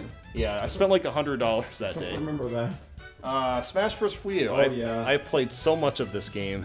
I've also played a lot of this game. Yeah. I took this game very seriously back in the day. You did. You got really good at it. I got really good at it. You got I was really power damn ranked good. in this region. Okay, so these two I recently got because again I'm gonna be playing all the Zelda games. Twilight Princess HD and Wind Waker HD. I'm really excited to play these. I will admit I never played this one. Wii Fit U. No, I've never played it either. I don't think anyone played it. You know, something that is kind of weird about that game is it came with this Wii U Fit meter. I remember that. Yeah, it's just like a Poke Walker, but not. It's just, yeah, it tracks your steps. I don't even know if it was any good. I've never turned it on. And then there's also a sequel to Wii Party, of all things, on the Wii U. I've never played this either. I've been intrigued. Like, again, I was gonna do videos on like every Wii series game. Like I did a video on sports, the play games, music, but I never got to Wii Fit or the Wii Party. So that's why I have this. Okay, Xenoblade Chronicles X. I got this because I feel like it's going to be worth a lot someday. It seems like a pretty cool game. It's one of the more like higher production value games on Wii U, since there's not a lot of those. Yeah, also fun fact about that, if you wanted to play it, you had to download like a 64 gigabyte patch. It was a huge patch. Like 3 days before the game came out in order to be able to play it. Yeah, it's a massive patch. Yeah, I have it downloaded, but I haven't played the game. Oh, this game is freaking awesome. Woolly World? Oh yeah, Woolly World was awesome. This is definitely a Wii U game worth getting. I mean, it is also on 3DS, but like honestly, it's kind of nice to play it when it like, you know, looks really good. Switch games, honestly, I'm not gonna have much to say about them. Some of these do have some like interesting like stuff inside. So we have Amogus, which has this cool, what even is this called?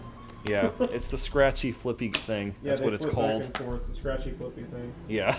No, there's like a bunch of really cool things in here. Like there's a whole map of, well, I guess of the main ship that everyone like knows about. That's pretty neat. That and is then actually really cool. I don't even know what are these, just like I think they're just cards? Collectible cards. Mirror hook. Okay. Oh, because you have to scan cards in the game. That's right. I kind of forgot about that. Oh yeah. This is like the only big box anything that I have. Smash Bros. Ultimate. Honestly, it was a great deal because it comes with a controller, comes with a steelbook, and I think the steelbook looks fine, but it's also sick, honestly. Yeah, but How clean it looks. It's it's not bad. And I got the big box for Switch Sports. Heck yeah. As well. Where did you get that? Florida, I think. Actually, I think it was North Carolina. Oh no, it was South Carolina. It was South Carolina. Got it at South Carolina. That's right, South Carolina. Yeah, I'm like looking at. Oh, we got this. Oh yeah, Cuphead has cool stuff in it as well. Yeah. Let's see. Yeah, look at all this stuff. Oh yeah, look at all the art. I love this art. It's so much fun. That's pretty awesome. It's very cool. Yeah, we got a membership card. Yeah. Okay, I'm member 1932. What even are these? They're just fun little cards. Yeah. I don't even want to open it. I wouldn't. Just leave it the way I'm it not is. gonna open it. Also, these up here. Anybody remember those? Oh yeah, that's right. Yeah, these are the Mario Kart Live. We had a lot of fun with these because we sure did. We made that track before I moved in fully. Yes. With the N64 game, we put cameras on top of here to Yeah, record. little GoPros. This was so much fun to film. Game Builder Garage. It's a game where you can make games, and it's a Nintendo thing. Wow, it's a Nintendo thing? Yeah, like Nintendo made it. Wait, what?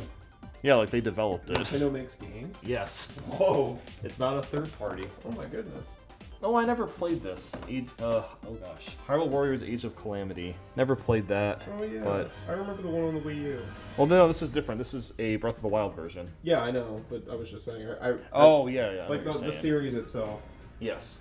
Yeah, they ported that to the Switch too, but I do not have that. Oh, these are all the Labo games. Oh. Yeah. Oh. They're just the Labo games. They just kind of stick out like a sore thumb now. Yeah, they really do. Like looking back. Oh, here's Metroid Prime Remastered. Oh yeah, I ended up getting all of the Pokemons as well. Dude, there's so many Pokemon games. There's a lot. You should lay it out on the table. Look at all the Pokemon games. Well, how long have we had the Switch now? For 7 years? Yeah, but even for like the Game Boy, there wasn't 8 different games. Yeah, no, you're right, because it's 7 years. That's 8 games. That's like 1.1 games a year. That's also. Oh, never mind. 9 games. That's like 1.4 games a year. That's ridiculous. That's too many games. That's a lot of games. You don't have to do this game for. Which is your favorite Pokemon game on Switch? Probably these two. Yeah, honestly, I really like. Oh, actually, just getting this one. Oh, Legends Arceus? Yeah. I still haven't played that one yet. You have to play. I'm telling you, you got to play it. Yeah, there was that. Oh man, this is a game I actually used to play a lot, which is Ring Fit Adventure. Oh, this is actually pretty solid game. I don't know if it's good for actually exercising. So I got this combo pack. Okay, so I have to say I was actually really annoyed about this pack, because you know how when you would get a combo pack on the Game Boy and there would be those 2 screens you have to pick your game. Yeah. I always love when that kind of happens. I put this game in the Switch and all it does is load the games on the menu. There is no cool custom menu where you get to pick them. I was moderately upset. I mean, I've made videos on pretty much all of these games at this point. I guess I haven't really made videos on the Zelda games. I think it's just cool that you have them all physical now. Yeah. Well, most of them. I do think it is all of them. Well, is that all of them? I don't have Hyrule Warriors, Oh, the right. definitive edition, but otherwise, it is all of them. I finally finished this game. It took like 140, 150 hours to finish it. It's a big game. Finally finished it. It's an amazing game, but my god, it took forever. So I will not be touching this game for a while since I just finished this one. Oh yeah, another game that I discovered I really like is Taiko. My friend Starny was visiting a few months ago, and basically she loaded this up, and it's just like this drum game. If you've played it in the arcades, it's the one where you're like hitting the drum pads. So this is just like a port on the Switch, and it's really fun. I love rhythm games, so I really enjoyed the Taiko. There's actually a couple more that I might eventually get, but this is a pretty cool game. The only other thing I'll mention for the Switch is this is the best thing I've ever gotten from my Nintendo, and it's a Smash Bros. Invitation letter in real life. So that's really, really neat. Oh yeah, you get this Smash coin from the big box. That's off. Oh, there we go. Oh. Focus. Yeah, it's just like a Smash coin. Back to not Nintendo stuff. We have a bunch of PS3 games, and actually a lot of these I have played a bunch of. I've played a ton of Black Ops 1 and 2. Oh, heck yeah. I was super into these when I was a teenager. Best menu music, hands down. Oh, Black Ops 2. 100% Black Ops 2 menu music. So nostalgic. I love the Black Ops 2 menu music. No, what I mostly played as a teen was I played a ton of these 3 games. Rock Band. Played Rock Band. This one was always my favorite, Rock Band 2, and then Rock Band 3. I played I mean, literally thousands and thousands of hours. Like, I think I logged, I don't know, 2,000 hours into the Wii version of Rock Band 2. Wow. And I still played it on the PlayStation even after that. Like, I was obsessed with these games. And I played a lot of this, too. The first Guitar Hero game I played was the 3rd one, but this is the one that I first bought myself, because Guitar Hero 3, I just played at a friend's house. But this one I got myself, and I was obsessed with it for a very long time. Yeah, so I still have those. Oh yeah, this is the game that got me back into playing Sonic. Because I remember I got Sonic and the Secret Rings. This is another GameFly game, where I got the game, and I was like, wow, Sonic sucks now.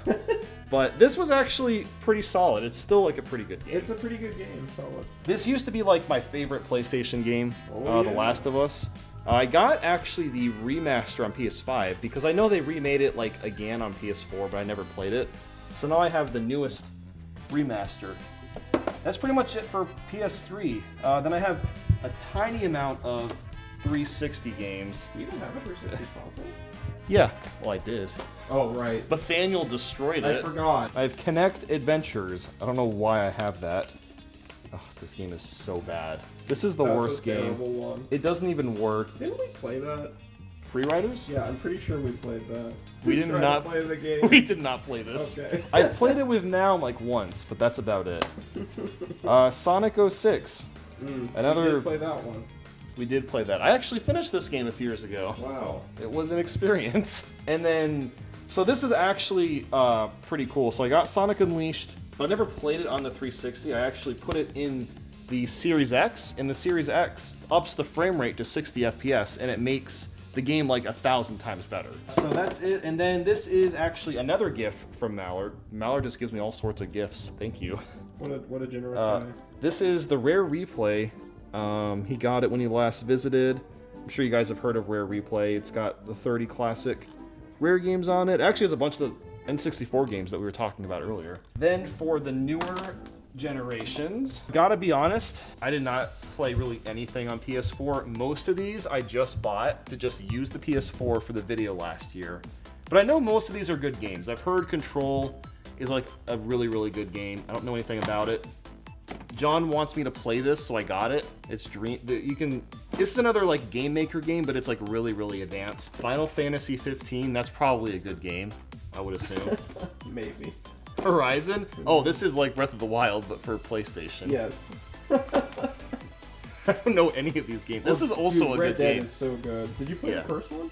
No, I Oh. did not. Yeah, play you. I'll play him someday. Oh yeah, I think this is kind of like a Dark Soulsy game. It was I've made, never, I think, but I've never actually played it. or maybe it was made by the people that made Dark Souls. Is it From Software? Yeah. Oh yeah. It's, I don't know if it's actually like a Dark Souls game. The Vita games, again, haven't played a lot of. I do love how tiny the boxes are. This game is great. Lumines, it's another like interesting puzzle game. Minecraft, of course, on the Vita. I actually cannot try it because it's a downloadable game and I can't download games on the Vita anymore. So this is apparently a decent game. I only played like 10 minutes of it. And then Uncharted, I actually played like an hour of this. This is pretty fun. But it's like, if you're gonna play Uncharted, just play it on PS4. Now, for the PS5 games, these are literally completely pointless to own because you pop in the disc, it downloads the whole game on your console. You're not even playing the game off the disc. Like, what's even the point? It's literally just a download disc now. Yeah, it's a DRM disc. Very similar. So, I'm not gonna buy any more PS5 physical, but I do have this game, which is really good. I actually played this entire game, Ratchet & Clank. This is one of those games where you play the whole thing having fun, and then it ends, and you have no idea what you just played. Yeah. So there's that, and then Sackboy. This actually reminds me a lot of Mario 3D World.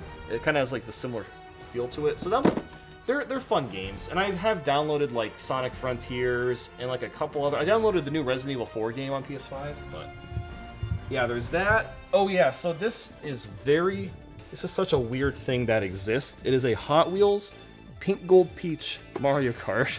And I can't believe it's even real, but it is. And I think they were only selling it at like a Comic-Con or something. So I was like, oh god, I gotta get it before it's super rare. And for the meme, of course. So we've been getting into VR a little bit more. This is the VR2 headset. It's a lot better than the first one. It's a lot easier to use. We haven't used it too much. We used it a lot when we first got it. Yeah, I was gonna tell you to look at it if we didn't show it. This is Mario. This is Mario. There is nothing wrong with him. Say hello, Mario. Hello. It's me. Good. NES, SNES Classic. These are both modded. They both have like extra games on them and stuff. PS4, Switch dock. I do have my Switch downstairs, but I do like these covers. Oh, the cozies. Yep, and then my old PS3 from like high school. Wait, that's the PSVR 2. Was that the Meta? Oh crap, this is the Quest. Oh, I have too many headsets. That's the Quest. Yeah, this is the Quest. Meta Quest, right? Meta Quest 2. Yeah, that's hiding. I'll pull those out in a second. Yeah, this these. Is the PSVR 2. Yes, these are the PSVR 2 controllers. Oh yeah, then the headphones. So again, I got all the PS5 stuff for a couple of videos. These things really block out the noise quite a bit, so they're not bad.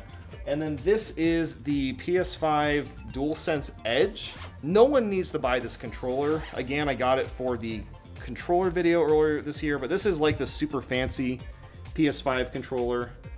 So it comes with like custom sticks. You can change the back buttons. You can charge the controller from inside the case if you really want. It's got higher premium quality on it overall, but it's expensive, so there's really no reason for anyone to own it. How much was that? It's like $200.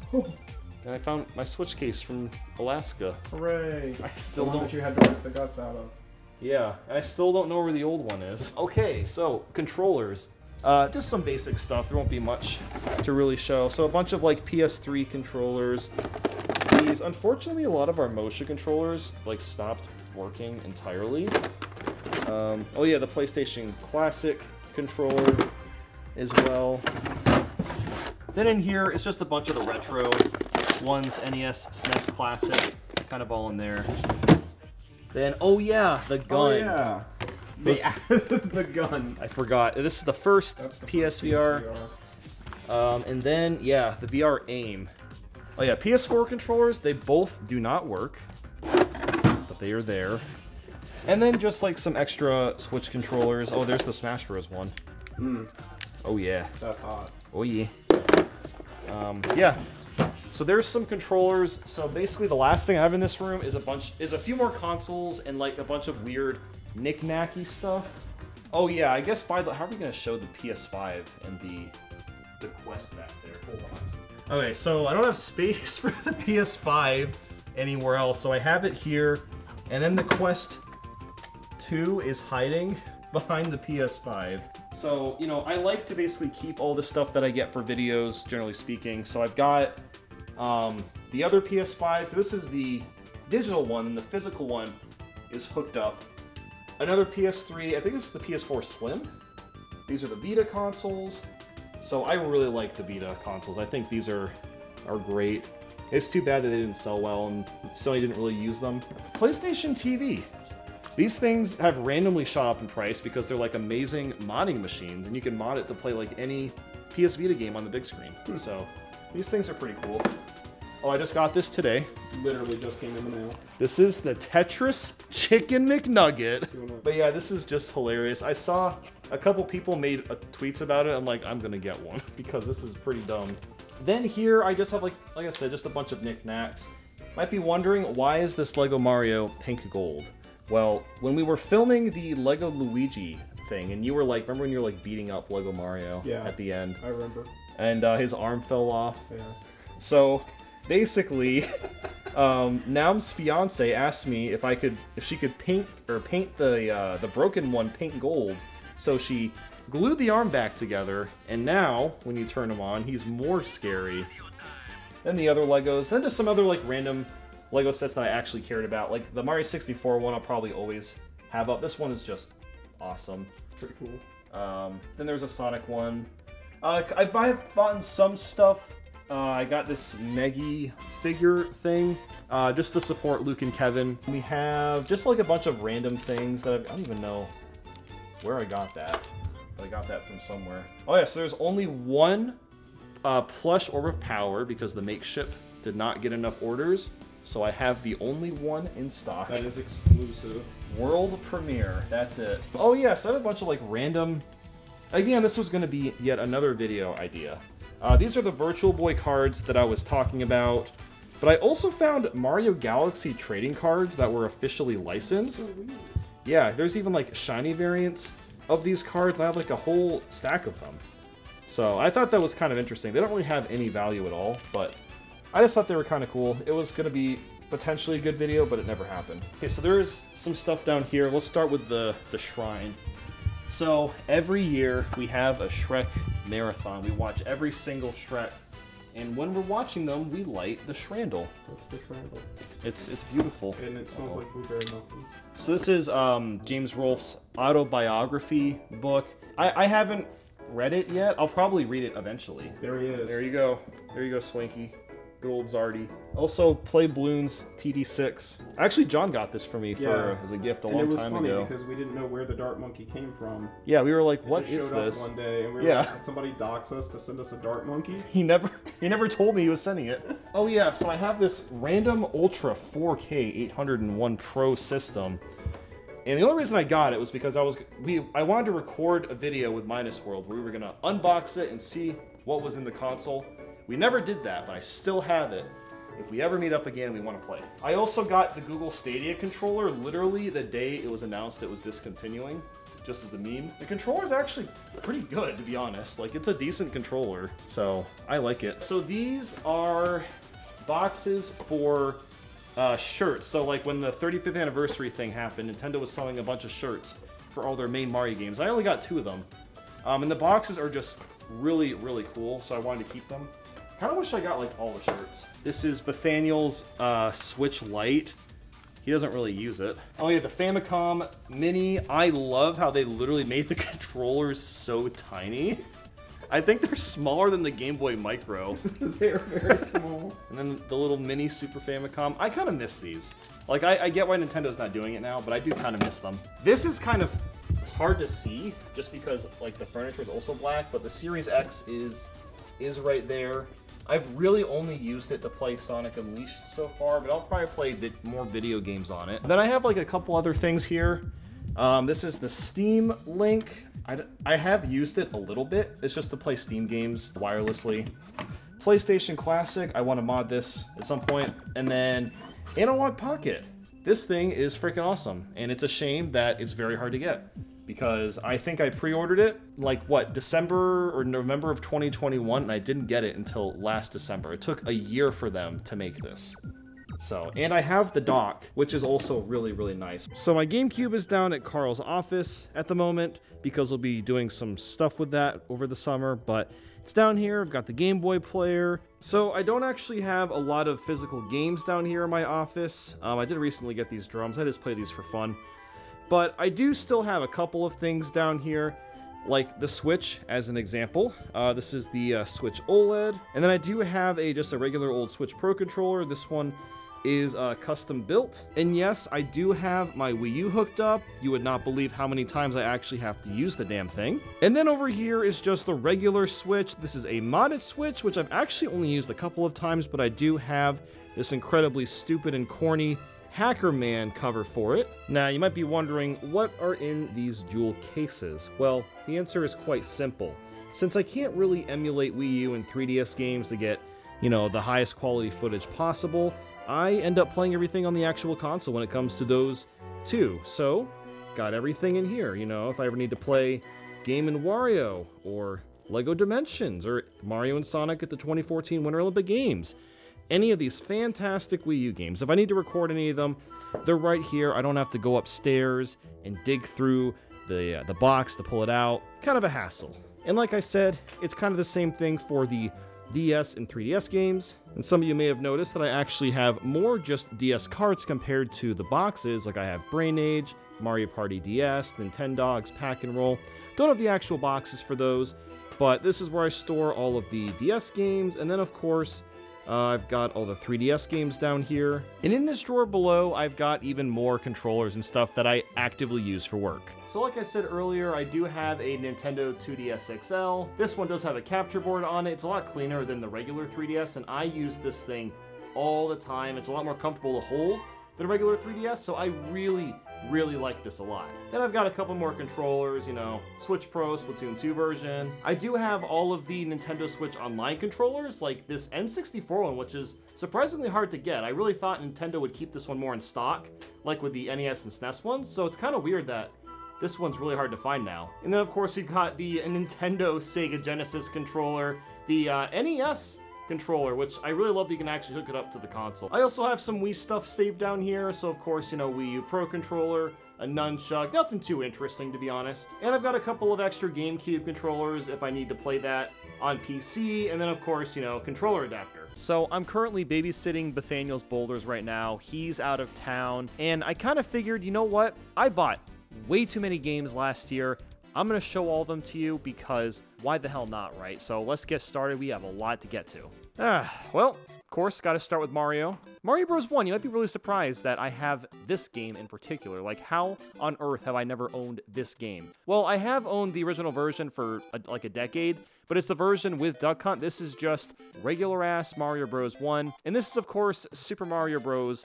The Lost Levels on the actual Famicom disc. What I do like about this is the cover art is actually really nice looking. It's a lot better than whatever the hell this is. I like this a lot more. Yeah, these are games I really have no desire to play like ever, but it just felt appropriate. Plus, you're also going to notice that a lot of these games, I'm going to say I got them like for video. Like, these two games, I needed them for the 2D Mario Marathon videos. If you're wondering, like, you know, why would I randomly have this, like, super common game? I got it to get a 2-second shot, okay? that happens a lot.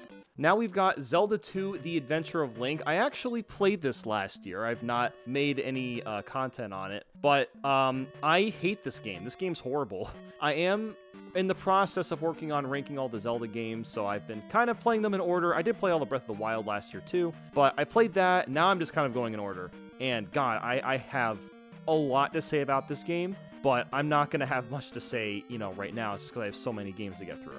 And now we have Mega Man 3 and Mega Man 4. These are both fantastic Mega Man games, and honestly, the only reason I got them is because I already had physicals for 1, 2, 5, and 6, so it just kind of felt appropriate to get these for 3 and 4. They're also not super expensive because Mega Man 1 and 6 in particular have gone up a lot in value. These are still relatively cheap. I think this one, it's been sitting at around 30 bucks. This one is a little bit more. It's around 40 to 50. So this one's a little bit pricey, but honestly, this one's still not bad. And for NES, that's pretty much it. So now we'll go ahead and move on to Super Nintendo. Similar to the Mega Man games, I already had Donkey Kong Country 1 and 2, and it only felt right to get Donkey Kong Country 3. I'm not a super big fan of these games. I know it's a really hot take. I don't, like, you know, hate these games. There's just something about them that I've just never really liked that much. Like, yeah, they look amazing, music's incredible, but like gameplay-wise, I don't know, something about the controls just always feels weird to me. But I'll definitely be playing all of these this year, actually. I have an excuse to play pretty much every Donkey Kong game, so I'm excited to finally play this. I have played the first and second game. This one, I've never really touched. Now, Kirby Superstar is just incredible. I kind of want to get all the Kirby games eventually. I don't think I'm missing too many at this point, but Kirby Superstar is just an incredible game. One of the best Kirby games by far, although Superstar Ultra on DS is definitely better than this one. Now, I know what you're thinking. Ms. Pac-Man on SNES. Why would I buy this? Well, honestly, it all boils down to, I was at a friend's house last year. I played Ms. Pac-Man on the Super Nintendo with him, and the game turns out to be really damn good. What's great about this version of the game is that it actually has fast Ms. Pac-Man, so makes it worth getting if you like Ms. Pac-Man, because it's really hard to find the fast versions of this game. Now, this game is f***ing weird. Wordtris? Again, I played this at a friend's house, and I'm like, you know what? I gotta get it. Imagine Scrabble and Tetris combined together. It is the wackiest combo I think I've ever played for a puzzle game. It doesn't really work that well, but it's kind of awesome. It's one of those like weird things where like you pull it off the shelf, you play it like one time, and you kind of like remember your experience for like 10 years, but never play it again. The last Super Nintendo game I got was Zelda: A Link to the Past. This is another one that I also played last year, and it's really, really solid. I like this game quite a bit. I don't really have much else to say about it. I played through it really quickly. I think I finished it in like a day and a half to 2 days. I don't know what I'm trying to say. Link to the Past, a good video game. Let's move on.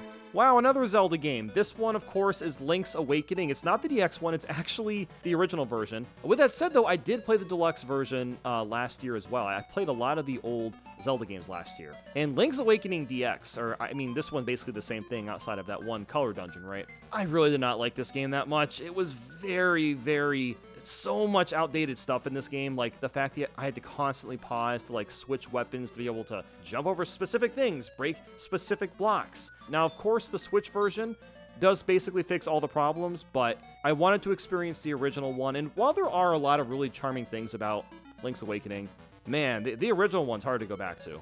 Now, I got a problem. I have like 50 versions of Monopoly. I can't imagine this one's any good. Someday, I'm going to play Monopoly on the original Game Boy. I just think it's kind of fascinating that, like, you can actually fit a game as complicated as Monopoly on a tiny Game Boy cartridge. That's mainly the reason I got it, because I want to eventually pull this out and try it and just see how the hell they made it work. Wario Land 1 and 2. I always forget if this is also a Game Boy Color game. I think there was a Game Boy Color version. But anyway, Wario Land 1 and 2. These are games that I also played last year. I ranked all the Wario games, so I finally had an excuse to play these. The first Wario Land, this one was fine. I don't remember a lot about it. It wasn't a super memorable game, just because a lot of it really was, it did feel like a Mario platformer. Wario Land 2, on the other hand, was very, very different. It's kind of like a puzzle platformer. It's like the best way to describe it. I feel like Wario Land 2 and 3 are both very deserving of remakes at some point. Because, these are Game Boy games that are hard to go back to, but like this game is still pretty solid. It's another one that I also had when I was growing up. Donkey Kong. We got all three of them. Land 1, 2, and 3. I have never played these, but yeah, I've heard these games aren't great, but, you know, again, I'm going to have an excuse to actually play all the DK games this year, so I'm actually pretty excited to try these and see what they're all about. So this is where my problems began. I decided last year that I was going to finally just get all the Pokemon games because I'm really tired of seeing them going up in price. I'm like, you know what? If I keep waiting, I will literally never be able to afford these. And I have a lot of really special memories with especially Gens 1 and 2 as a kid. So, and the only game I ever had was just Pokemon Red. So I don't even know why I have that here. I've always owned that. But anyway, Pokemon Blue and Yellow, it's great to finally get these games back. But the thing is that since I went out to actually get all these, it kind of compelled me to buy like way too many games this year. But that is not all. I also got Pokemon Pinball. Now, my version of the cartridge, I'm actually going to pull this one out. It's missing a piece. Let me see. It's missing the case for the Rumble Pack. And basically, the reason I even got this without the little cover is because it was so cheap. I think this game is worth around $30, $35. I found it for $10. I never actually owned a Game Boy Rumble game.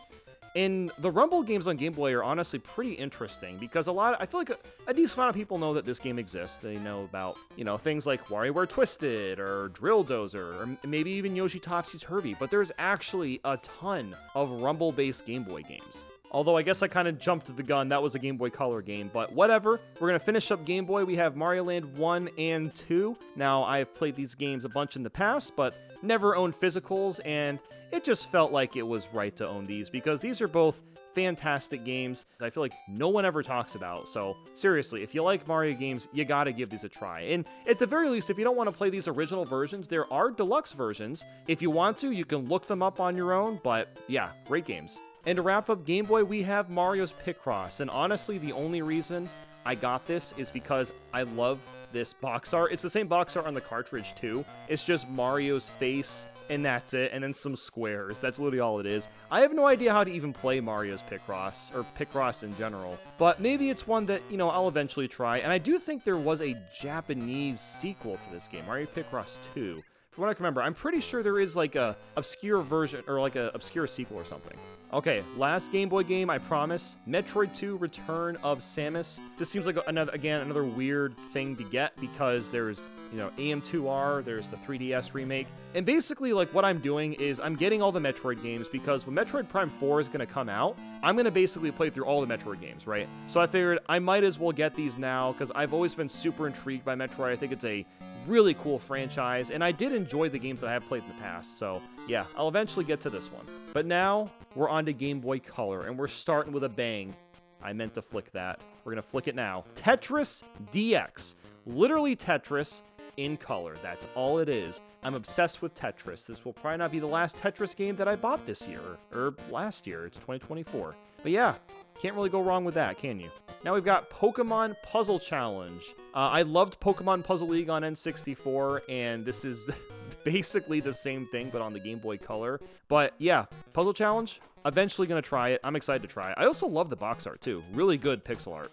Now the Pokemon trading card game on Game Boy Color. This actually came out on Switch last year as well. I have no idea how to play the trading card game. Maybe someday I'll try it out and pick it up because yeah, I don't think there ever was another Pokemon card game video game. I'm trying to think, like, was there like any Japanese versions? Because I don't remember there being any other ones besides just this one, which makes it kind of cool. So these games, these are my babies right here. Pokemon Gold, Silver, Crystal. Absolutely adore these games, and it's so great to finally have them back. It was really hard to actually find like legitimate versions. Like, you have to be really careful to not get repros, because finding repros is really easy to do, like when you're going like online. Soul Silver and Heart Gold are probably better technically, but like I am always gonna love these games. The Mario Sports games on Game Boy Color. Potentially the best in the entire series, because what they did here is amazing. It's not just a sports game, they're also RPGs. It's something that we just haven't really seen. Like, there was that one game, I can't remember, it was like Golf Story, that's it. Golf Story. Golf Story is like these games, it's like a modern version, but these are the originals. I still think it's really awesome that like so much effort was put into such old Mario sports games, so these are great to have. Now, this is a really weird one to talk about. Donkey Kong Country. So this was actually my first version of Donkey Kong that I ever played, because I didn't have a Super Nintendo when I was younger, so I never played the originals. I thought this was Donkey Kong Country, the one that everyone loved that I heard about. And if you actually go back and play it, it is not great. It's got horrible screen crunch. The pixel art obviously isn't going to be as detailed as a Super Nintendo game. There might have been weird, wonky problems with the controls too, but it's super cool to actually have this again, and I will be playing it when I'm tackling all the DK games later this year. I don't have much to say about this, but I do have the physical version of the Deluxe Link's Awakening as well. Includes a new secret dungeon. Oh boy, it's a secret dungeon. But yeah, no, it's literally the same game, but with color. And the dungeon. And that's it. So I've actually got a pretty fun fact about these games, or well, one of these games. Oracle of Seasons. This was the very first Zelda game that I ever played, and I remember getting it when I was, I think, 6 years old. Okay, I was still really young. And this is the game that made me stay away from Zelda for like 20 years. Because when I played it, I had no idea what the hell to do. It was so confusing. My 6-year-old brain could not comprehend this. And it's funny because this isn't even the heavy puzzle-oriented Zelda game. This one is more about combat. But these are games that I'm actually really excited to revisit at some point. These are games I'll probably be playing relatively soon, whether it's this year or next year. I guess we'll see, probably this year. But that is all I have for Game Boy Color, so let's move on to the Advance. And we have more Zelda. We've got the Minish Cap. I've heard a lot of great things about this game. It was really hard to find a version that was authentic and not just like a weird reproduction cartridge, but I did eventually find one. And yeah, you know, this is, again, I've heard a lot of good things about it, and I'll play it at some point. So we're just going to knock out all these Pokemon games right now. We might as well. Ruby, Sapphire, Emerald, Fire Red, Leaf Green. The only ones I really grew up with, or actually the only one, is just Fire Red. I played this a lot when I was like, I don't know, like 9, 10, 11 years old. I think I've played through like Emerald like 2 or 3 times in the past like 5 or 6 years. This game is so sick. These ones are great too, but obviously Emerald is the superior version. Just fantastic games all around. It's super exciting to like actually have all these now. This is an interesting one, DK King of Swing. So what's really cool about this DK game, I feel like no one knows it exists, but what makes this game so damn cool is that it only controls with the R and L buttons. Everything, all the movement is just with the shoulder buttons. You know, now that I think about it, only being able to use 2 buttons to move around kind of sounds awful, but hey, you never know, maybe they made it work.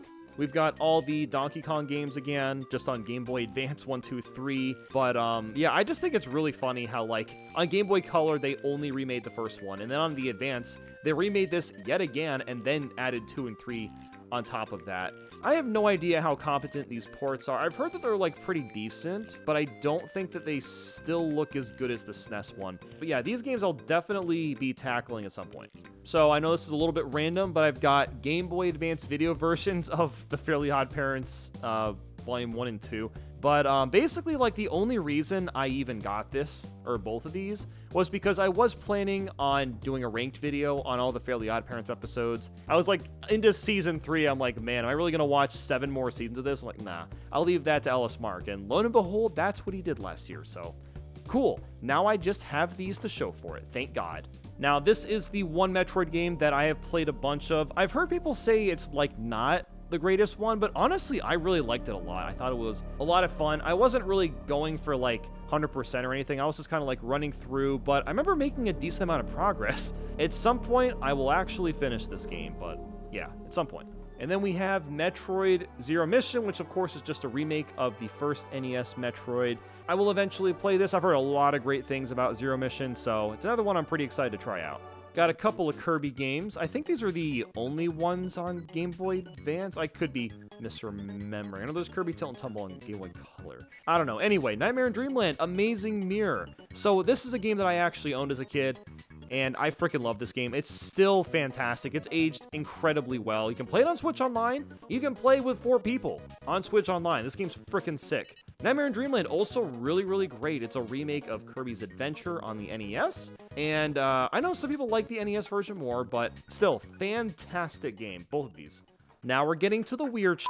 This is Super Collapse 2. It is a puzzle game. You might be wondering, what the hell is Super Collapse 2? Well, I used to play the Collapse games on the computer when I was a lot younger. Frickin' Collapse, you need a mouse for this damn game. How did they make it work on Game Boy Advance?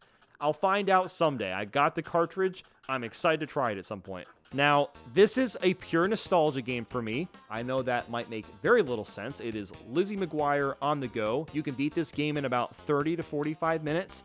It is the world's easiest platformer. And, well, basically, it's just a family thing. That's all I'm going to say. It's just like, it's a family thing. It's a very nostalgic game for me. That is literally the only reason I have this. I've heard great things about Drill Dozer. It's got, of course, the Rumble Pack. It's actually a pretty cool looking Game Boy Advance card. Let me go ahead and pull it out. Yeah, it looks really, really awesome. But I've heard amazing things about Drill Dozer, which is why I got it. So at some point, I'm definitely going to try this. Got a couple of Wario games, of course. WarioWare Inc. Mega Micro Games. It's fine. It's WarioWare. It's the very first one. Now, Wario Land 4. Oh my god, this game is freaking sick. I think it's probably my favorite Wario game. If you played Pizza Tower, guess where it got its inspiration from? This goddamn game. If you like Pizza Tower, you gotta play Wario Land 4. This game is freaking awesome. Is this game freaking awesome, though? No.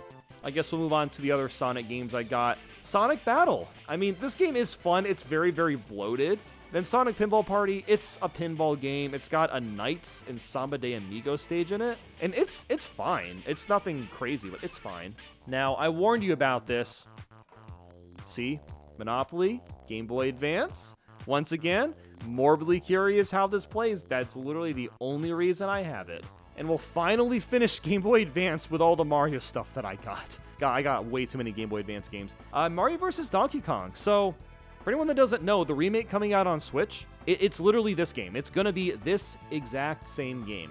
Then there's Advanced Tour and Power Tour for golf and tennis. These are basically like the Game Boy Color games where they're RPGs, but they look a lot nicer. Yeah, that's it for Game Boy Advance. Let's switch things up. We are going to Sega games. So I have a bunch of Genesis titles, and I do have a Sega CD game, which I'll get to. A lot of these were actually gifts from last year. So I think 3D Blast and Sonic 1 and Sonic and Knuckles was a gift, and Dr. Robotnik's Mean Bean Machine. I did have to buy a couple of these for the 2D Sonic Marathon video. I needed them for footage. Something that is very cool was I never really realized how the lock-on technology worked. And it's literally just you open this door, and boom.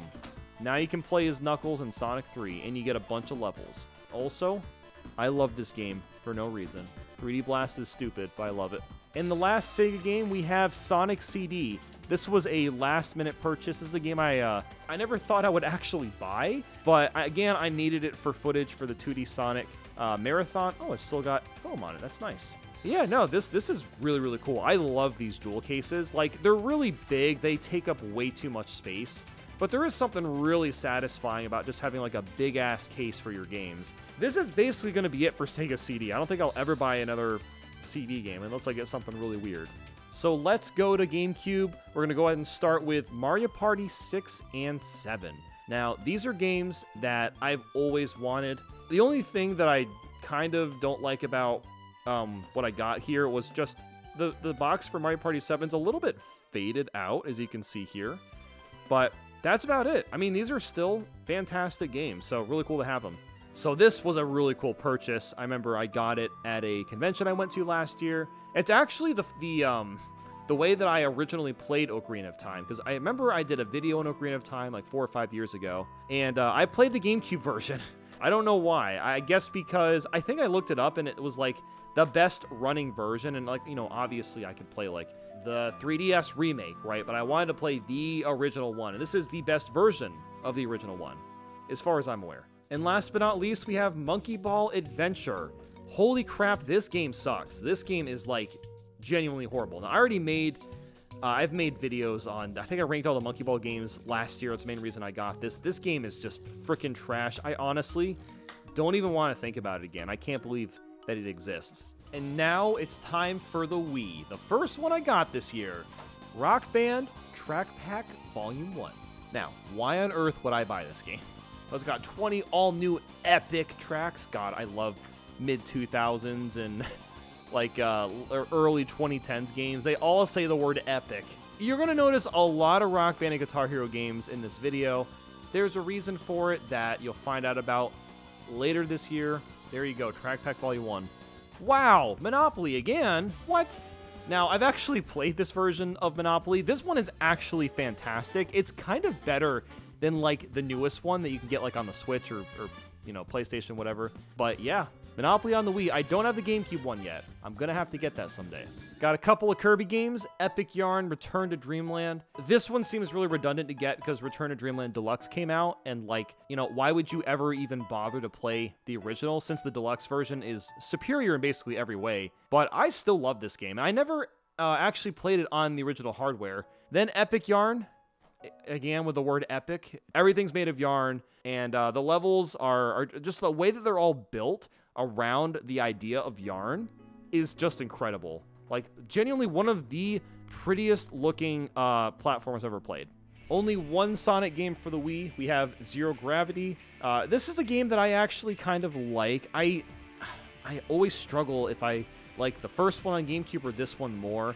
But I don't know. There's something about this game that I do really enjoy. Like, they're both pretty solid games, but yeah. Excite Truck. It just kind of felt weird to not own this game. This is a classic launch game. It's kind of a reboot of Excite Bike, I guess. There's something about it that is very, very charming. I think I've played it like once or twice. And it's honestly a fairly decent game. I wouldn't call it like deep or anything, but like for its time, it was a really cool game. I've heard a lot of things about Fortune Street, so someday I'm gonna have to play this, and I figured, you know what? When the right person comes over, they're probably gonna ask to play Fortune Street for some stupid reason, so I've got it for whoever you are out there. It just looks like a very complicated and just weird Mario Party kind of game with Final Fantasy characters Dragon Quest characters in it. That's all I can really say about it. This game slaps. I love Wario Land Shake It. It's, I guess, technically like Wario Land 5. It's a sequel to the fourth game. Such a fun game. It's a beautiful looking game, and it's also really, really fun. Totally worth playing if you're into Wario Land. I honestly kind of forgot that I never got this in the past. Skyward Sword. So I know obviously Skyward Sword HD came out on the Switch, but a lot of people don't like the controls in that game. Thing of the matter is this game is really made for the Wii Remote specifically, Wii Remote and Nunchuck. So at some point I am going to be playing this game. So, oh, what the hell? There's 2 discs? Why is there 2? Oh, there's a Symphony as well? Oh, that's sick. Did I get like a special edition? Zelda 25th Anniversary. I just noticed that. Oh, that's actually really cool. I figured that I would get the rest of the Metroid games. I already had 3, so let's buy it again, but also have 1 and 2. So the Prime Trilogy. It is a shock that this has not come out or been ported on Switch yet. Like, I know we just got the remake of the first game, but like, come on, let's get 2 and 3 on the Switch already. Metroid Other M. Well, heard a lot of decisive things about this, but you know what? I am all about playing decisive games, because I always like to see, like, oh, what am I gonna think about it? Like, I love playing, like, really weird games, even if they're not that good. So this one, I'm honestly kind of more excited to play than even, like, the Prime Trilogy. More Donkey Kong. It is just Barrel Blast.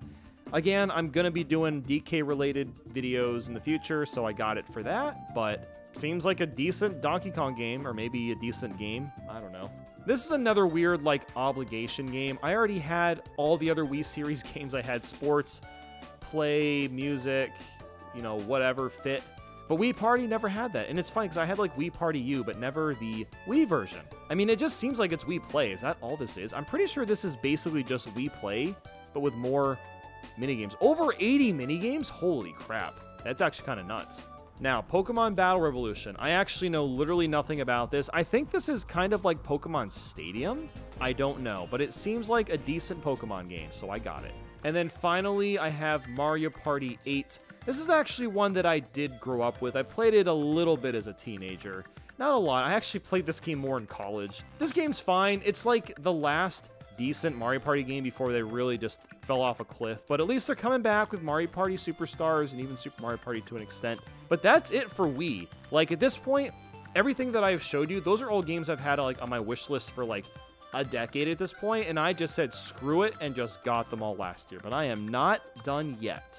Moving on to Xbox, we have Conquer Live and Reloaded. I've never even played the original Conquer, but yeah, there's just some. I just love the entire concept of these games. I think I got this game this year or last year, but it might have been 2 years ago. I don't remember. I got this one from a friend, grabbed by the Ghoulies. It kind of reminds me of like Luigi's Mansion. It's like the best way to describe it. It's kind of like that. But yeah, from what I've played, like, it's a decent game. Now, this game I did not buy. I was at a convention last year. A group of teenagers came up to me. They handed me Zapper, One Wicked Cricket. Then they laughed, and then they left. So I'm like, okay, well, I guess that's a funny game, and I don't know why. I've never felt more old in my life, because I genuinely don't understand how this game's a meme. I really appreciate this game. I will never play it, but I will always keep it just for you. Let's move on to the PlayStation 2 with Guitar Hero 2. A lot of these are just going to be Guitar Hero games. We have Encore Rocks the 80s, and then, of course, the original one. Although, of course, a lot of people didn't play these ones. Like, the series really got big when Guitar Hero 3 came off. That's when it was popping off. Then we have iToy, number 1 and number 2. I never would have even known that there was a second one. But the thing is, I did a ranked video on all of the PlayStation controllers, and of course the iToy is technically a controller, right? So of course, gotta get some iToy video games, and it's these two, and they're kind of fun. I wouldn't necessarily call them, like, great. Like, it's kind of like 1-2 switch. It's like, you know what, it's mildly entertaining for like an hour, then after that, you'll never touch them again. And finally, we have Buzz the Hollywood Quiz. Again, I literally only bought this for that same video, the PlayStation controllers. I needed to try out these buzzers because they're technically officially from Sony. So I got them, and it is a weird quiz game. That's about it. Let's move on to the PlayStation Portable. We've got Monkey Ball Adventure again. Now, basically, I just wanted to get footage of the cartridge itself. Oh, this must still be in the PSP. But yeah, this game, it is incredible how bad this game runs on the PSP. I just think it's weird how, like, this is the only Monkey Ball game on this handheld. There's something really bizarre about that, and it's, like, horrible. Very weird. Then the last one was Rock Band Unplugged. Again, you're going to see a lot of Rock Band and Guitar Hero games today. But yeah, it is just Rock Band, but you push buttons. Wow, cool. And I got one game on the PS3. I might as well show you guys that now. It is iPet. It was to try out the PlayStation camera because, frankly, I couldn't find any other video games that used the PlayStation camera specifically. And it was not very good. It was kind of like the iToy, but I guess slightly better. Even the quality of the camera was just really bad. But yeah, this is the only PS3 game I got. Woo. Now we'll move on to the Nintendo DS. This is the last console where I went really crazy with getting stuff. Starting, of course, with Phantom Hourglass and Spirit Tracks. And, you know, I love how it's just like, it's all goddamn touchscreen. It's probably not a super great game. I don't know which one people like more. I think people like Phantom Hourglass more nowadays, but I don't know. Either way, these are both games I'm super excited to play at some point. Oh boy, Tetris Party Deluxe. It's more Tetris. It's basically the same thing as the Wii one. Obviously, it doesn't look as good. But yeah, Tetris Party Deluxe. It's Tetris again, and it's always good. I think Nathaniel made a video on this game on the channel last year for Super Princess Peach. I've never played this game. It's one that, like, I've been wanting to play for a super long time. Maybe I will play it since Princess Peach Showtime is coming out this year. A little bit sexist, potentially, considering her power-ups are literal emotions. But anyway, let's just move on. This game's going to get me in trouble. Super Monkey Ball Touch and Roll. I'm super excited. Well, I guess I was excited that I was finally able to play it last year, of course, for that ranking Monkey Ball video I did. I wish it had, like, all brand new levels. A lot of the levels come from Monkey Ball 1 and 2. It would have been nice if it had a bit more of an identity. But yeah, pretty solid game.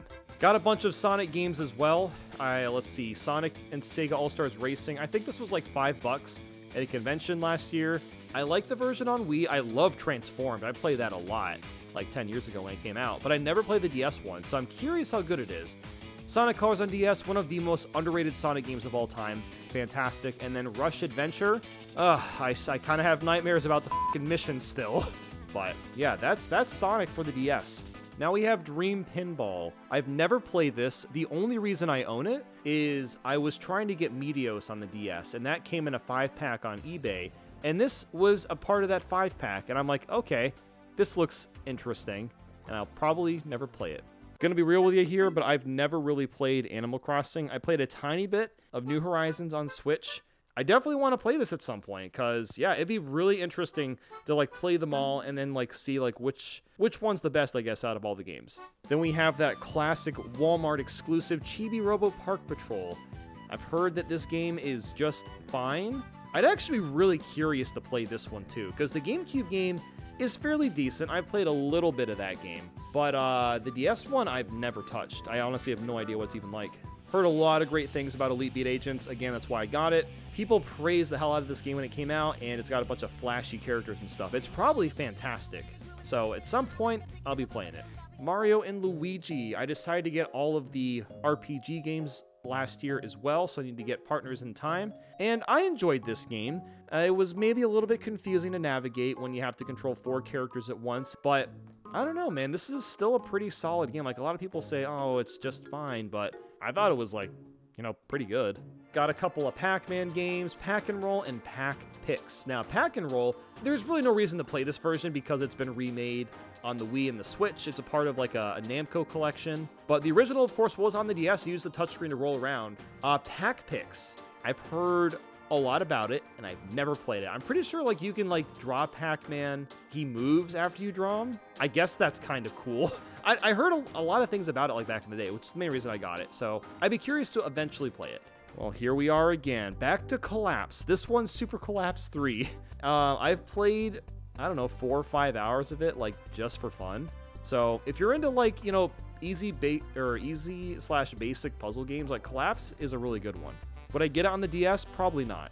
Brain Age 1 and 2. Really the only reason I got these was just for nostalgia. These are games that, again, I played with family when I was a lot younger. I used to have, like, competitions and stuff. And you know what? It did kind of make you feel smart. You could, like, test your brain age and stuff. It had free Sudoku. How can you go wrong? Now we'll get to the Diddy Kong/Donkey Kong games. Jungle Climber. So like King of Swing, it's the same thing. You can only move with the L and R buttons, but of course it's the sequel. And again, I have no idea if it's any good, but I had to get it. And then Diddy Kong Racing DS. I've heard a lot of people say that it's really, really bad compared to like the original Diddy Kong Racing. So I played it for maybe, I don't know, an hour or two, and I see where people are coming from. It's definitely not as good as the original. Now, I'm not going to get into detail about these because Nathaniel already made an entire video about the Guitar Hero on the DS games, but I did get these last year for Nathaniel. Now we have Nintendogs. And honestly was only going to get Lab and Friends, but like when I was looking online, I'm like, you know what? They've got all 4 of the originals right here. All these are the same thing too. There's just, you know, different dog breeds. It's an interesting idea to like pick up like a dog breed or like, you know, whatever, like a specific dog, right? Interesting concept. Nintendo's tried to bring back, but no one really cared because it's one of those like weird gimmick things that you can only do once. Now, Metroid Prime Hunters. I've always forget that I played a lot of this game too. And this game's honestly pretty solid. I hear a lot of people say they don't really care for it, but I don't know, man. I liked this game a lot. Like, I played the first Hunt demo on the DS like 100 times. I was obsessed with it. And yeah, you know what?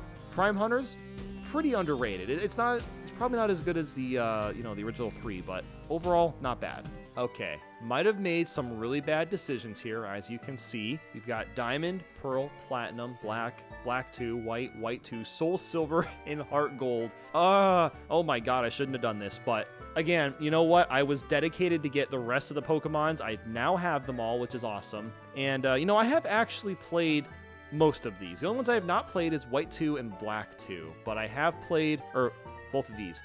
I have played Diamond and Pearl, and they're fine. They're very slow, but I get why people love these games. I totally get it. Platinum, I have not tried. I need to try it eventually. Again, Black and White, they're very similar to Diamond and Pearl, but like they have much more interesting story. Now, Soul Silver and Heart Gold, I never intended to get the big boxes, but again, you know, I brought up this convention I went to. I bought like 7 or 8 of these games last year, so got all the Pokemons, and that's it for the Nintendo DS. So let's go ahead and move on. We're actually getting kind of close to finishing. Oh my god. I think it's time to spice things up. We're going to the PS4 with Guitar Hero Live. Again, another Guitar Hero game, which you'll eventually see why I have all these. But this was actually the last Guitar Hero game, and they've not made another one since. I don't know. I feel like the time has passed for this kind of game, but I hope it makes a comeback at some point. Firewall 0 Hour. Literally only got this so we could try out the PlayStation VR gun. I forgot what it was called. PSVR Aim, that's what it's called, the VR Aim. I don't know if I'd want to play the whole thing in VR. I'd probably rather just play it, you know, normally, but it's not bad. It's a decent game. Now, Dreams. Actually, Nathaniel bought this one because his editor desperately wanted him to play one game in Dreams. So that is why he has it. But yeah, got Dreams. Got a handful of Sonic games here. Again, I basically only have these because I needed them for footage for the 2D Sonic. Marathon, Superstars, Mania Plus, Origins Plus. What's with all the plus? Yeah, I mean, out of all these games, like, obviously, you know, Mania is definitely the best. Origins Plus is like the best way to play the classic games, but not much more than that. And then Sonic Superstars is the most average Sonic game I've ever played. Yeah, there you go, Sonic Superstars, oh boy. And the last PS4 game, Monkey Ball Banana Mania. Again, I got the physical because, well, first off, I just like Monkey Ball, but second, because I needed it for footage. It's about as close as they have gotten to making a good Monkey Ball game since like 20 years ago. So good job, you're getting there. We're almost at the point where they used to be great games.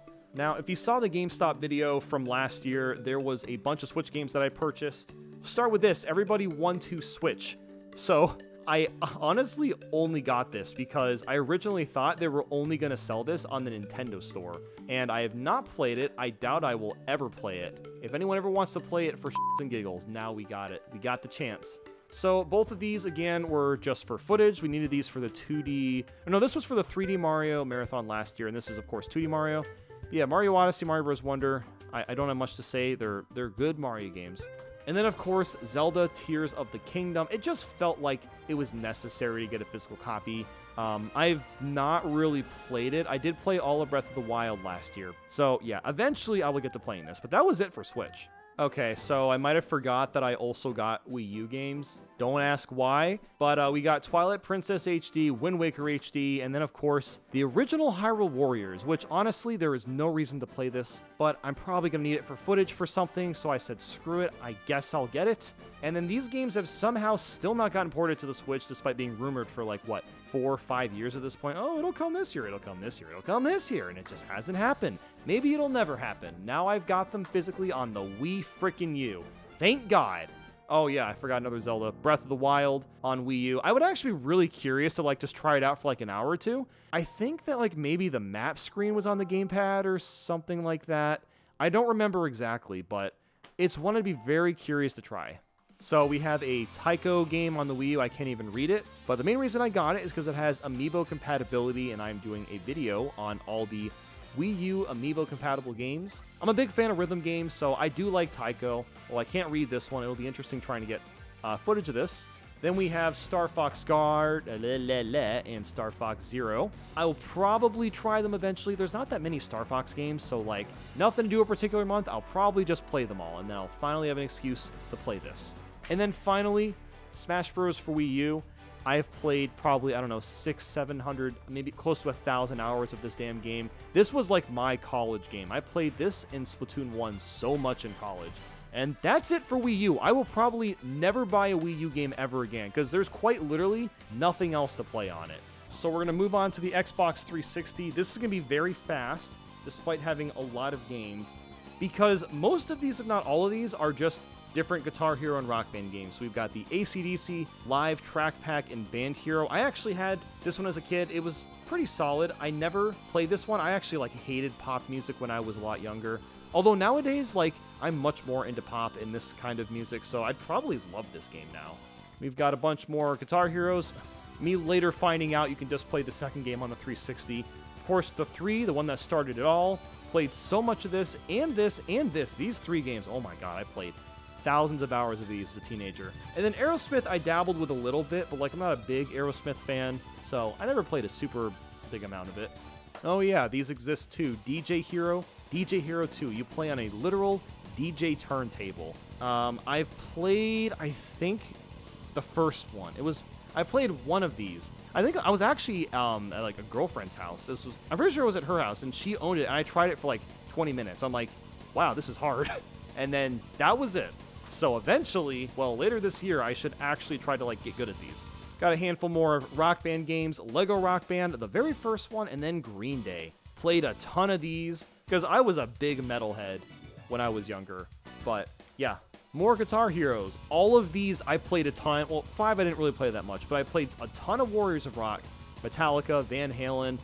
Great memories with basically all these games. 5, not really. I think I played all the songs like once or twice and that was it. But these games I replayed a ton. And this is the rest. It's all Rock Band stuff. Of course, all these different track packs. You might be wondering what the hell is a track pack. Well, basically, instead of like buying DLC, you could literally buy the DLC songs on discs and then basically import those into your Rock Band games. Incredibly cool concept. It's something that I almost wish games would do nowadays, because I think it's really cool to have like all these extra like discs for like this particular series. Something about that's just really awesome. So lots of track packs. Then 2 and 3, these are some of my most played Rock Band games, especially 2. Oh my god. Well, 3 too. I played so much of these. I never owned the Beatles Rock Band. Again, I just didn't really care for it. But let's move on to the actual last console. Oh boy, more Tetris. Tetris Axis and Tetris Ultimate for the 3DS. I think Tetris Axis does actually do something different. Traditional and brand new modes, new ways to manipulate Tetraminos. I don't know what that means. It's probably fantastic because it's Tetris. Now, Donkey Kong Country Returns 3D, a fantastic remake, or even just, I'd say, a port of course, the original on the Wii, because you don't have to shake to do attacks. You can just do all buttons. Pretty neat. I'll definitely be trying this out. I have played the original on the Wii, and I did not like the fact that there was forced motion controls. I just feel like it didn't work well for a platformer because you had to use them so often. So this, probably the superior version, I'd imagine. Now, Animal Crossing New Leaf, again, I got this just because I wanted to have all the Animal Crossing games, and I'll probably play it eventually. I think people say that this one's kind of like the best. It has like the most content out of all the Animal Crossing games, so figured might as well get it.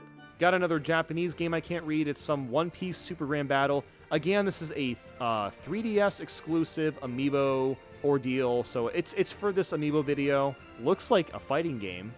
I imagine it's probably decent. Who knows? All right, here we go. It's time to get extra epic with Kirby's Extra Epic Yarn. This game's actually pretty neat. It's literally just Kirby's Epic Yarn again, but it's got like brand new modes. It adds like actual abilities for people that like it. I don't know. I always like this one maybe like a little bit more than the Wii one.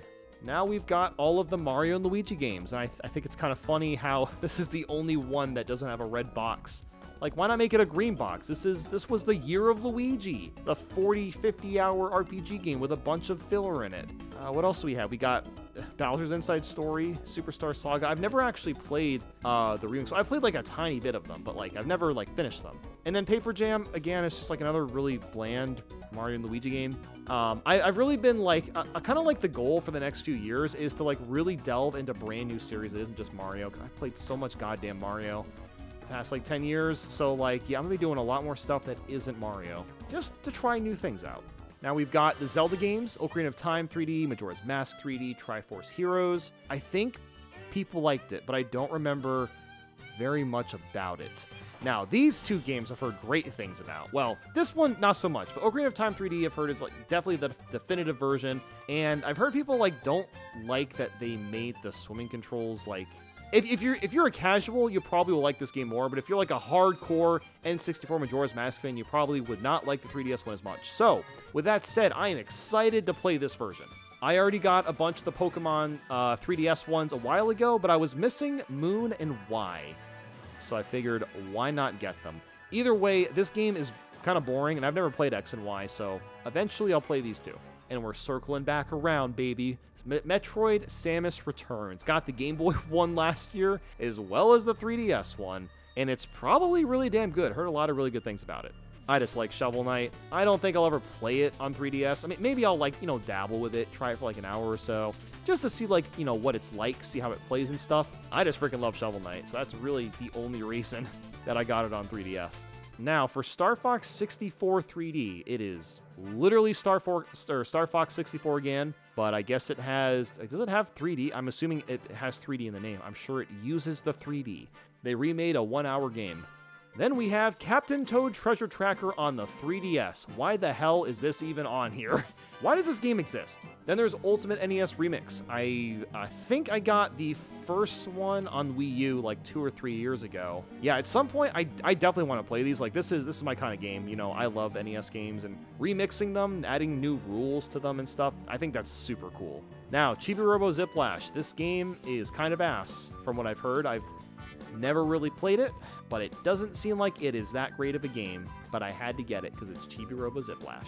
And finally, to end things on an actual banger, Kid Icarus Uprising. Good lord, this game is freaking sick. The only problem is that it's painful to play, quite literally, because of how you have to hold the controller, but goddamn, this game is freaking awesome. I really hope it gets ported to the Switch, or just at some point ported to anything, and I'm so glad that it exists, because holy crap, it is just so good. Nathaniel's gone missing again, so it's just me, regular Nathaniel, and I bought a bunch more video games this year, and I wanted to go ahead, show some of them off. I've actually gotten a very, very cool collection, which I'll be showing near the end. Let's start with some Switch things, the Nintendo World Championships NES Edition. I actually have not even played this yet, but this entire deluxe set really, really had me intrigued. There are so many damn cool things in this set.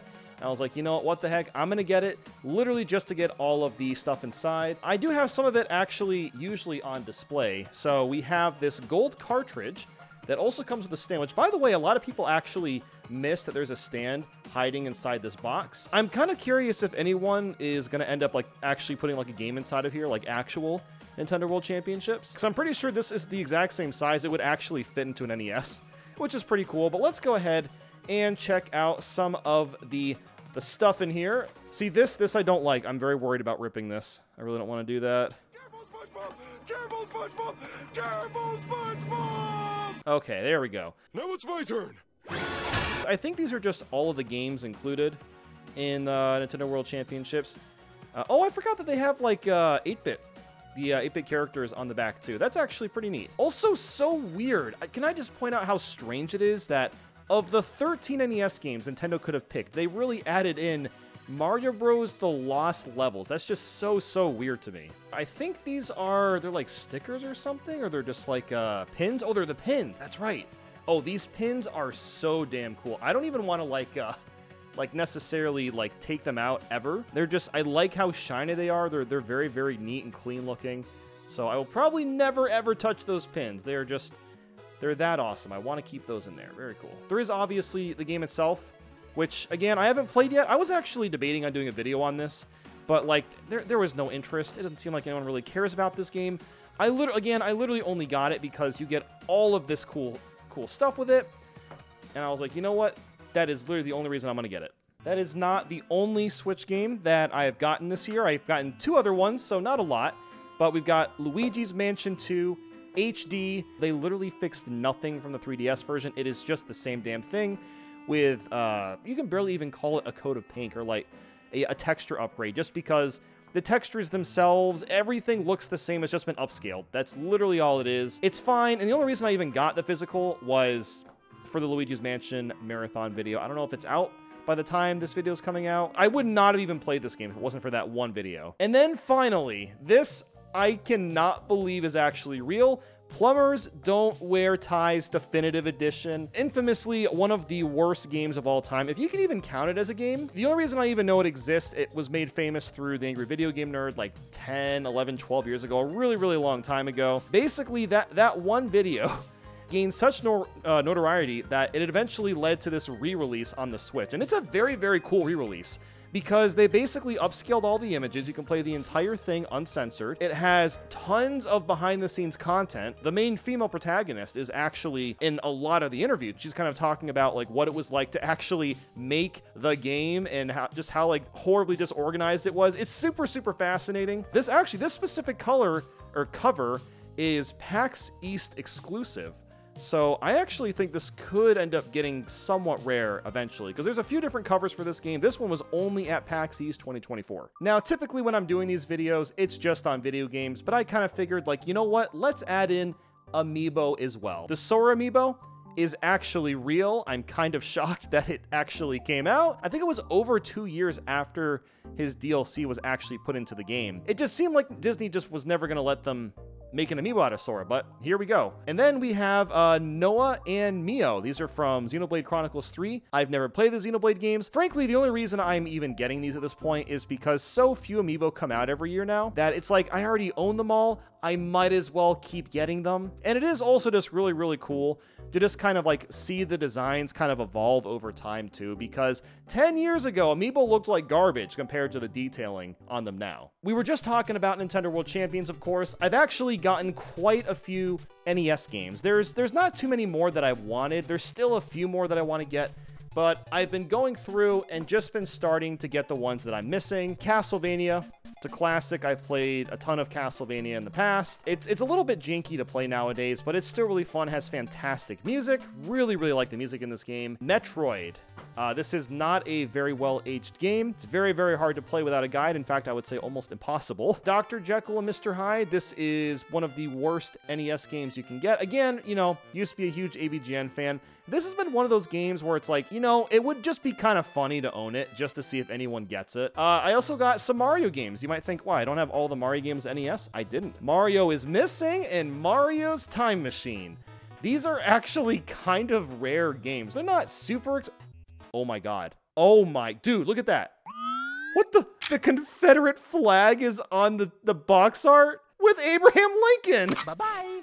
Oh, dude, it was so worth getting this. Even though this one cost a little bit, it was totally worth it. But basically, if you don't know what these are, they're educational games. They're really, really poorly done educational games. Wow, dude, I genuinely can't believe that. That's insane. Got Ice Climber. This is actually a game that I owned as a kid. I did not own the NES version, but I owned the NES Classic one on the Game Boy Advance, and I have a bit of a weird story with Ice Climber. So when I got this, I was maybe, I don't know, 9, 10 years old. I still remember getting it at Target. So I get the game, and you know when you like go to a Target, you go to the back of the store, you pick up the thing you want, and then you buy it in the back. Well, what I didn't realize is you have to, like, you know, keep the receipt as you leave the store. So I threw away the receipt, and, you know, we finished our shopping, and we left the store, and all of a sudden the alarm started to go off. Stop right there! And it wasn't until several days later when I realized, oh, it was because I threw away the receipt. So I kind of, it's a weird memory with this game. Balloon Fight. I don't have many memories with this one.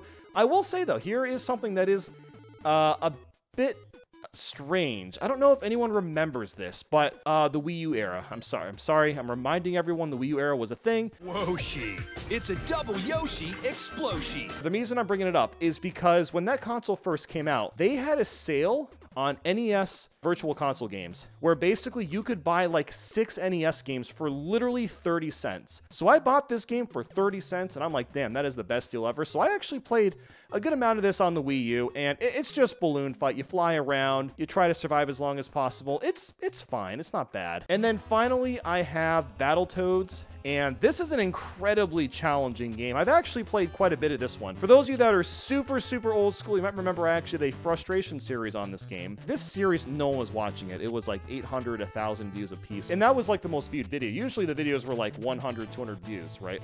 But yeah, I played through most of Battletoads. I got to like stage 9 or 10 or something.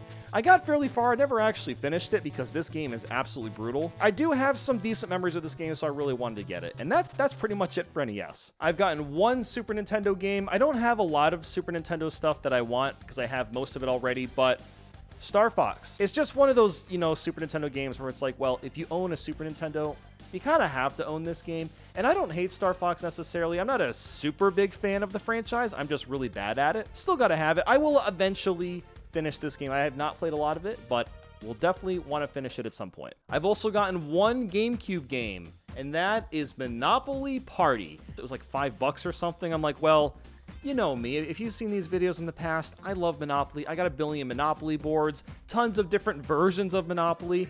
I figured, you know what? I might as well get Monopoly. Oh, what the heck? Oh, wait, hold on. Wait a minute. The person that rung me up put it... Okay, this makes no sense. They put it inside of a jewel case. Inside of a jewel case. It's all worth it. There's colorful 3D environments, and look how happy she is. You know it's a good version of Monopoly. But that is not the only Monopoly I got. We also got Monopoly Streets on the Nintendo Wii. If you watched the previous video, I got another version of Monopoly also on the Wii. For whatever reason, I think this is like a sequel to that one. I don't even know what exactly is different about it. It's just a different version, I guess. Maybe it just has, like, different boards. Oh my god, this is the same damn thing. And then the last Wii game I got was a gift that I received this year. It is Resident Evil 4, the Wii edition. You know, I've already played Resident Evil 4 a billion times, but this is the European version of the game, and I just freaking love this cover. It is so aesthetically pleasing. It gives me Mad World vibes with just the black and white. I just love how the trees are kind of like composed, and then you got the chainsaw dude just kind of like hiding in the back with his shadow. It's so cool. I really, really love how this looks a lot. Oh, they even made the disc like all bloody. Oh, that's pretty neat. Something that I did find kind of interesting, which I don't know if anyone cares, but the R and the E are not capitalized. Still, this cover is just gorgeous. I absolutely love it. Okay, so I made a little bit of a purchase here. Now, this was a very, very spontaneous thing. I don't normally make big purchases like this. This was obviously, you know, quite expensive to get all of these. I saw the listing on eBay, and I'm just like, damn, no one actually owns an entire set of these games. Like, I know Nintendo does, of course, but like, I don't really know anyone else that actually owns all of these. It's such a cool collection to have. And it's super crazy because I actually put all these games into price charting, and it turns out he was selling them for the exact value that they're currently worth. I was like, okay, I'm gonna get all these, and I'm gonna at some point make a video about all these games, because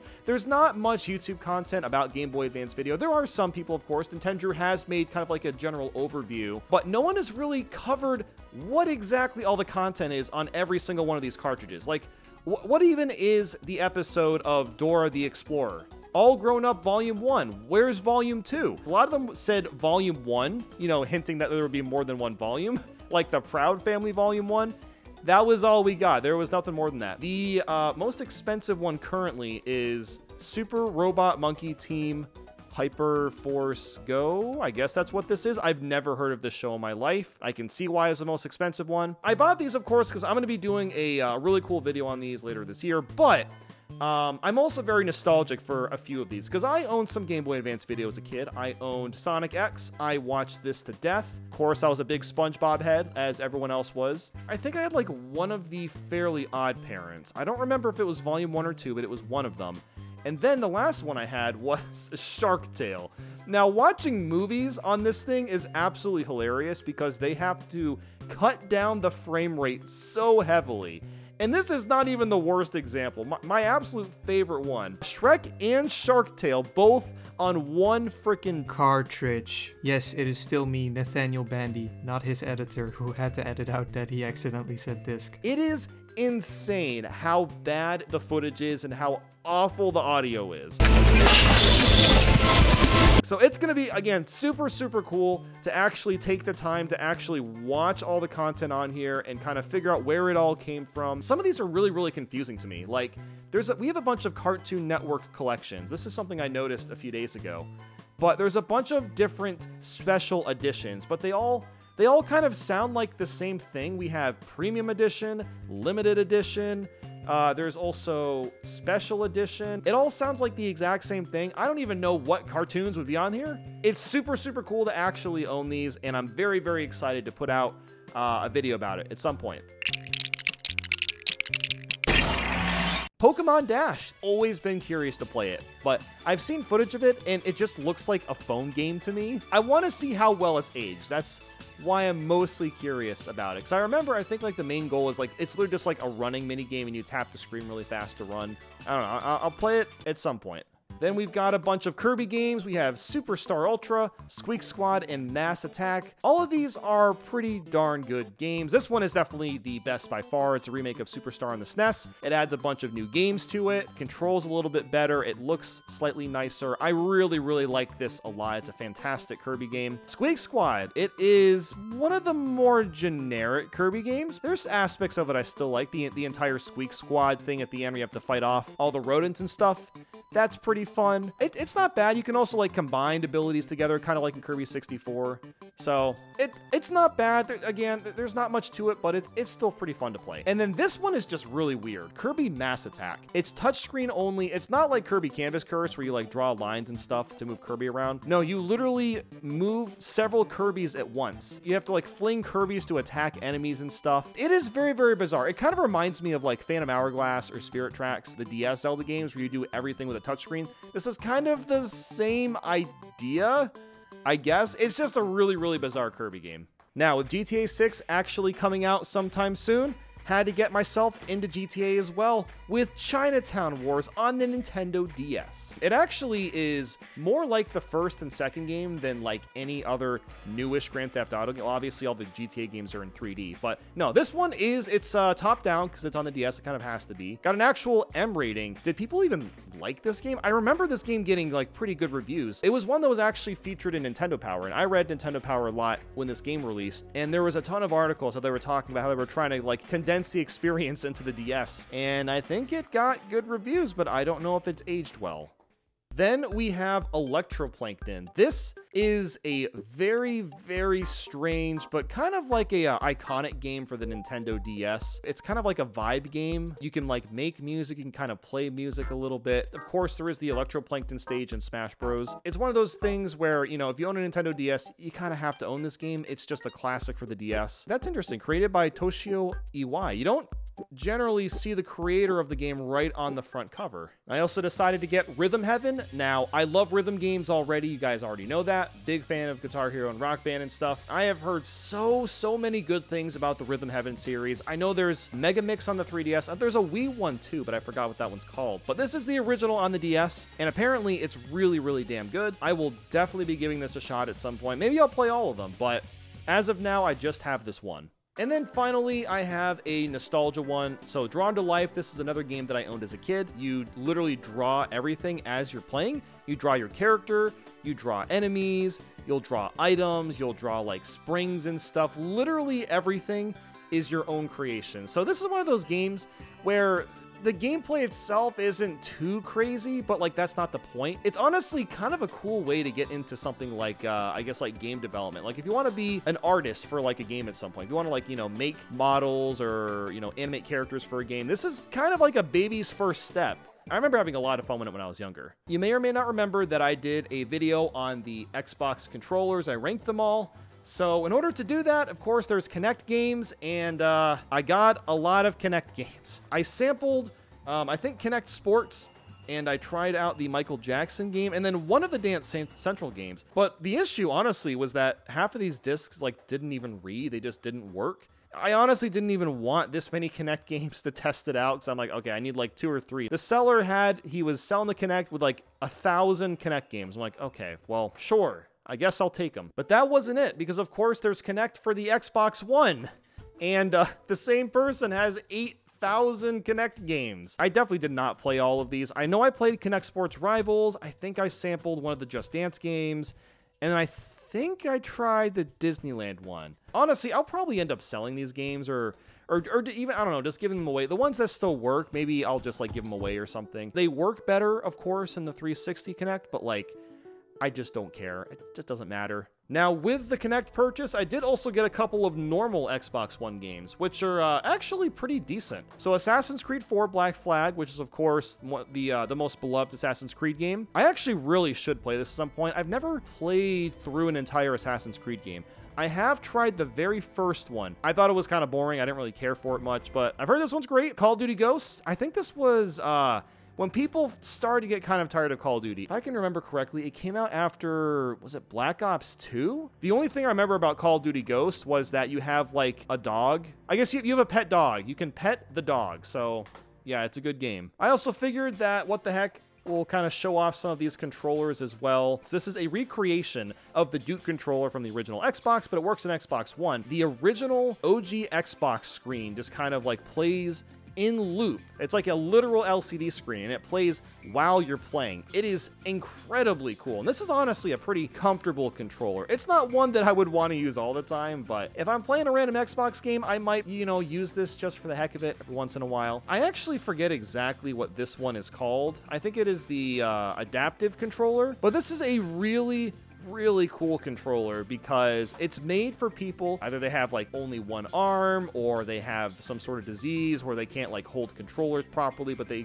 still have like some movement with like some of their joints. So this controller is basically made with them in mind, which is awesome. Got 2 huge buttons, a nice huge D-pad, and then you can also plug in like a bunch of different accessories. Basically, this controller is just really good for people that has just disabilities with holding controllers. I will give Xbox credit. Good job on that one. You guys at least earned that. I wish you made some actual video games this generation, but you know what? This is cool too. And then the last thing I decided to get were the Famicom controllers for Switch Online. This is something I didn't even realize existed until the NES World Championships bundle was announced, because I was looking at the bundles and the Japanese version comes with these controllers. I'm like, oh, that's so cool. These things are so freaking cool. They're very light. This actually has the volume and the microphone from the original Famicom. If you're playing, you know, Legend of Zelda, you see a Pole's voice, you yell into the microphone or blow into it, and then it basically kills them. Very cool that you can actually still do that on the Switch with this specific controller. I think that's awesome. The only weird thing is they do feel a little light. I wish there was a little more meat to the controllers, but like, the buttons feel great still. I don't know, I can't really complain. Yeah, that's basically all the video games that I have purchased so far this year. I don't think I'll be buying much. Like, honestly, most of the stuff that I got was much earlier into the year. I have not bought much the past, like, 2 to 3 months. So maybe I'll do another one of these at the end of the year. We'll see. Okay, bye.